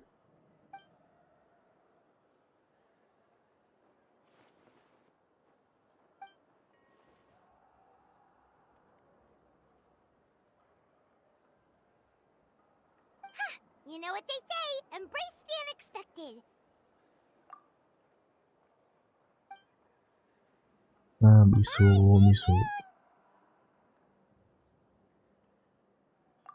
Karena anjir, apa cuman aku doang anjir yang voice actor itu bisu anjir. See you soon, coach.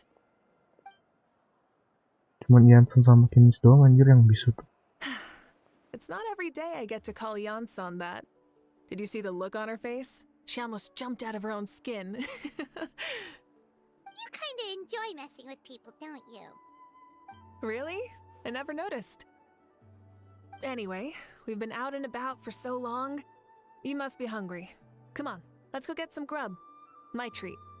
Well, okay, Paimon takes it all back. You're the best person ever. Sorry, but I don't take private commissions.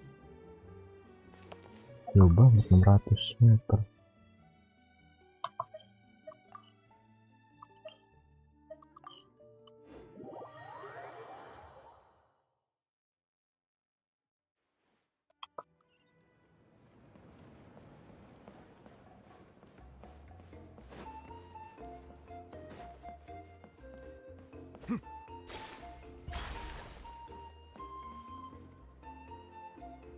Hey there, boss. I'm here with some guests. I'll have the usual. Ah, Pyro Archon. Welcome, welcome. It's been a while. Glad to see you with our new heroes, too. Boss, this is the Traveler, and this is Paimon. Hi there. Greetings to you both as well. You'll have the same as before, then? We worked out today, so yeah, that would be great. So what is the usual? Oh, come on, Traveler. You've never been so stingy even when we were low on Mora, so why are you going after Paimon's food now that someone's treating us? You two are a riot. Bang, I aja get ke where the Bandi. Traveler's coming from, Makan. though. You're too cute not to tease, Miss Paimon. If someone's down in the dumps, your banter can cheer him right up. And that's not just from me, by the way. I've heard it from plenty of other people. For real? So, were you teasing Paimon on purpose, Traveler? Just leave it to us. Please wait a moment. Your food will be out shortly. All right, eat your fill, Paimon, but just remember, the tournament is in 3 days, so try and make sure your food coma is finished by then. What? Food coma? Huh. Don't know what you're talking about. Paimon will be there on time, don't you worry. Don't worry, in the event that you do oversleep a bit, I have my ways of waking you up. Really? You do? Speaking of your ways, Moika, you still haven't told us about how you plan to find Xbalanque. Oh, that? It's actually quite simple. Xbalanque is a native of Natlan. The records speak of him as a wise, brave, and upright man, and refer to him as the first son. People like that tend to be like me, passionate about competition. The more they disdain dishonest ways of winning, the more they'll celebrate a fair victory. You could call that a trait shared by all the heroes of Natlan. They're full of energy and passion, and despise victories born of deceit. Conversely, they're constantly drawn to things that are full of hope and excitement. You mean Xbalanque might want to take part in this upcoming pilgrimage? It's not a matter of might. He will. It's precisely because such an important figure will be participating that we must prepare the best tournament possible. Checking in on the various tribes was also to ensure that we'll be prepared to give him a warm welcome. So, all we need to do is to look for him in the stadium on that day. As the first Pyro Archon, he should have no problem running away with the whole competition. But isn't it a bit unfair for the Pyro Archon themselves to participate in such a tournament? After all, everyone else is just an ordinary human.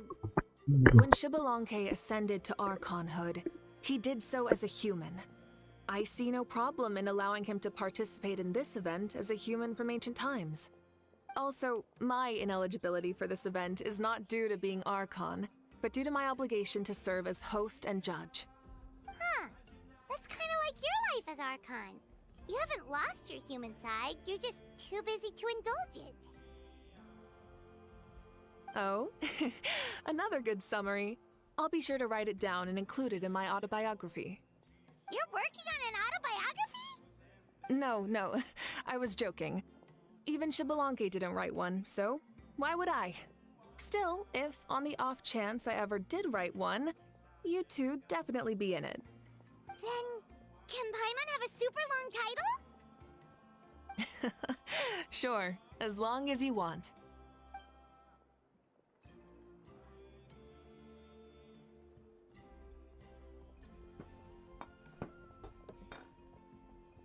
So many dishes and such huge portions, too! Paimon spies mountains of meat as well! Wowee! You know this is just a normal breakfast, right? Wait, what?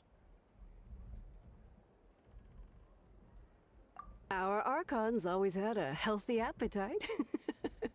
Please enjoy the food while it's still hot. Food never tastes as good once it gets cold.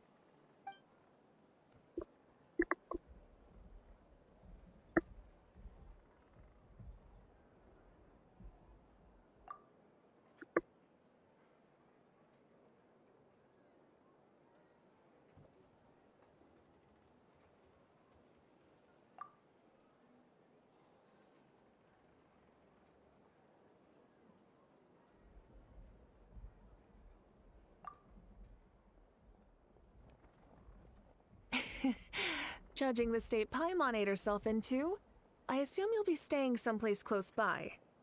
Is that okay? Actually, since it's so beautiful around here, we were planning to stay in the area for a few more days anyway. See the sights and all that. Of course you can. I'll go arrange some accommodations for you then.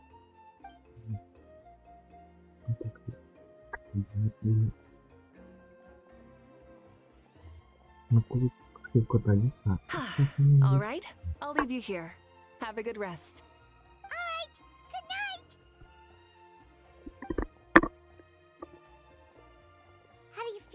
Want another drink? Then how about some dessert? Paimon still wants something sweet. Why are you looking at Paimon like that? There's always room for dessert.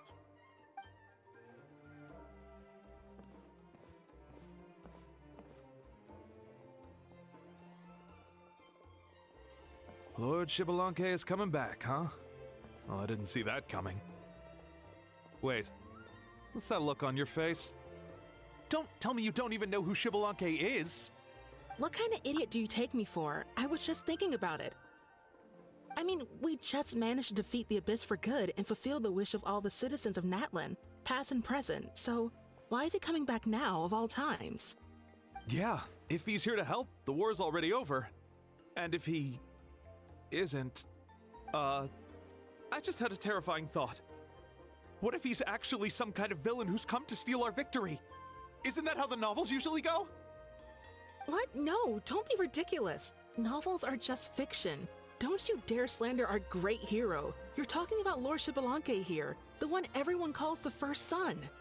Also, even if what you said were true, I don't think our Archon would lose. We all saw that one punch of hers. The power in it was like... Yeah, I agree, but I bet Lord Shibalanke is no slouch either. Say, if they fought, who do you think would win? Well, you got me there. Well, as someone living in this age, I've got to vote for our Archon, right? Live in the now, seize the day, and all that. And now that you mention it, a fight between those two is bound to be a terrific one. Huh, what I wouldn't give to watch. Alright, enough with that nonsense. It's already super late. If we keep hyping ourselves up, neither of us are going to get any sleep tonight. The way they're talking about the Archons dueling each other almost makes it sound like a beetle battle.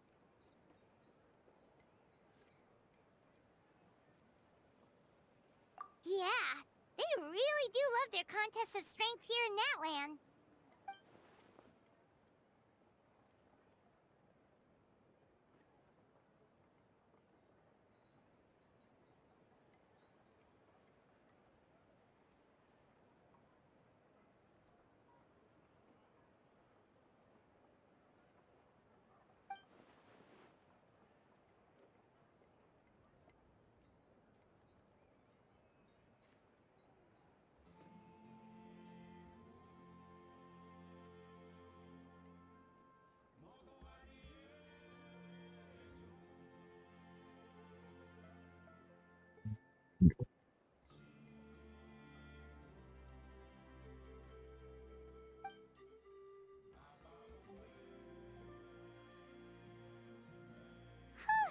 Alright, Paimon's done eating. Let's head back and get some sleep.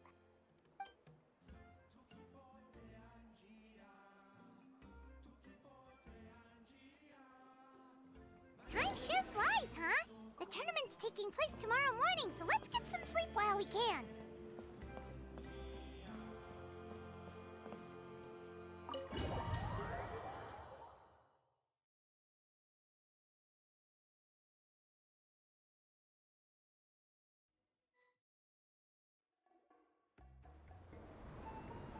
Hey, wake up, wake up! The tournament's about to start!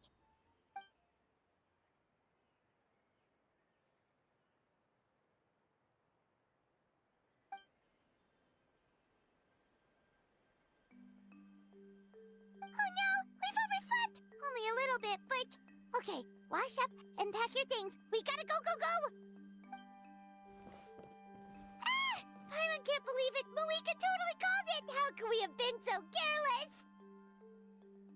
Is this what people mean when they say you get so excited before a trip that you struggled to sleep the night before only to miss setting out the next day? Hey there, how are you feeling? Moika, why are you here? Isn't the tournament about to begin? Yeah, we're about to start. I'm here to pick you up. Put on your helmets and get on the bike. Huh? Can we make it in time? We'll take a shortcut. Sit down and sit tight. You can hold on to my waist if you get scared.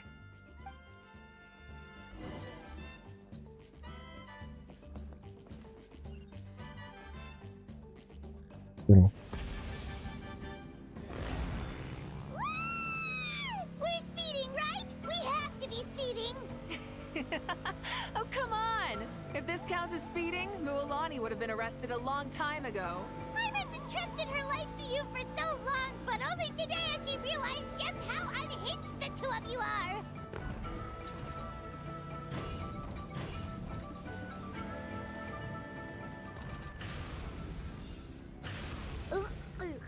So much air and Paimon stomach. Oh, knowing Barbados, he'd probably crack up if he heard that. Huh? Barbados? Right, I almost forgot that you're friends with him, and the other Archons too. Introduce me when we get the chance, would you? Never hurts to make some new friends. Sure! Our friends are yours too! Don't open your mouth so wide. The venue is just up ahead. Sit tight.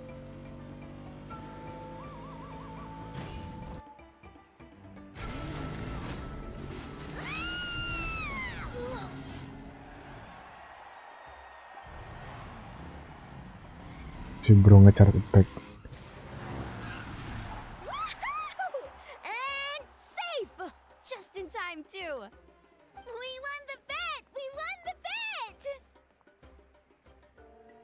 That's right. Pay up a how. Yeah! Pay up a how! Pakai ini kan benar, coy. Bisa juga. Darn it! How do you like that? A short Flame Strider show to start us off, and to introduce and welcome Natlan's great friend Tumaini. Sendiri doang. Sure pulled off that stunt pretty neatly. How can you call that a stunt? Wait, what do you mean, pulled it off? That wasn't supposed to be part of the show? Everyone, welcome back to the pilgrimage of the return of the sacred flame. Once more, I will say a few words before we begin. Bored? Heard it all before? Not to worry. We're doing things differently from now on.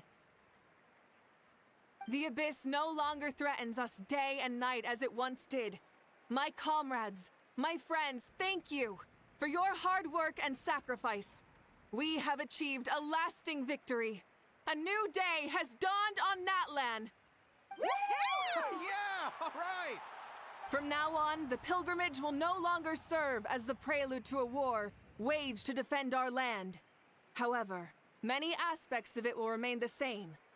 It remains a trial to determine the strongest among us, as well as a stage upon which to showcase your individual growth. Today marks the beginning of yet another legendary saga, one written in the triumphs of the victors. So without further ado, let the tournament begin! Yeah! Sepi betul.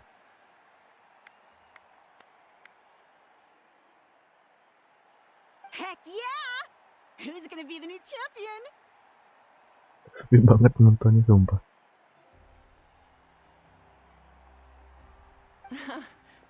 Now then, you two. You'll be the mobile supervisors, moving with the contestants as they progress, and making sure that everything is proceeding fairly and in good order. Leave it to us! We're the best adventurer and travel guide duo you'll ever meet! Oh, and one more thing. I believe I've mentioned this already, but if you find any leads on Lord Shibalanke, please pass them on to me. Thanks. I'm counting on you. Let's go check on everyone and see if we can find any leads on Shibalanke before things kick off. Naiknya gimana?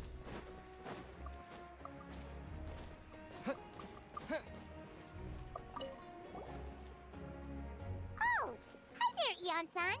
Are Kan you kasih bisu udah, kasih bisu. there? Got it, thank you. Huh?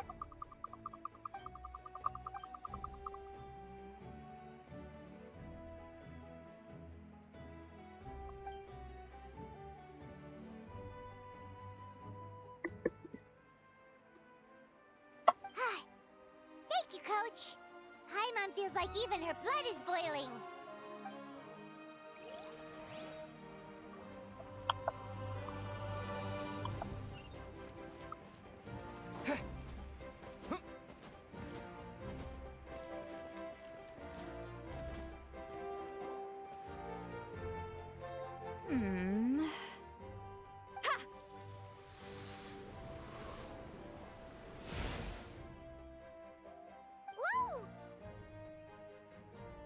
Oh? Well, hey there, Traveler and Paimon. What brings you here? Anjir, mau ketemu sama iblis senggol. You... I'm not buying what you're selling. The Traveler means it! Still, Paimon didn't think you'd be taking part, Sweet Lolly. Given who you are you sure it isn't against the rules? Though not a violation per se, what it will be is an unpleasant surprise for the youngsters. Normally I stay out of this kind of event. Don't want to put too much pressure on everyone else. But we're celebrating the end of the war here, so I'll give the occasion the respect it deserves. Good luck then! Make sure you show off your super majestic side, alright? Well, aren't you the sweet talker today? Too much syrup on your pancakes this morning? Anyway, thank you both. I'll remember your words of encouragement and do my best. So, what was that? Ha! Thing all about? Some kind of strange ritual? Of course not. I was using my power to search for Lord Xbalanque. To be more precise, I was trying to look for him in the world of souls. After all, I also have no idea what he might look like. Still, nothing so far. But why? He is the first Pyro Archon after all. Isn't it a given that he'll be revived with an unimaginably large amount of power? Yeah, we don't have any leads yet. We'll check for leads somewhere else. Good luck, Granny, and take care! Be on your way now. Oh, and take care of yourselves too. Granny Eatsley will display her dashing self on the competition grounds soon enough.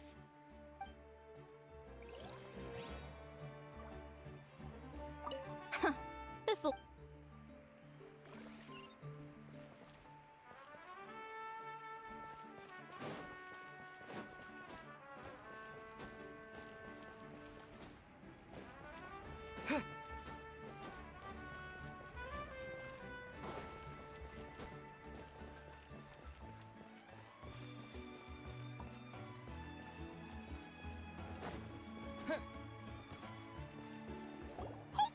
Gonna take part in the tournament? Bisa juga kan. Best of luck. You,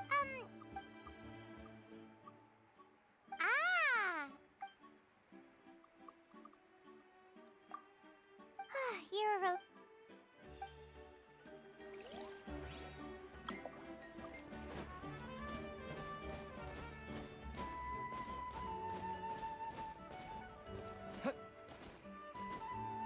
One, two, three, four. 2, 2, 3, 4. How's the warm-up going, Kachina? Feeling good?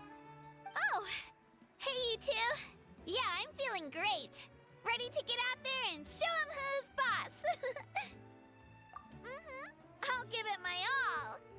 I mean, I don't know if I'll be able to win again, but as long as I learn something from the experience, that's enough of a win for me. Yeah, having the right mindset is everything. Yep. Oh, by the way, have you seen anyone who seems like Lord Xbalanque? Lord Xbalanque? I don't think so. A powerful figure like him is sure to attract attention wherever he goes. Like Moalani and Kanich, only even more so. I haven't seen anyone like that, though, so he probably hasn't passed this way. All right. Thanks, Kachina. We'll go take a look around. Focus on taking care of yourself as well as winning. I will, thank you. Seems like we still haven't found any useful clues. Maybe we should just go back and check in with Moika.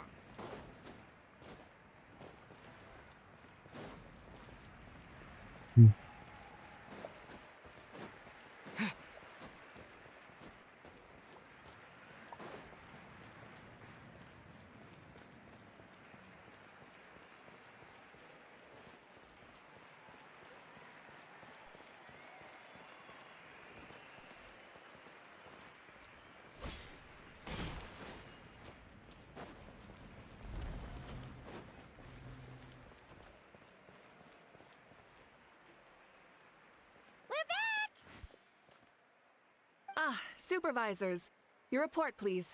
How are the contestants doing? Madam Host, the contestants are doing great, and the competition is proceeding as scheduled. However, when it comes to Xbalanque... No leads, huh? The competition is almost about to begin, and there's still no sign of him? Not what you expected? Not necessarily. Still, let's go give everyone a warm welcome before we kick off.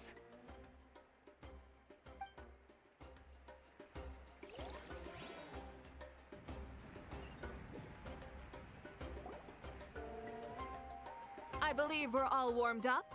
Now, take your positions. This iteration of the pilgrimage is the perfect chance for us to bid farewell to the past. Now go forth and soar. Faster, higher, stronger. Become a better version of yourself.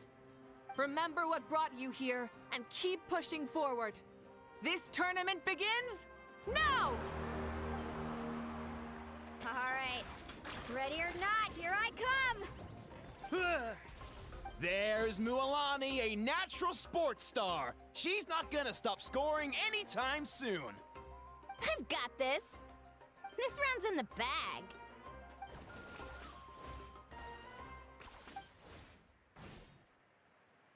Kanich is coming up to the trickiest parts of the course here. But is he slowing down? No! He's speeding up! Amazing! How's he so fast? The gap between our competitors has increased significantly. Could this mean? Oh! Contestant Kachina has suddenly appeared from the side.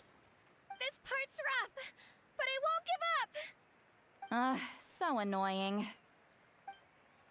The competition has entered its final phase. Who will emerge victorious? We're about to find out.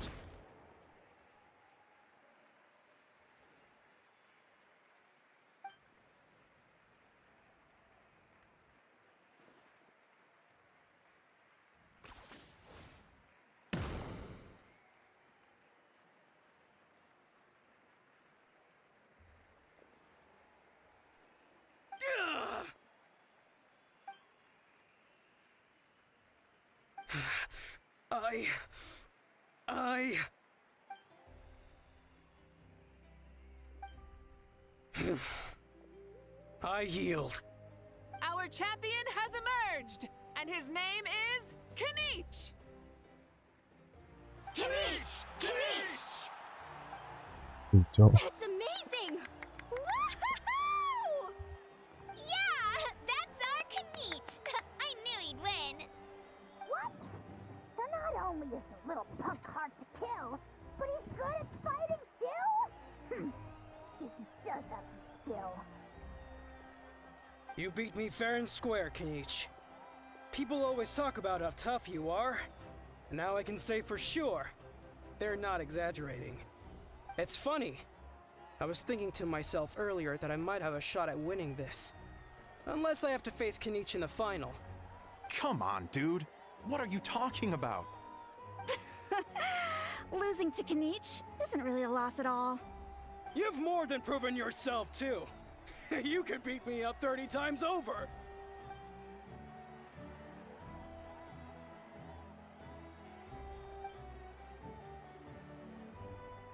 Yeah.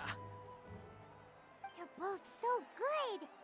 But wait, if that's the end, where's Xbalanque? Wait, aren't we missing someone? Lord Xbalanque. Now that you mention it, where is he? Don't tell me. Huh?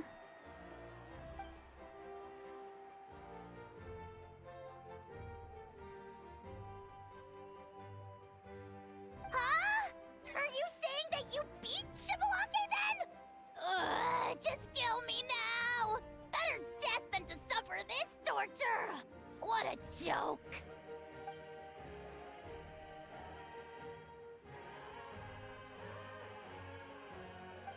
That's impossible, right? Could he have placed so well because of some connection with Lord Xbalanque?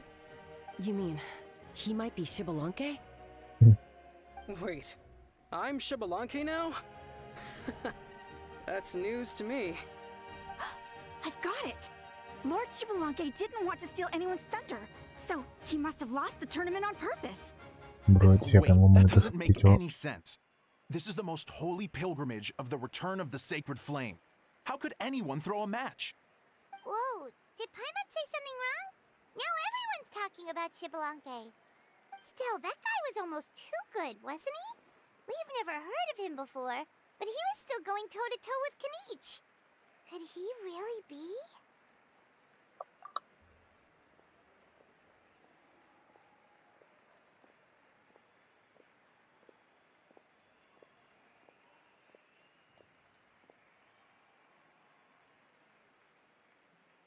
Huh?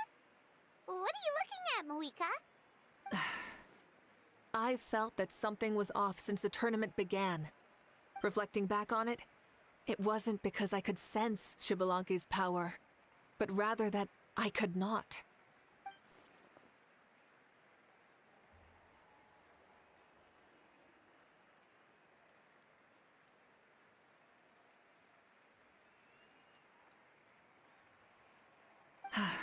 Please, excuse me.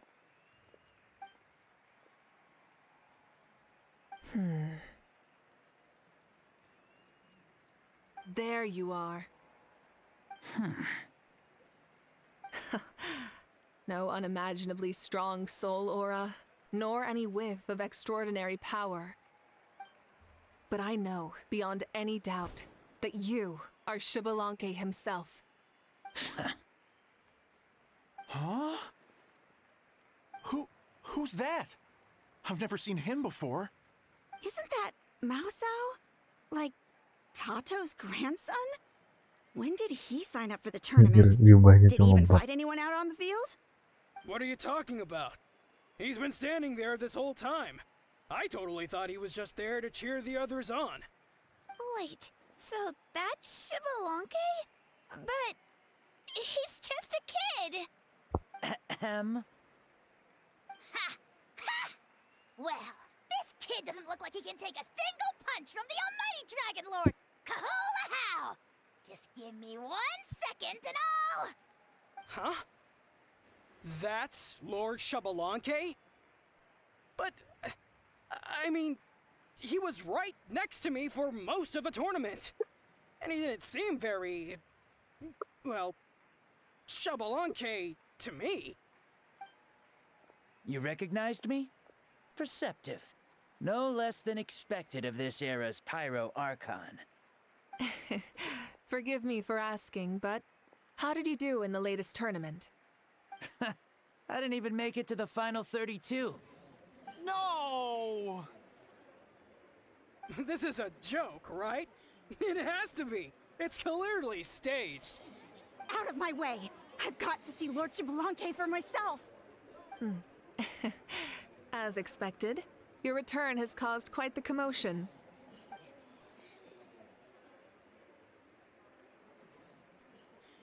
Please, remain calm, everyone. Lord Shibalanke is one of the most important people in all of Natlan. I will take responsibility for receiving him into our midst.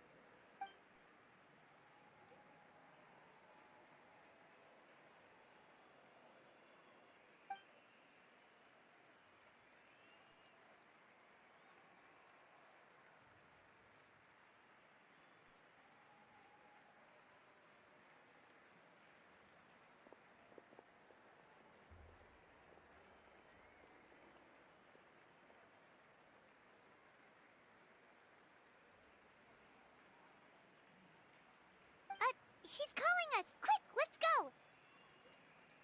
Hey, wait up!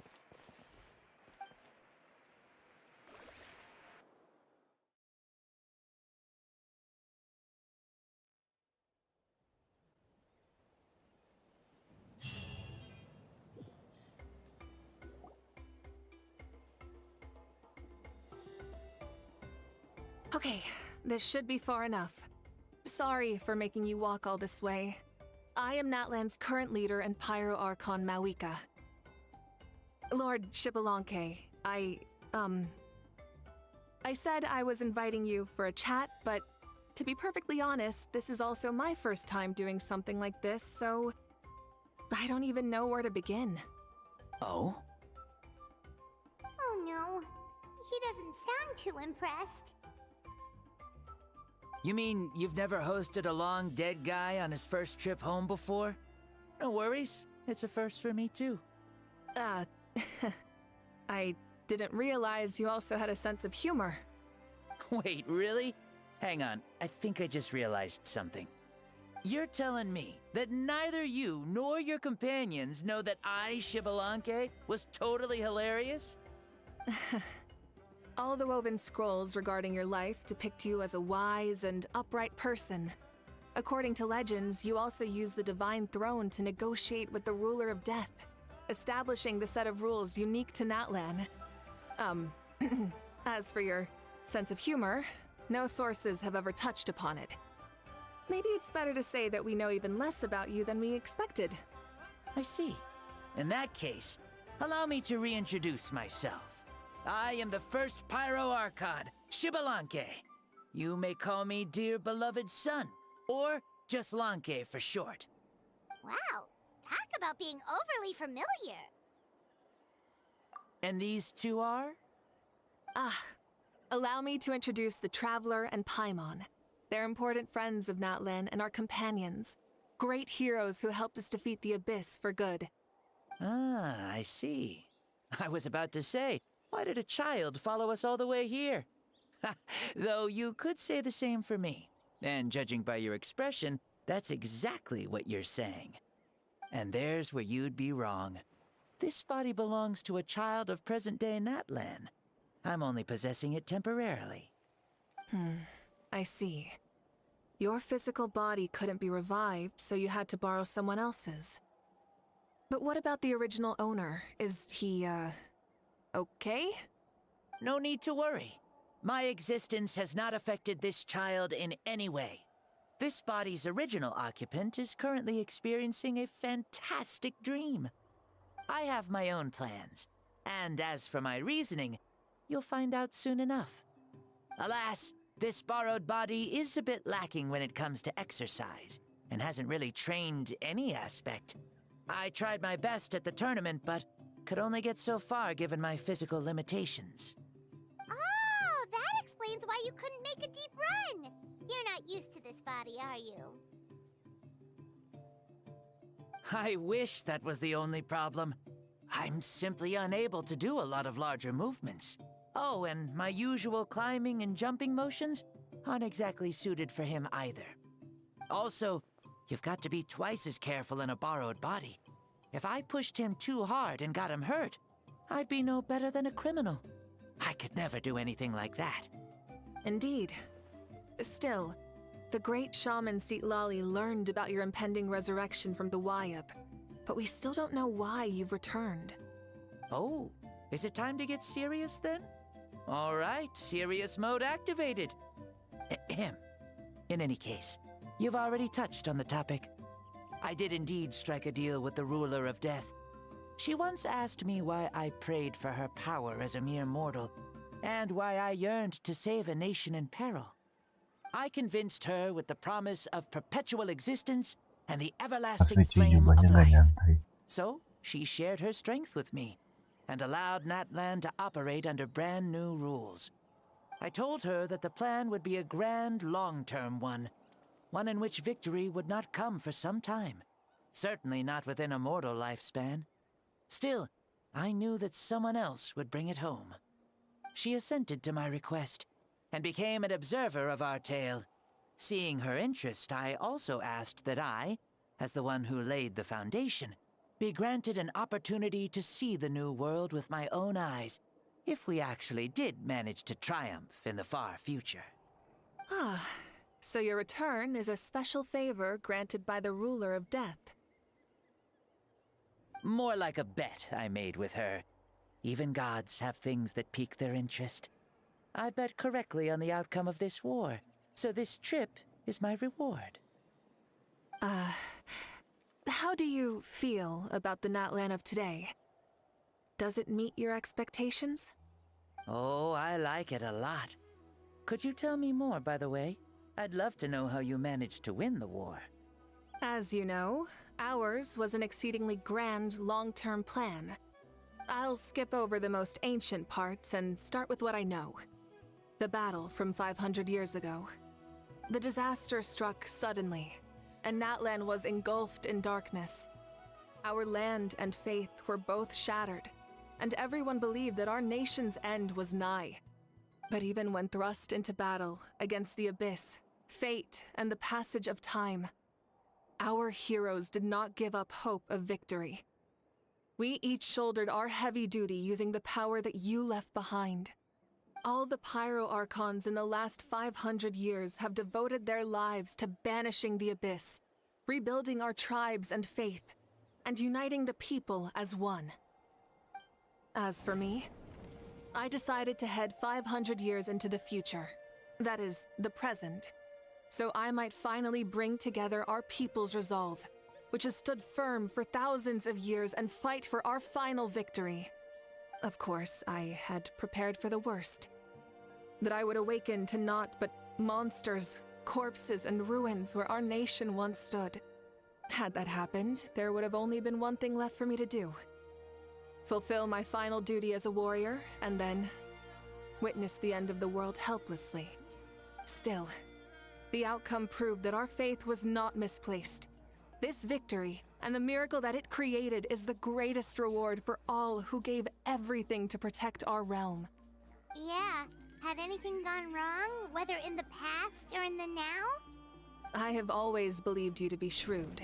Surely, such a quality was needed to bargain with the ruler of death, and win so much for us in the process. Natlan was only able to overcome this crisis with your help. All these millennia later, and the people of Natlan have finally achieved victory over fate.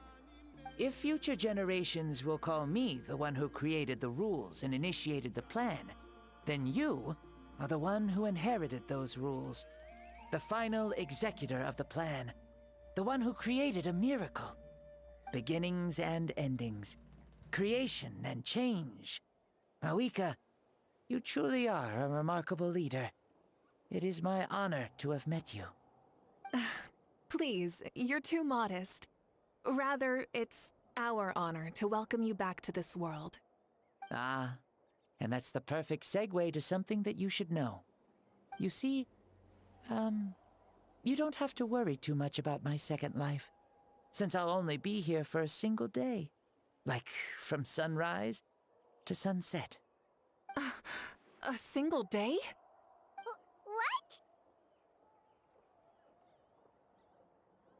What? That's why I said you won't have to worry too much about the boy this body actually belongs to. I'll be long gone by this time tomorrow. Besides, no one ever said I was actually going to return and stick around for years and years, right? This is just a short little outing back home, so I can see some of my compatriots again. Still, I've got to say, it has not been an easy trip. After being resurrected, I woke up in the home of a normal boy and wanted to take a quick dip to relax, only to have my trouser legs snagged by a fishing line that came out of nowhere.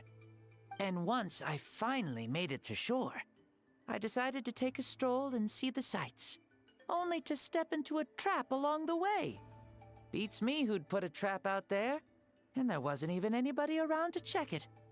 Thankfully, the bottom was pretty soft, so I lay down and took a nap before getting up to continue on my merry way. This is so embarrassing.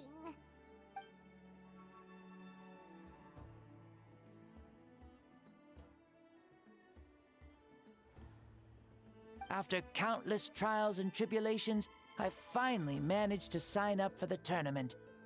But then, I ran into a girl who claimed to be a fitness coach. She insisted that my muscles weren't up to snuff, and made me do twice as many warm-up exercises as everyone else.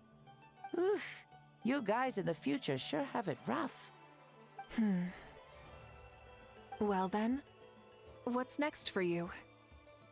Oh, what a great question. I was just about to get to that.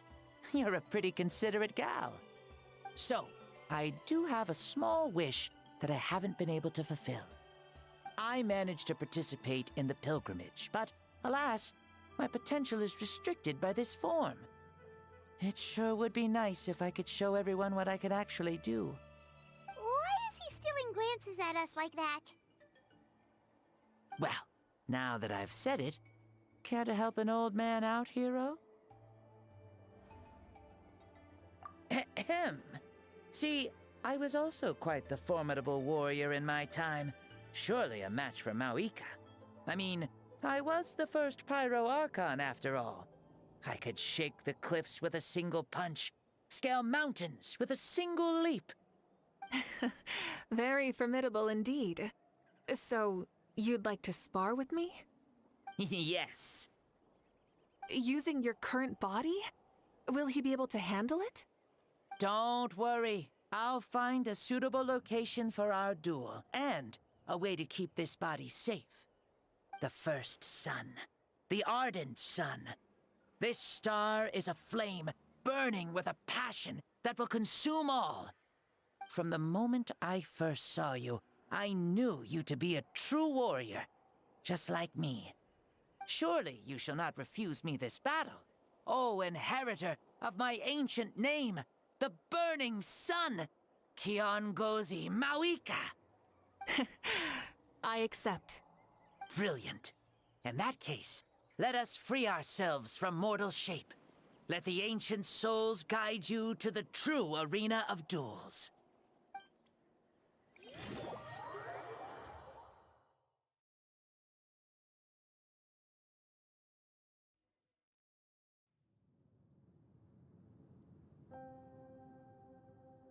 What is this place? Is this a temple of the spirit? This is the land of the sun, created by my soul. Only the sun and those blessed by it can survive here. Me, you, and you. The sun, the other sun, Blessed One 1, and Blessed One 2. We've been blessed by the sun? The sun will remember the most virtuous stars. You are hope itself, the most radiant, most important friends we could have. We have invited you here, so you may witness the clash of suns. Huh, I see. We've manifested in an almost fully spiritual, consciousness-like form, removing the limits of our flesh. That's right. As I said, I knew you to be a born warrior the moment I laid eyes on you. But there are two forms of human strength, that of the body and of the spirit. The great Xbalanque, impressed upon a child's body, found less than a third of his original strength available to him. In that form, I'd lost my strength of body. But here, we meet as our true spiritual selves. In this place, even a child may shake heaven and earth due to the great soul within. What makes a true hero? Someone strong of body, or strong of mind, or must one be strong in both to surpass human limits? Which of these are you, Mauika? Well said, Xbalanque. Let us prove our mastery of both strengths through this battle. To Natlan, to each other, and to the rest of the world. You and I both know we'll never meet a better matched opponent. Indeed, that's exactly what I've always wanted. As a citizen of Natlan, as the Pyro Archon, as an opponent from across the millennia, and a friend whom you never had the chance to meet. Let us have a fair and honorable duel.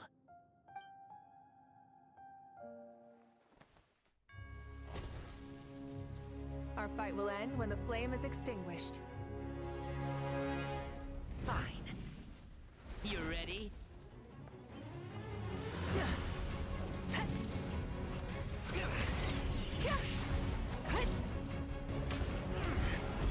Harusnya mereka berdua imun ya. Kalau dia bikin imun viral.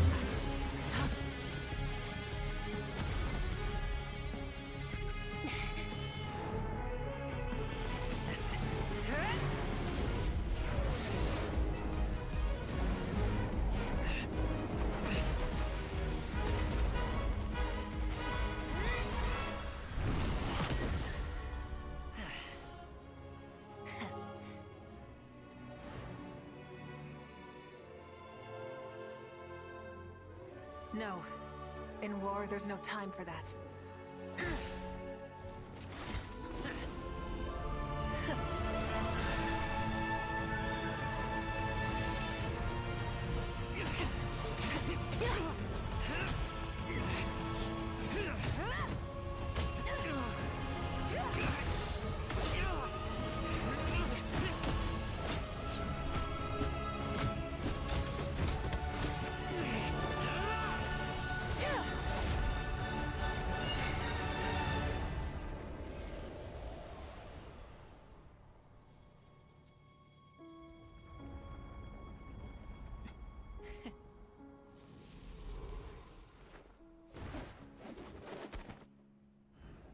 The fire's out. Let's stop here.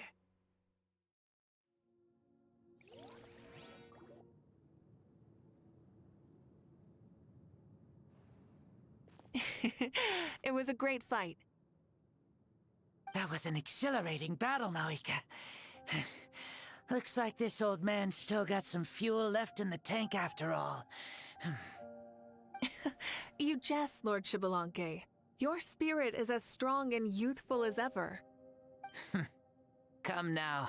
Can't you tell I was making excuses for coming up just a hair short? Not by much, just the slimmest of margins. Yet still, you actually won. I've always seen myself as the of ancient names has proven its worth after all.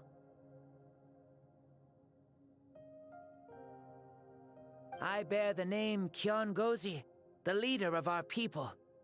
After countless generations, this name came to you, and you used the power it accumulated over the years to defeat everything in your path. This battle has been most meaningful.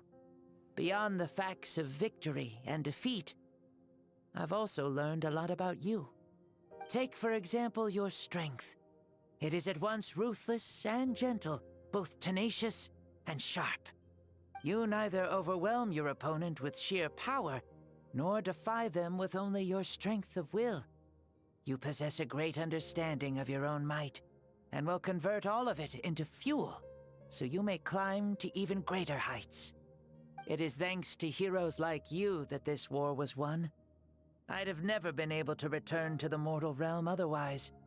Your victory granted me this chance at a second life. Even if it is just for one day, the sun has risen again to drive away the darkness. Even the darkness of death that once enveloped me has been dispersed by your flames.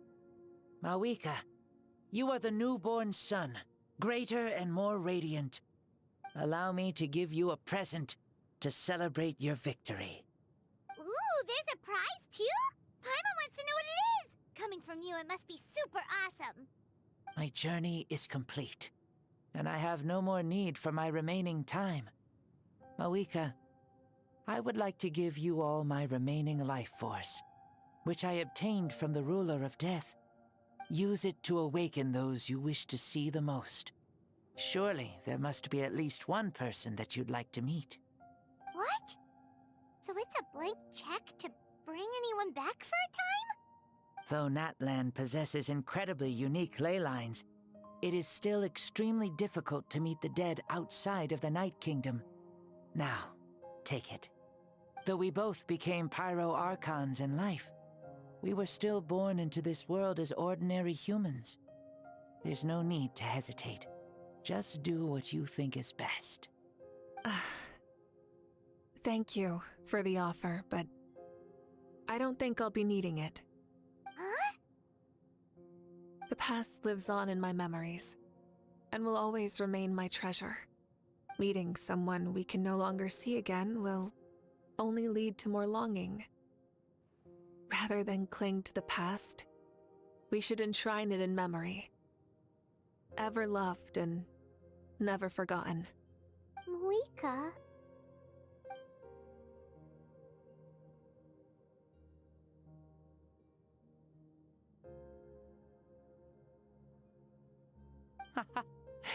They were right. That's exactly the sort of person you are. They? Your parents, sister, comrades, and friends. Those who walked with you, and those who left you behind. Those who crossed blades with you, and those who prayed for your safe return. Each and every one. Mawika, has one granted the special privilege to return, I can sense them calling for you, and watching over you from within the distant winds. Dear Mawika, our esteemed Archon, leader of our people, how have you been doing? We all miss you so. There are so many things we want to say to you, but if we really were to say them, they'd just be those simple, heartfelt words. The war is over, Mawika. All our efforts had meaning, and all our struggles bore fruit. This is the fairest and most precious thing in the entire world. May you be happy in this era of peace. May you eat well, sleep well, always be full of energy, and never forget that we will always love you. These are all words spoken by the people from the past. Their voices are echoing through this temple of souls.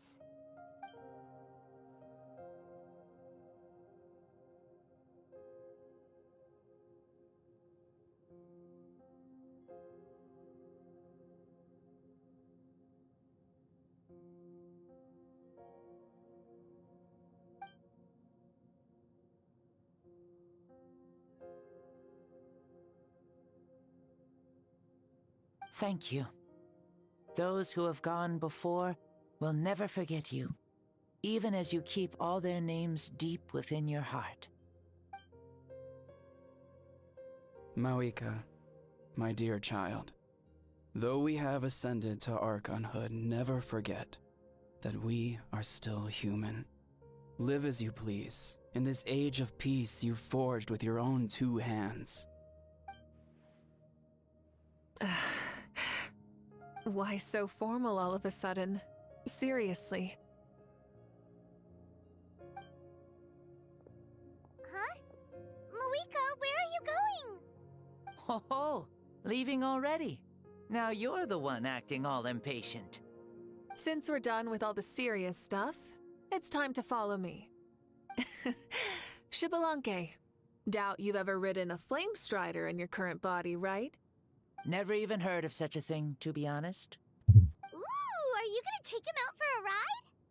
You're coming too. Come on, it's time for us to live as we please.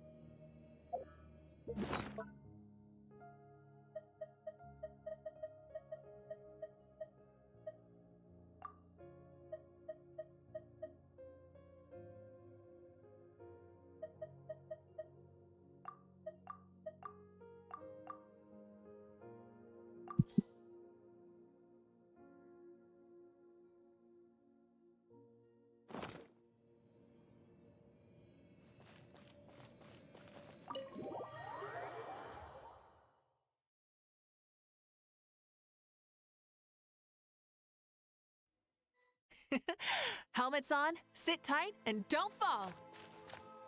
Is this a board you can use to ride on the water?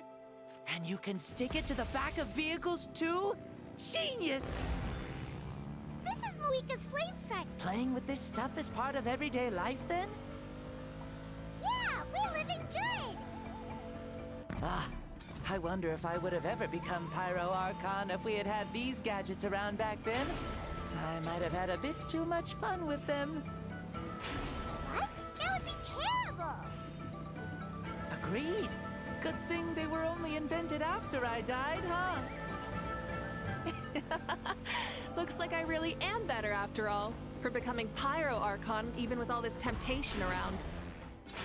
Point Moika! The hands of our friends at the Children of Echoes are as skilled as ever. They were already famed in your era, right? This spike was built by their most talented artisan in this age. Speaking of which, we just passed them by. Sweet!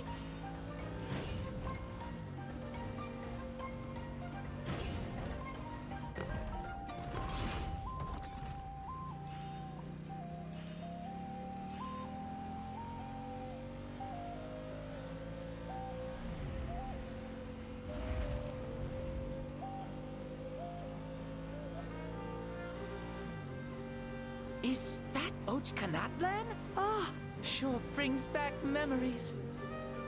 Oh yeah, that was built in your time, right? It's long become a landmark. Very popular with tourists, so I hear. They think it's a lovely place. Is that so? So that's how you all see it. I think so too. It's especially stunning if you look at it from a spirit way. The stories of the past become things people aspire to in the future. It's just like what they say. The apex reached by those who came before will become the everyday goals of those who come after. Everything is constantly changing for the better. That's good. That's how it should be. I'll bring those words back to the Night Kingdom and share them with everyone there.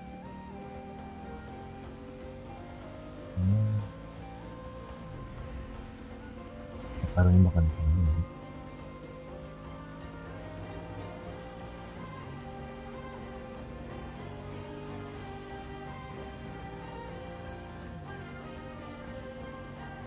Oh, you can see the people of the springs from here. They seem to be enjoying life. Just like the people of Natlan back then. All kinds of things might happen during the day, but as the sun sets, you can always count on the people of the springs to relax by the water, playing their instruments and dancing their worries away. Because that's their way of life. Precisely. And so it is for every tribe.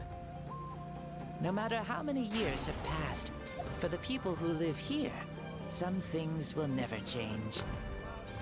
Well, you're the one most qualified to say something like that. So, what do you think? Satisfied with what you saw? Very much so. Speeding across the water, the warm breeze against my face, it makes me very happy. I really do adore this world, just like a plant adores the sun.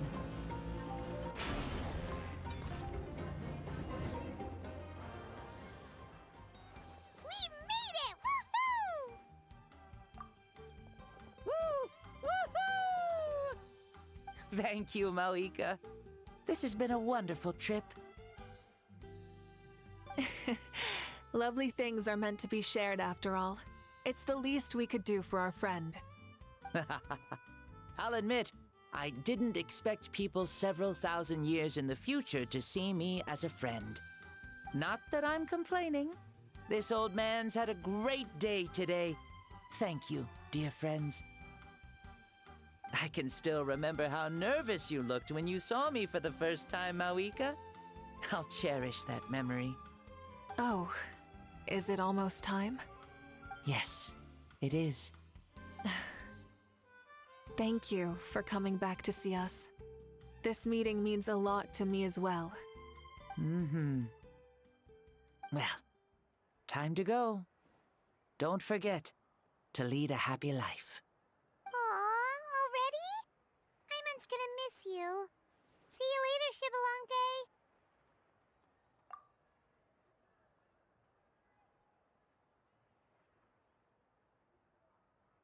He closed his eyes. Did he fall asleep? Mm-hmm. I can no longer sense Xbalanque's soul. Well, it's gotten quite late, hasn't it? Thank you for accompanying me this whole time. Let's hurry back. You must be starving. Yes. After the end of the pilgrimage, we hold a banquet to congratulate the champion of the tournament. There will be good food and plenty of it. You guys are gonna love it. Mao Sao should be there too. I'll bring him over.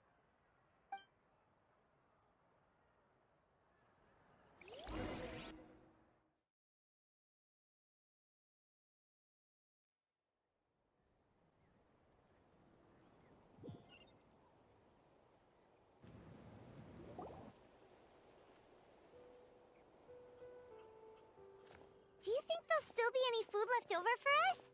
It's kinda late and all. I'm sure the feast has already started, but don't worry. I'm sure Yansan will save some for us. She's very reliable. Leaving the tournament planning to her was a smart move. So she probably figured that we'd be gone a long time. Yeah, I told her as much too. Seems like they've prepared the thing. What thing? See that row of braziers over there? Oh, so that's what they are. They haven't been lit, so Paimon totally thought they were something else. Here, watch this.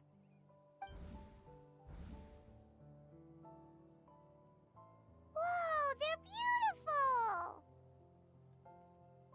This particular kind of brazier is called a signal flame, and is reserved for those coming back late at night.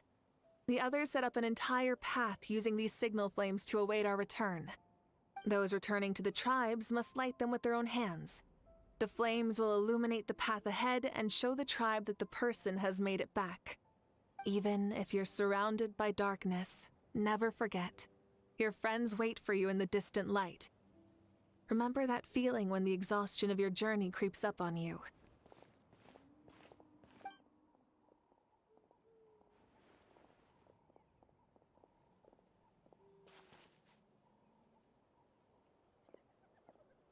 Archon! Traveler! Paimon! Archon! Traveler! Paimon! You were really gone a long time. We've already started grilling the meat.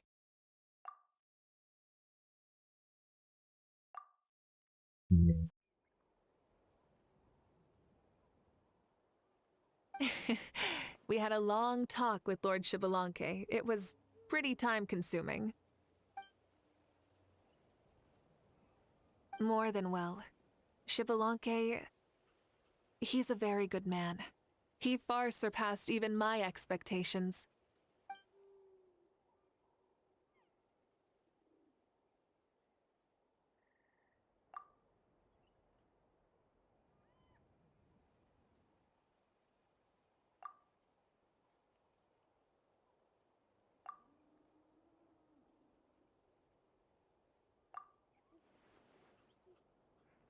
So the only reason Lord Xbalanque didn't win the tournament is because he was limited by the physical body he was in.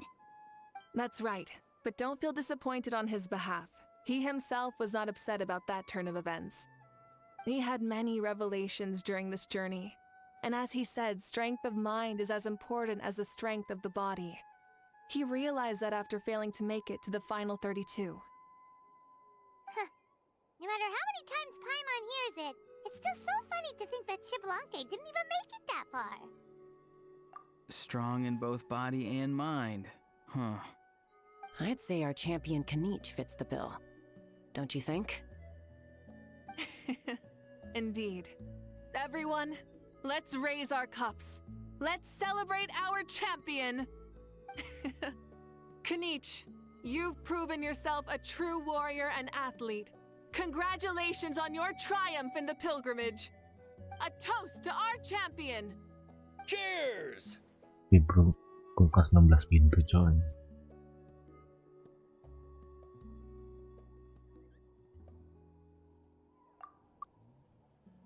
Hey, look! The kid's awake!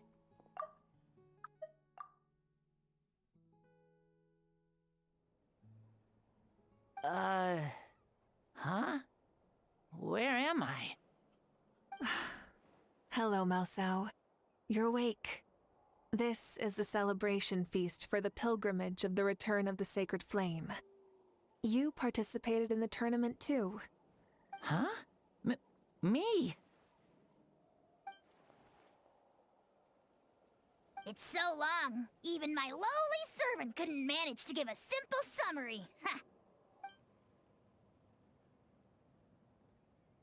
I see. I remember Lord Shibalanke, our Archon, Mawika, and the pilgrimage. I feel like I dreamed a very long dream. I was super strong in that dream, too. I could jump up onto the roof with one leap, and I could climb, fly, and glide. It wasn't a dream. Your body did go through all the motions of the tournament. You were already an outstanding contestant. I'm a contestant? You know, Mom and Dad always say that my health isn't the best, and I might not be able to do all the things everyone else can. But right now, I feel like I can fly. Really? Like Paimon? Yeah, I feel amazing. It's like I'm filled with power from head to toe. I want to feel like this next time, too. Then go and train hard, then come back next year and show us what you've got. Yeah, as long as you put in the work, you'll do great. I know it. That's how it is for all of us. Yes, you'll turn out to be a truly beautiful vegetable. I'm sure of it. Yeah, I will. Oh, but the pilgrimage was only half of the dream. I think after that, I somehow got into a fight. Really? Against who? I think it was our Archon. That wasn't a dream either. I did have a duel with Shibalanke. Huh? I was hoping to save this until later, but since we're already on this topic, I've got another piece of good news to share. Namely, that we crowned another champion today. Lord Shibalanke and I engaged in an all-out duel, as worthy rivals from across the millennia. In the end, I won by the slimmest of margins, defeating our legendary hero. Wow!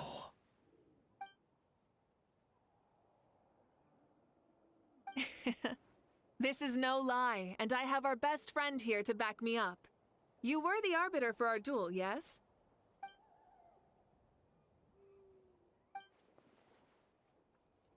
Bisa juga.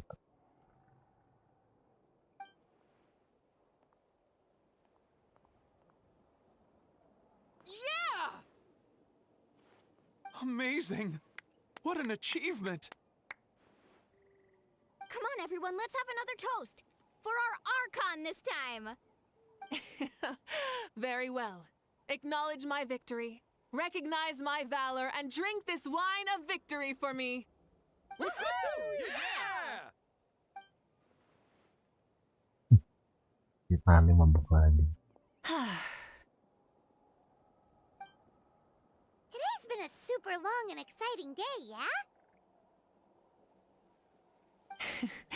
Yeah, it's been quite some time since I've done so much in a day. Or felt that it's gone on for so long. Of course. Oh, right. Malika, the traveler said there was something to ask you.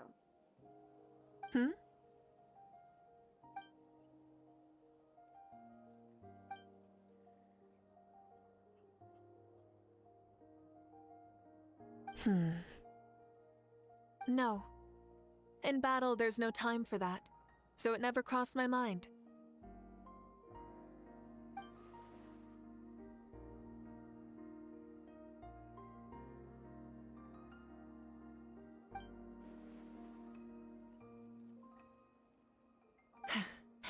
The night is still young. Cheers. Ini taringan tarik sangat cuy. Dua klik tangan.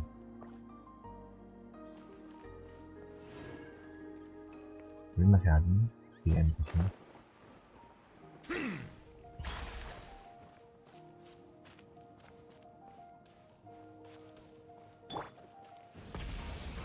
Mau kirim kemana?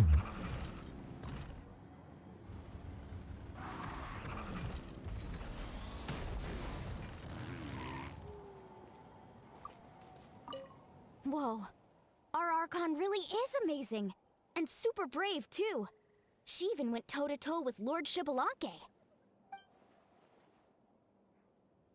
Ha! Like any of us wouldn't! I'd have jumped at the chance! What about you? I wouldn't dare.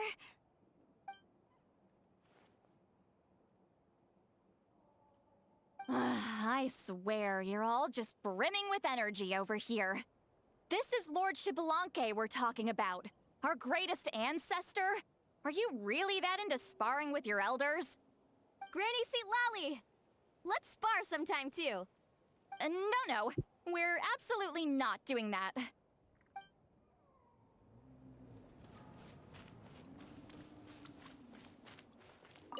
Say, what kind of vegetable do you think I'll become? A red one? Or a green one? You? I have a feeling that you might turn into an onion. An onion? Someone who looks ordinary, but who can make anyone who attacks you break down and weep. Really? That sounds super strong. Onions are super powerful. One of my friends happened to be cutting onions when I came over to his house.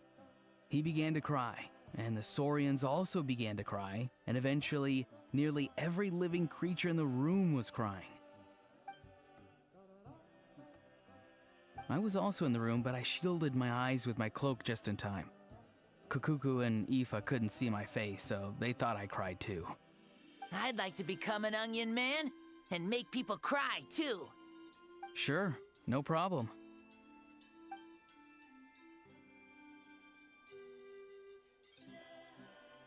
Well, Leon-san, you're a tiny mushroom. Yes.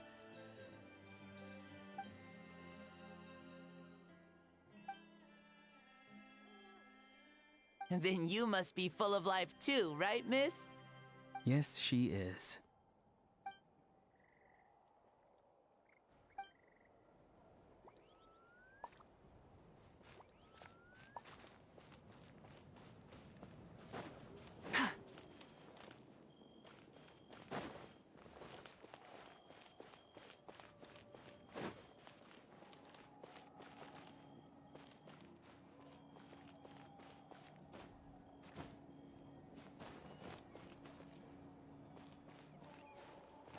Teman-teman.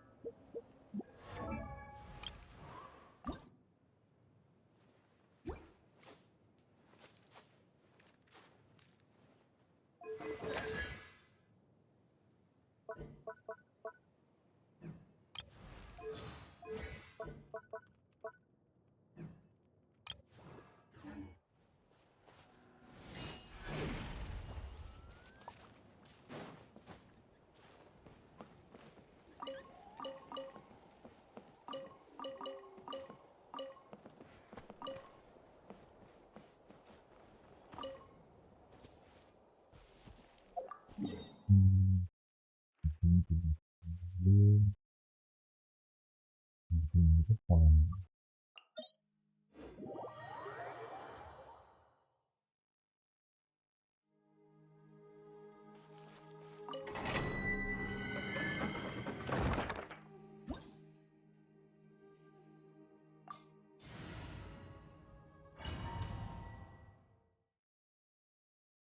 sudah 7 jam sih.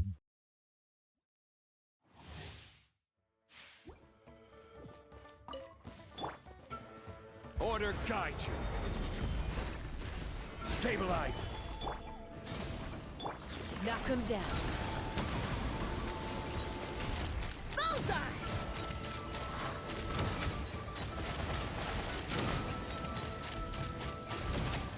Open fire! Gather. Bow your head.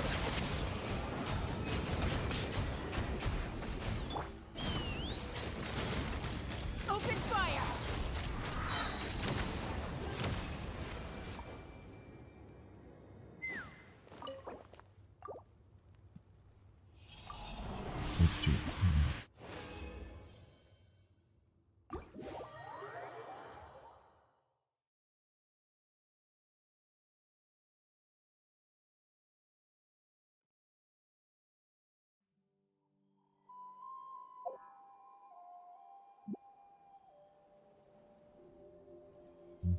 Gimana ya?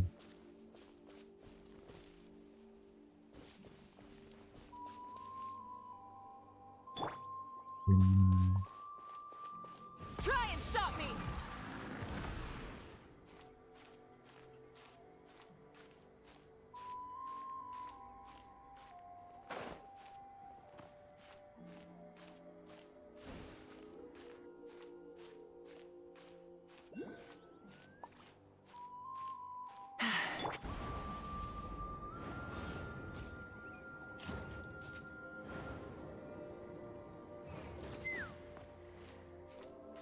Let's ride!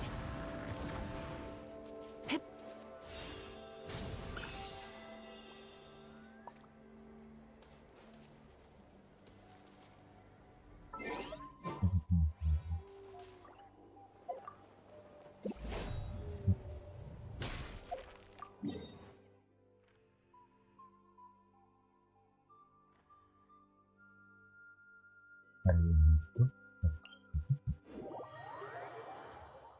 yang gunung tertinggi.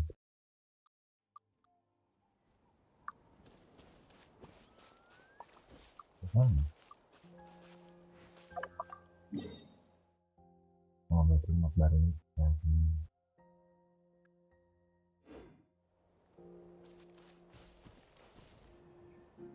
Ternyata yang jadi satu. Kamu baru lihat. Tapi kalau yang orang-orang yang di sini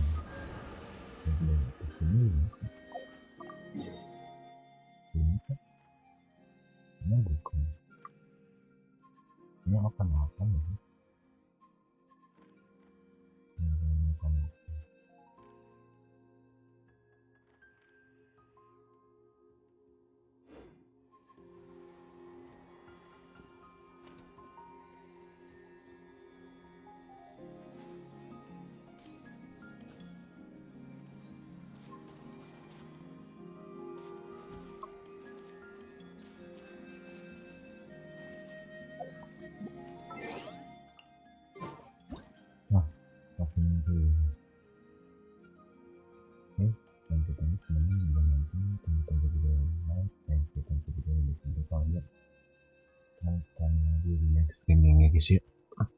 Exploration and trials.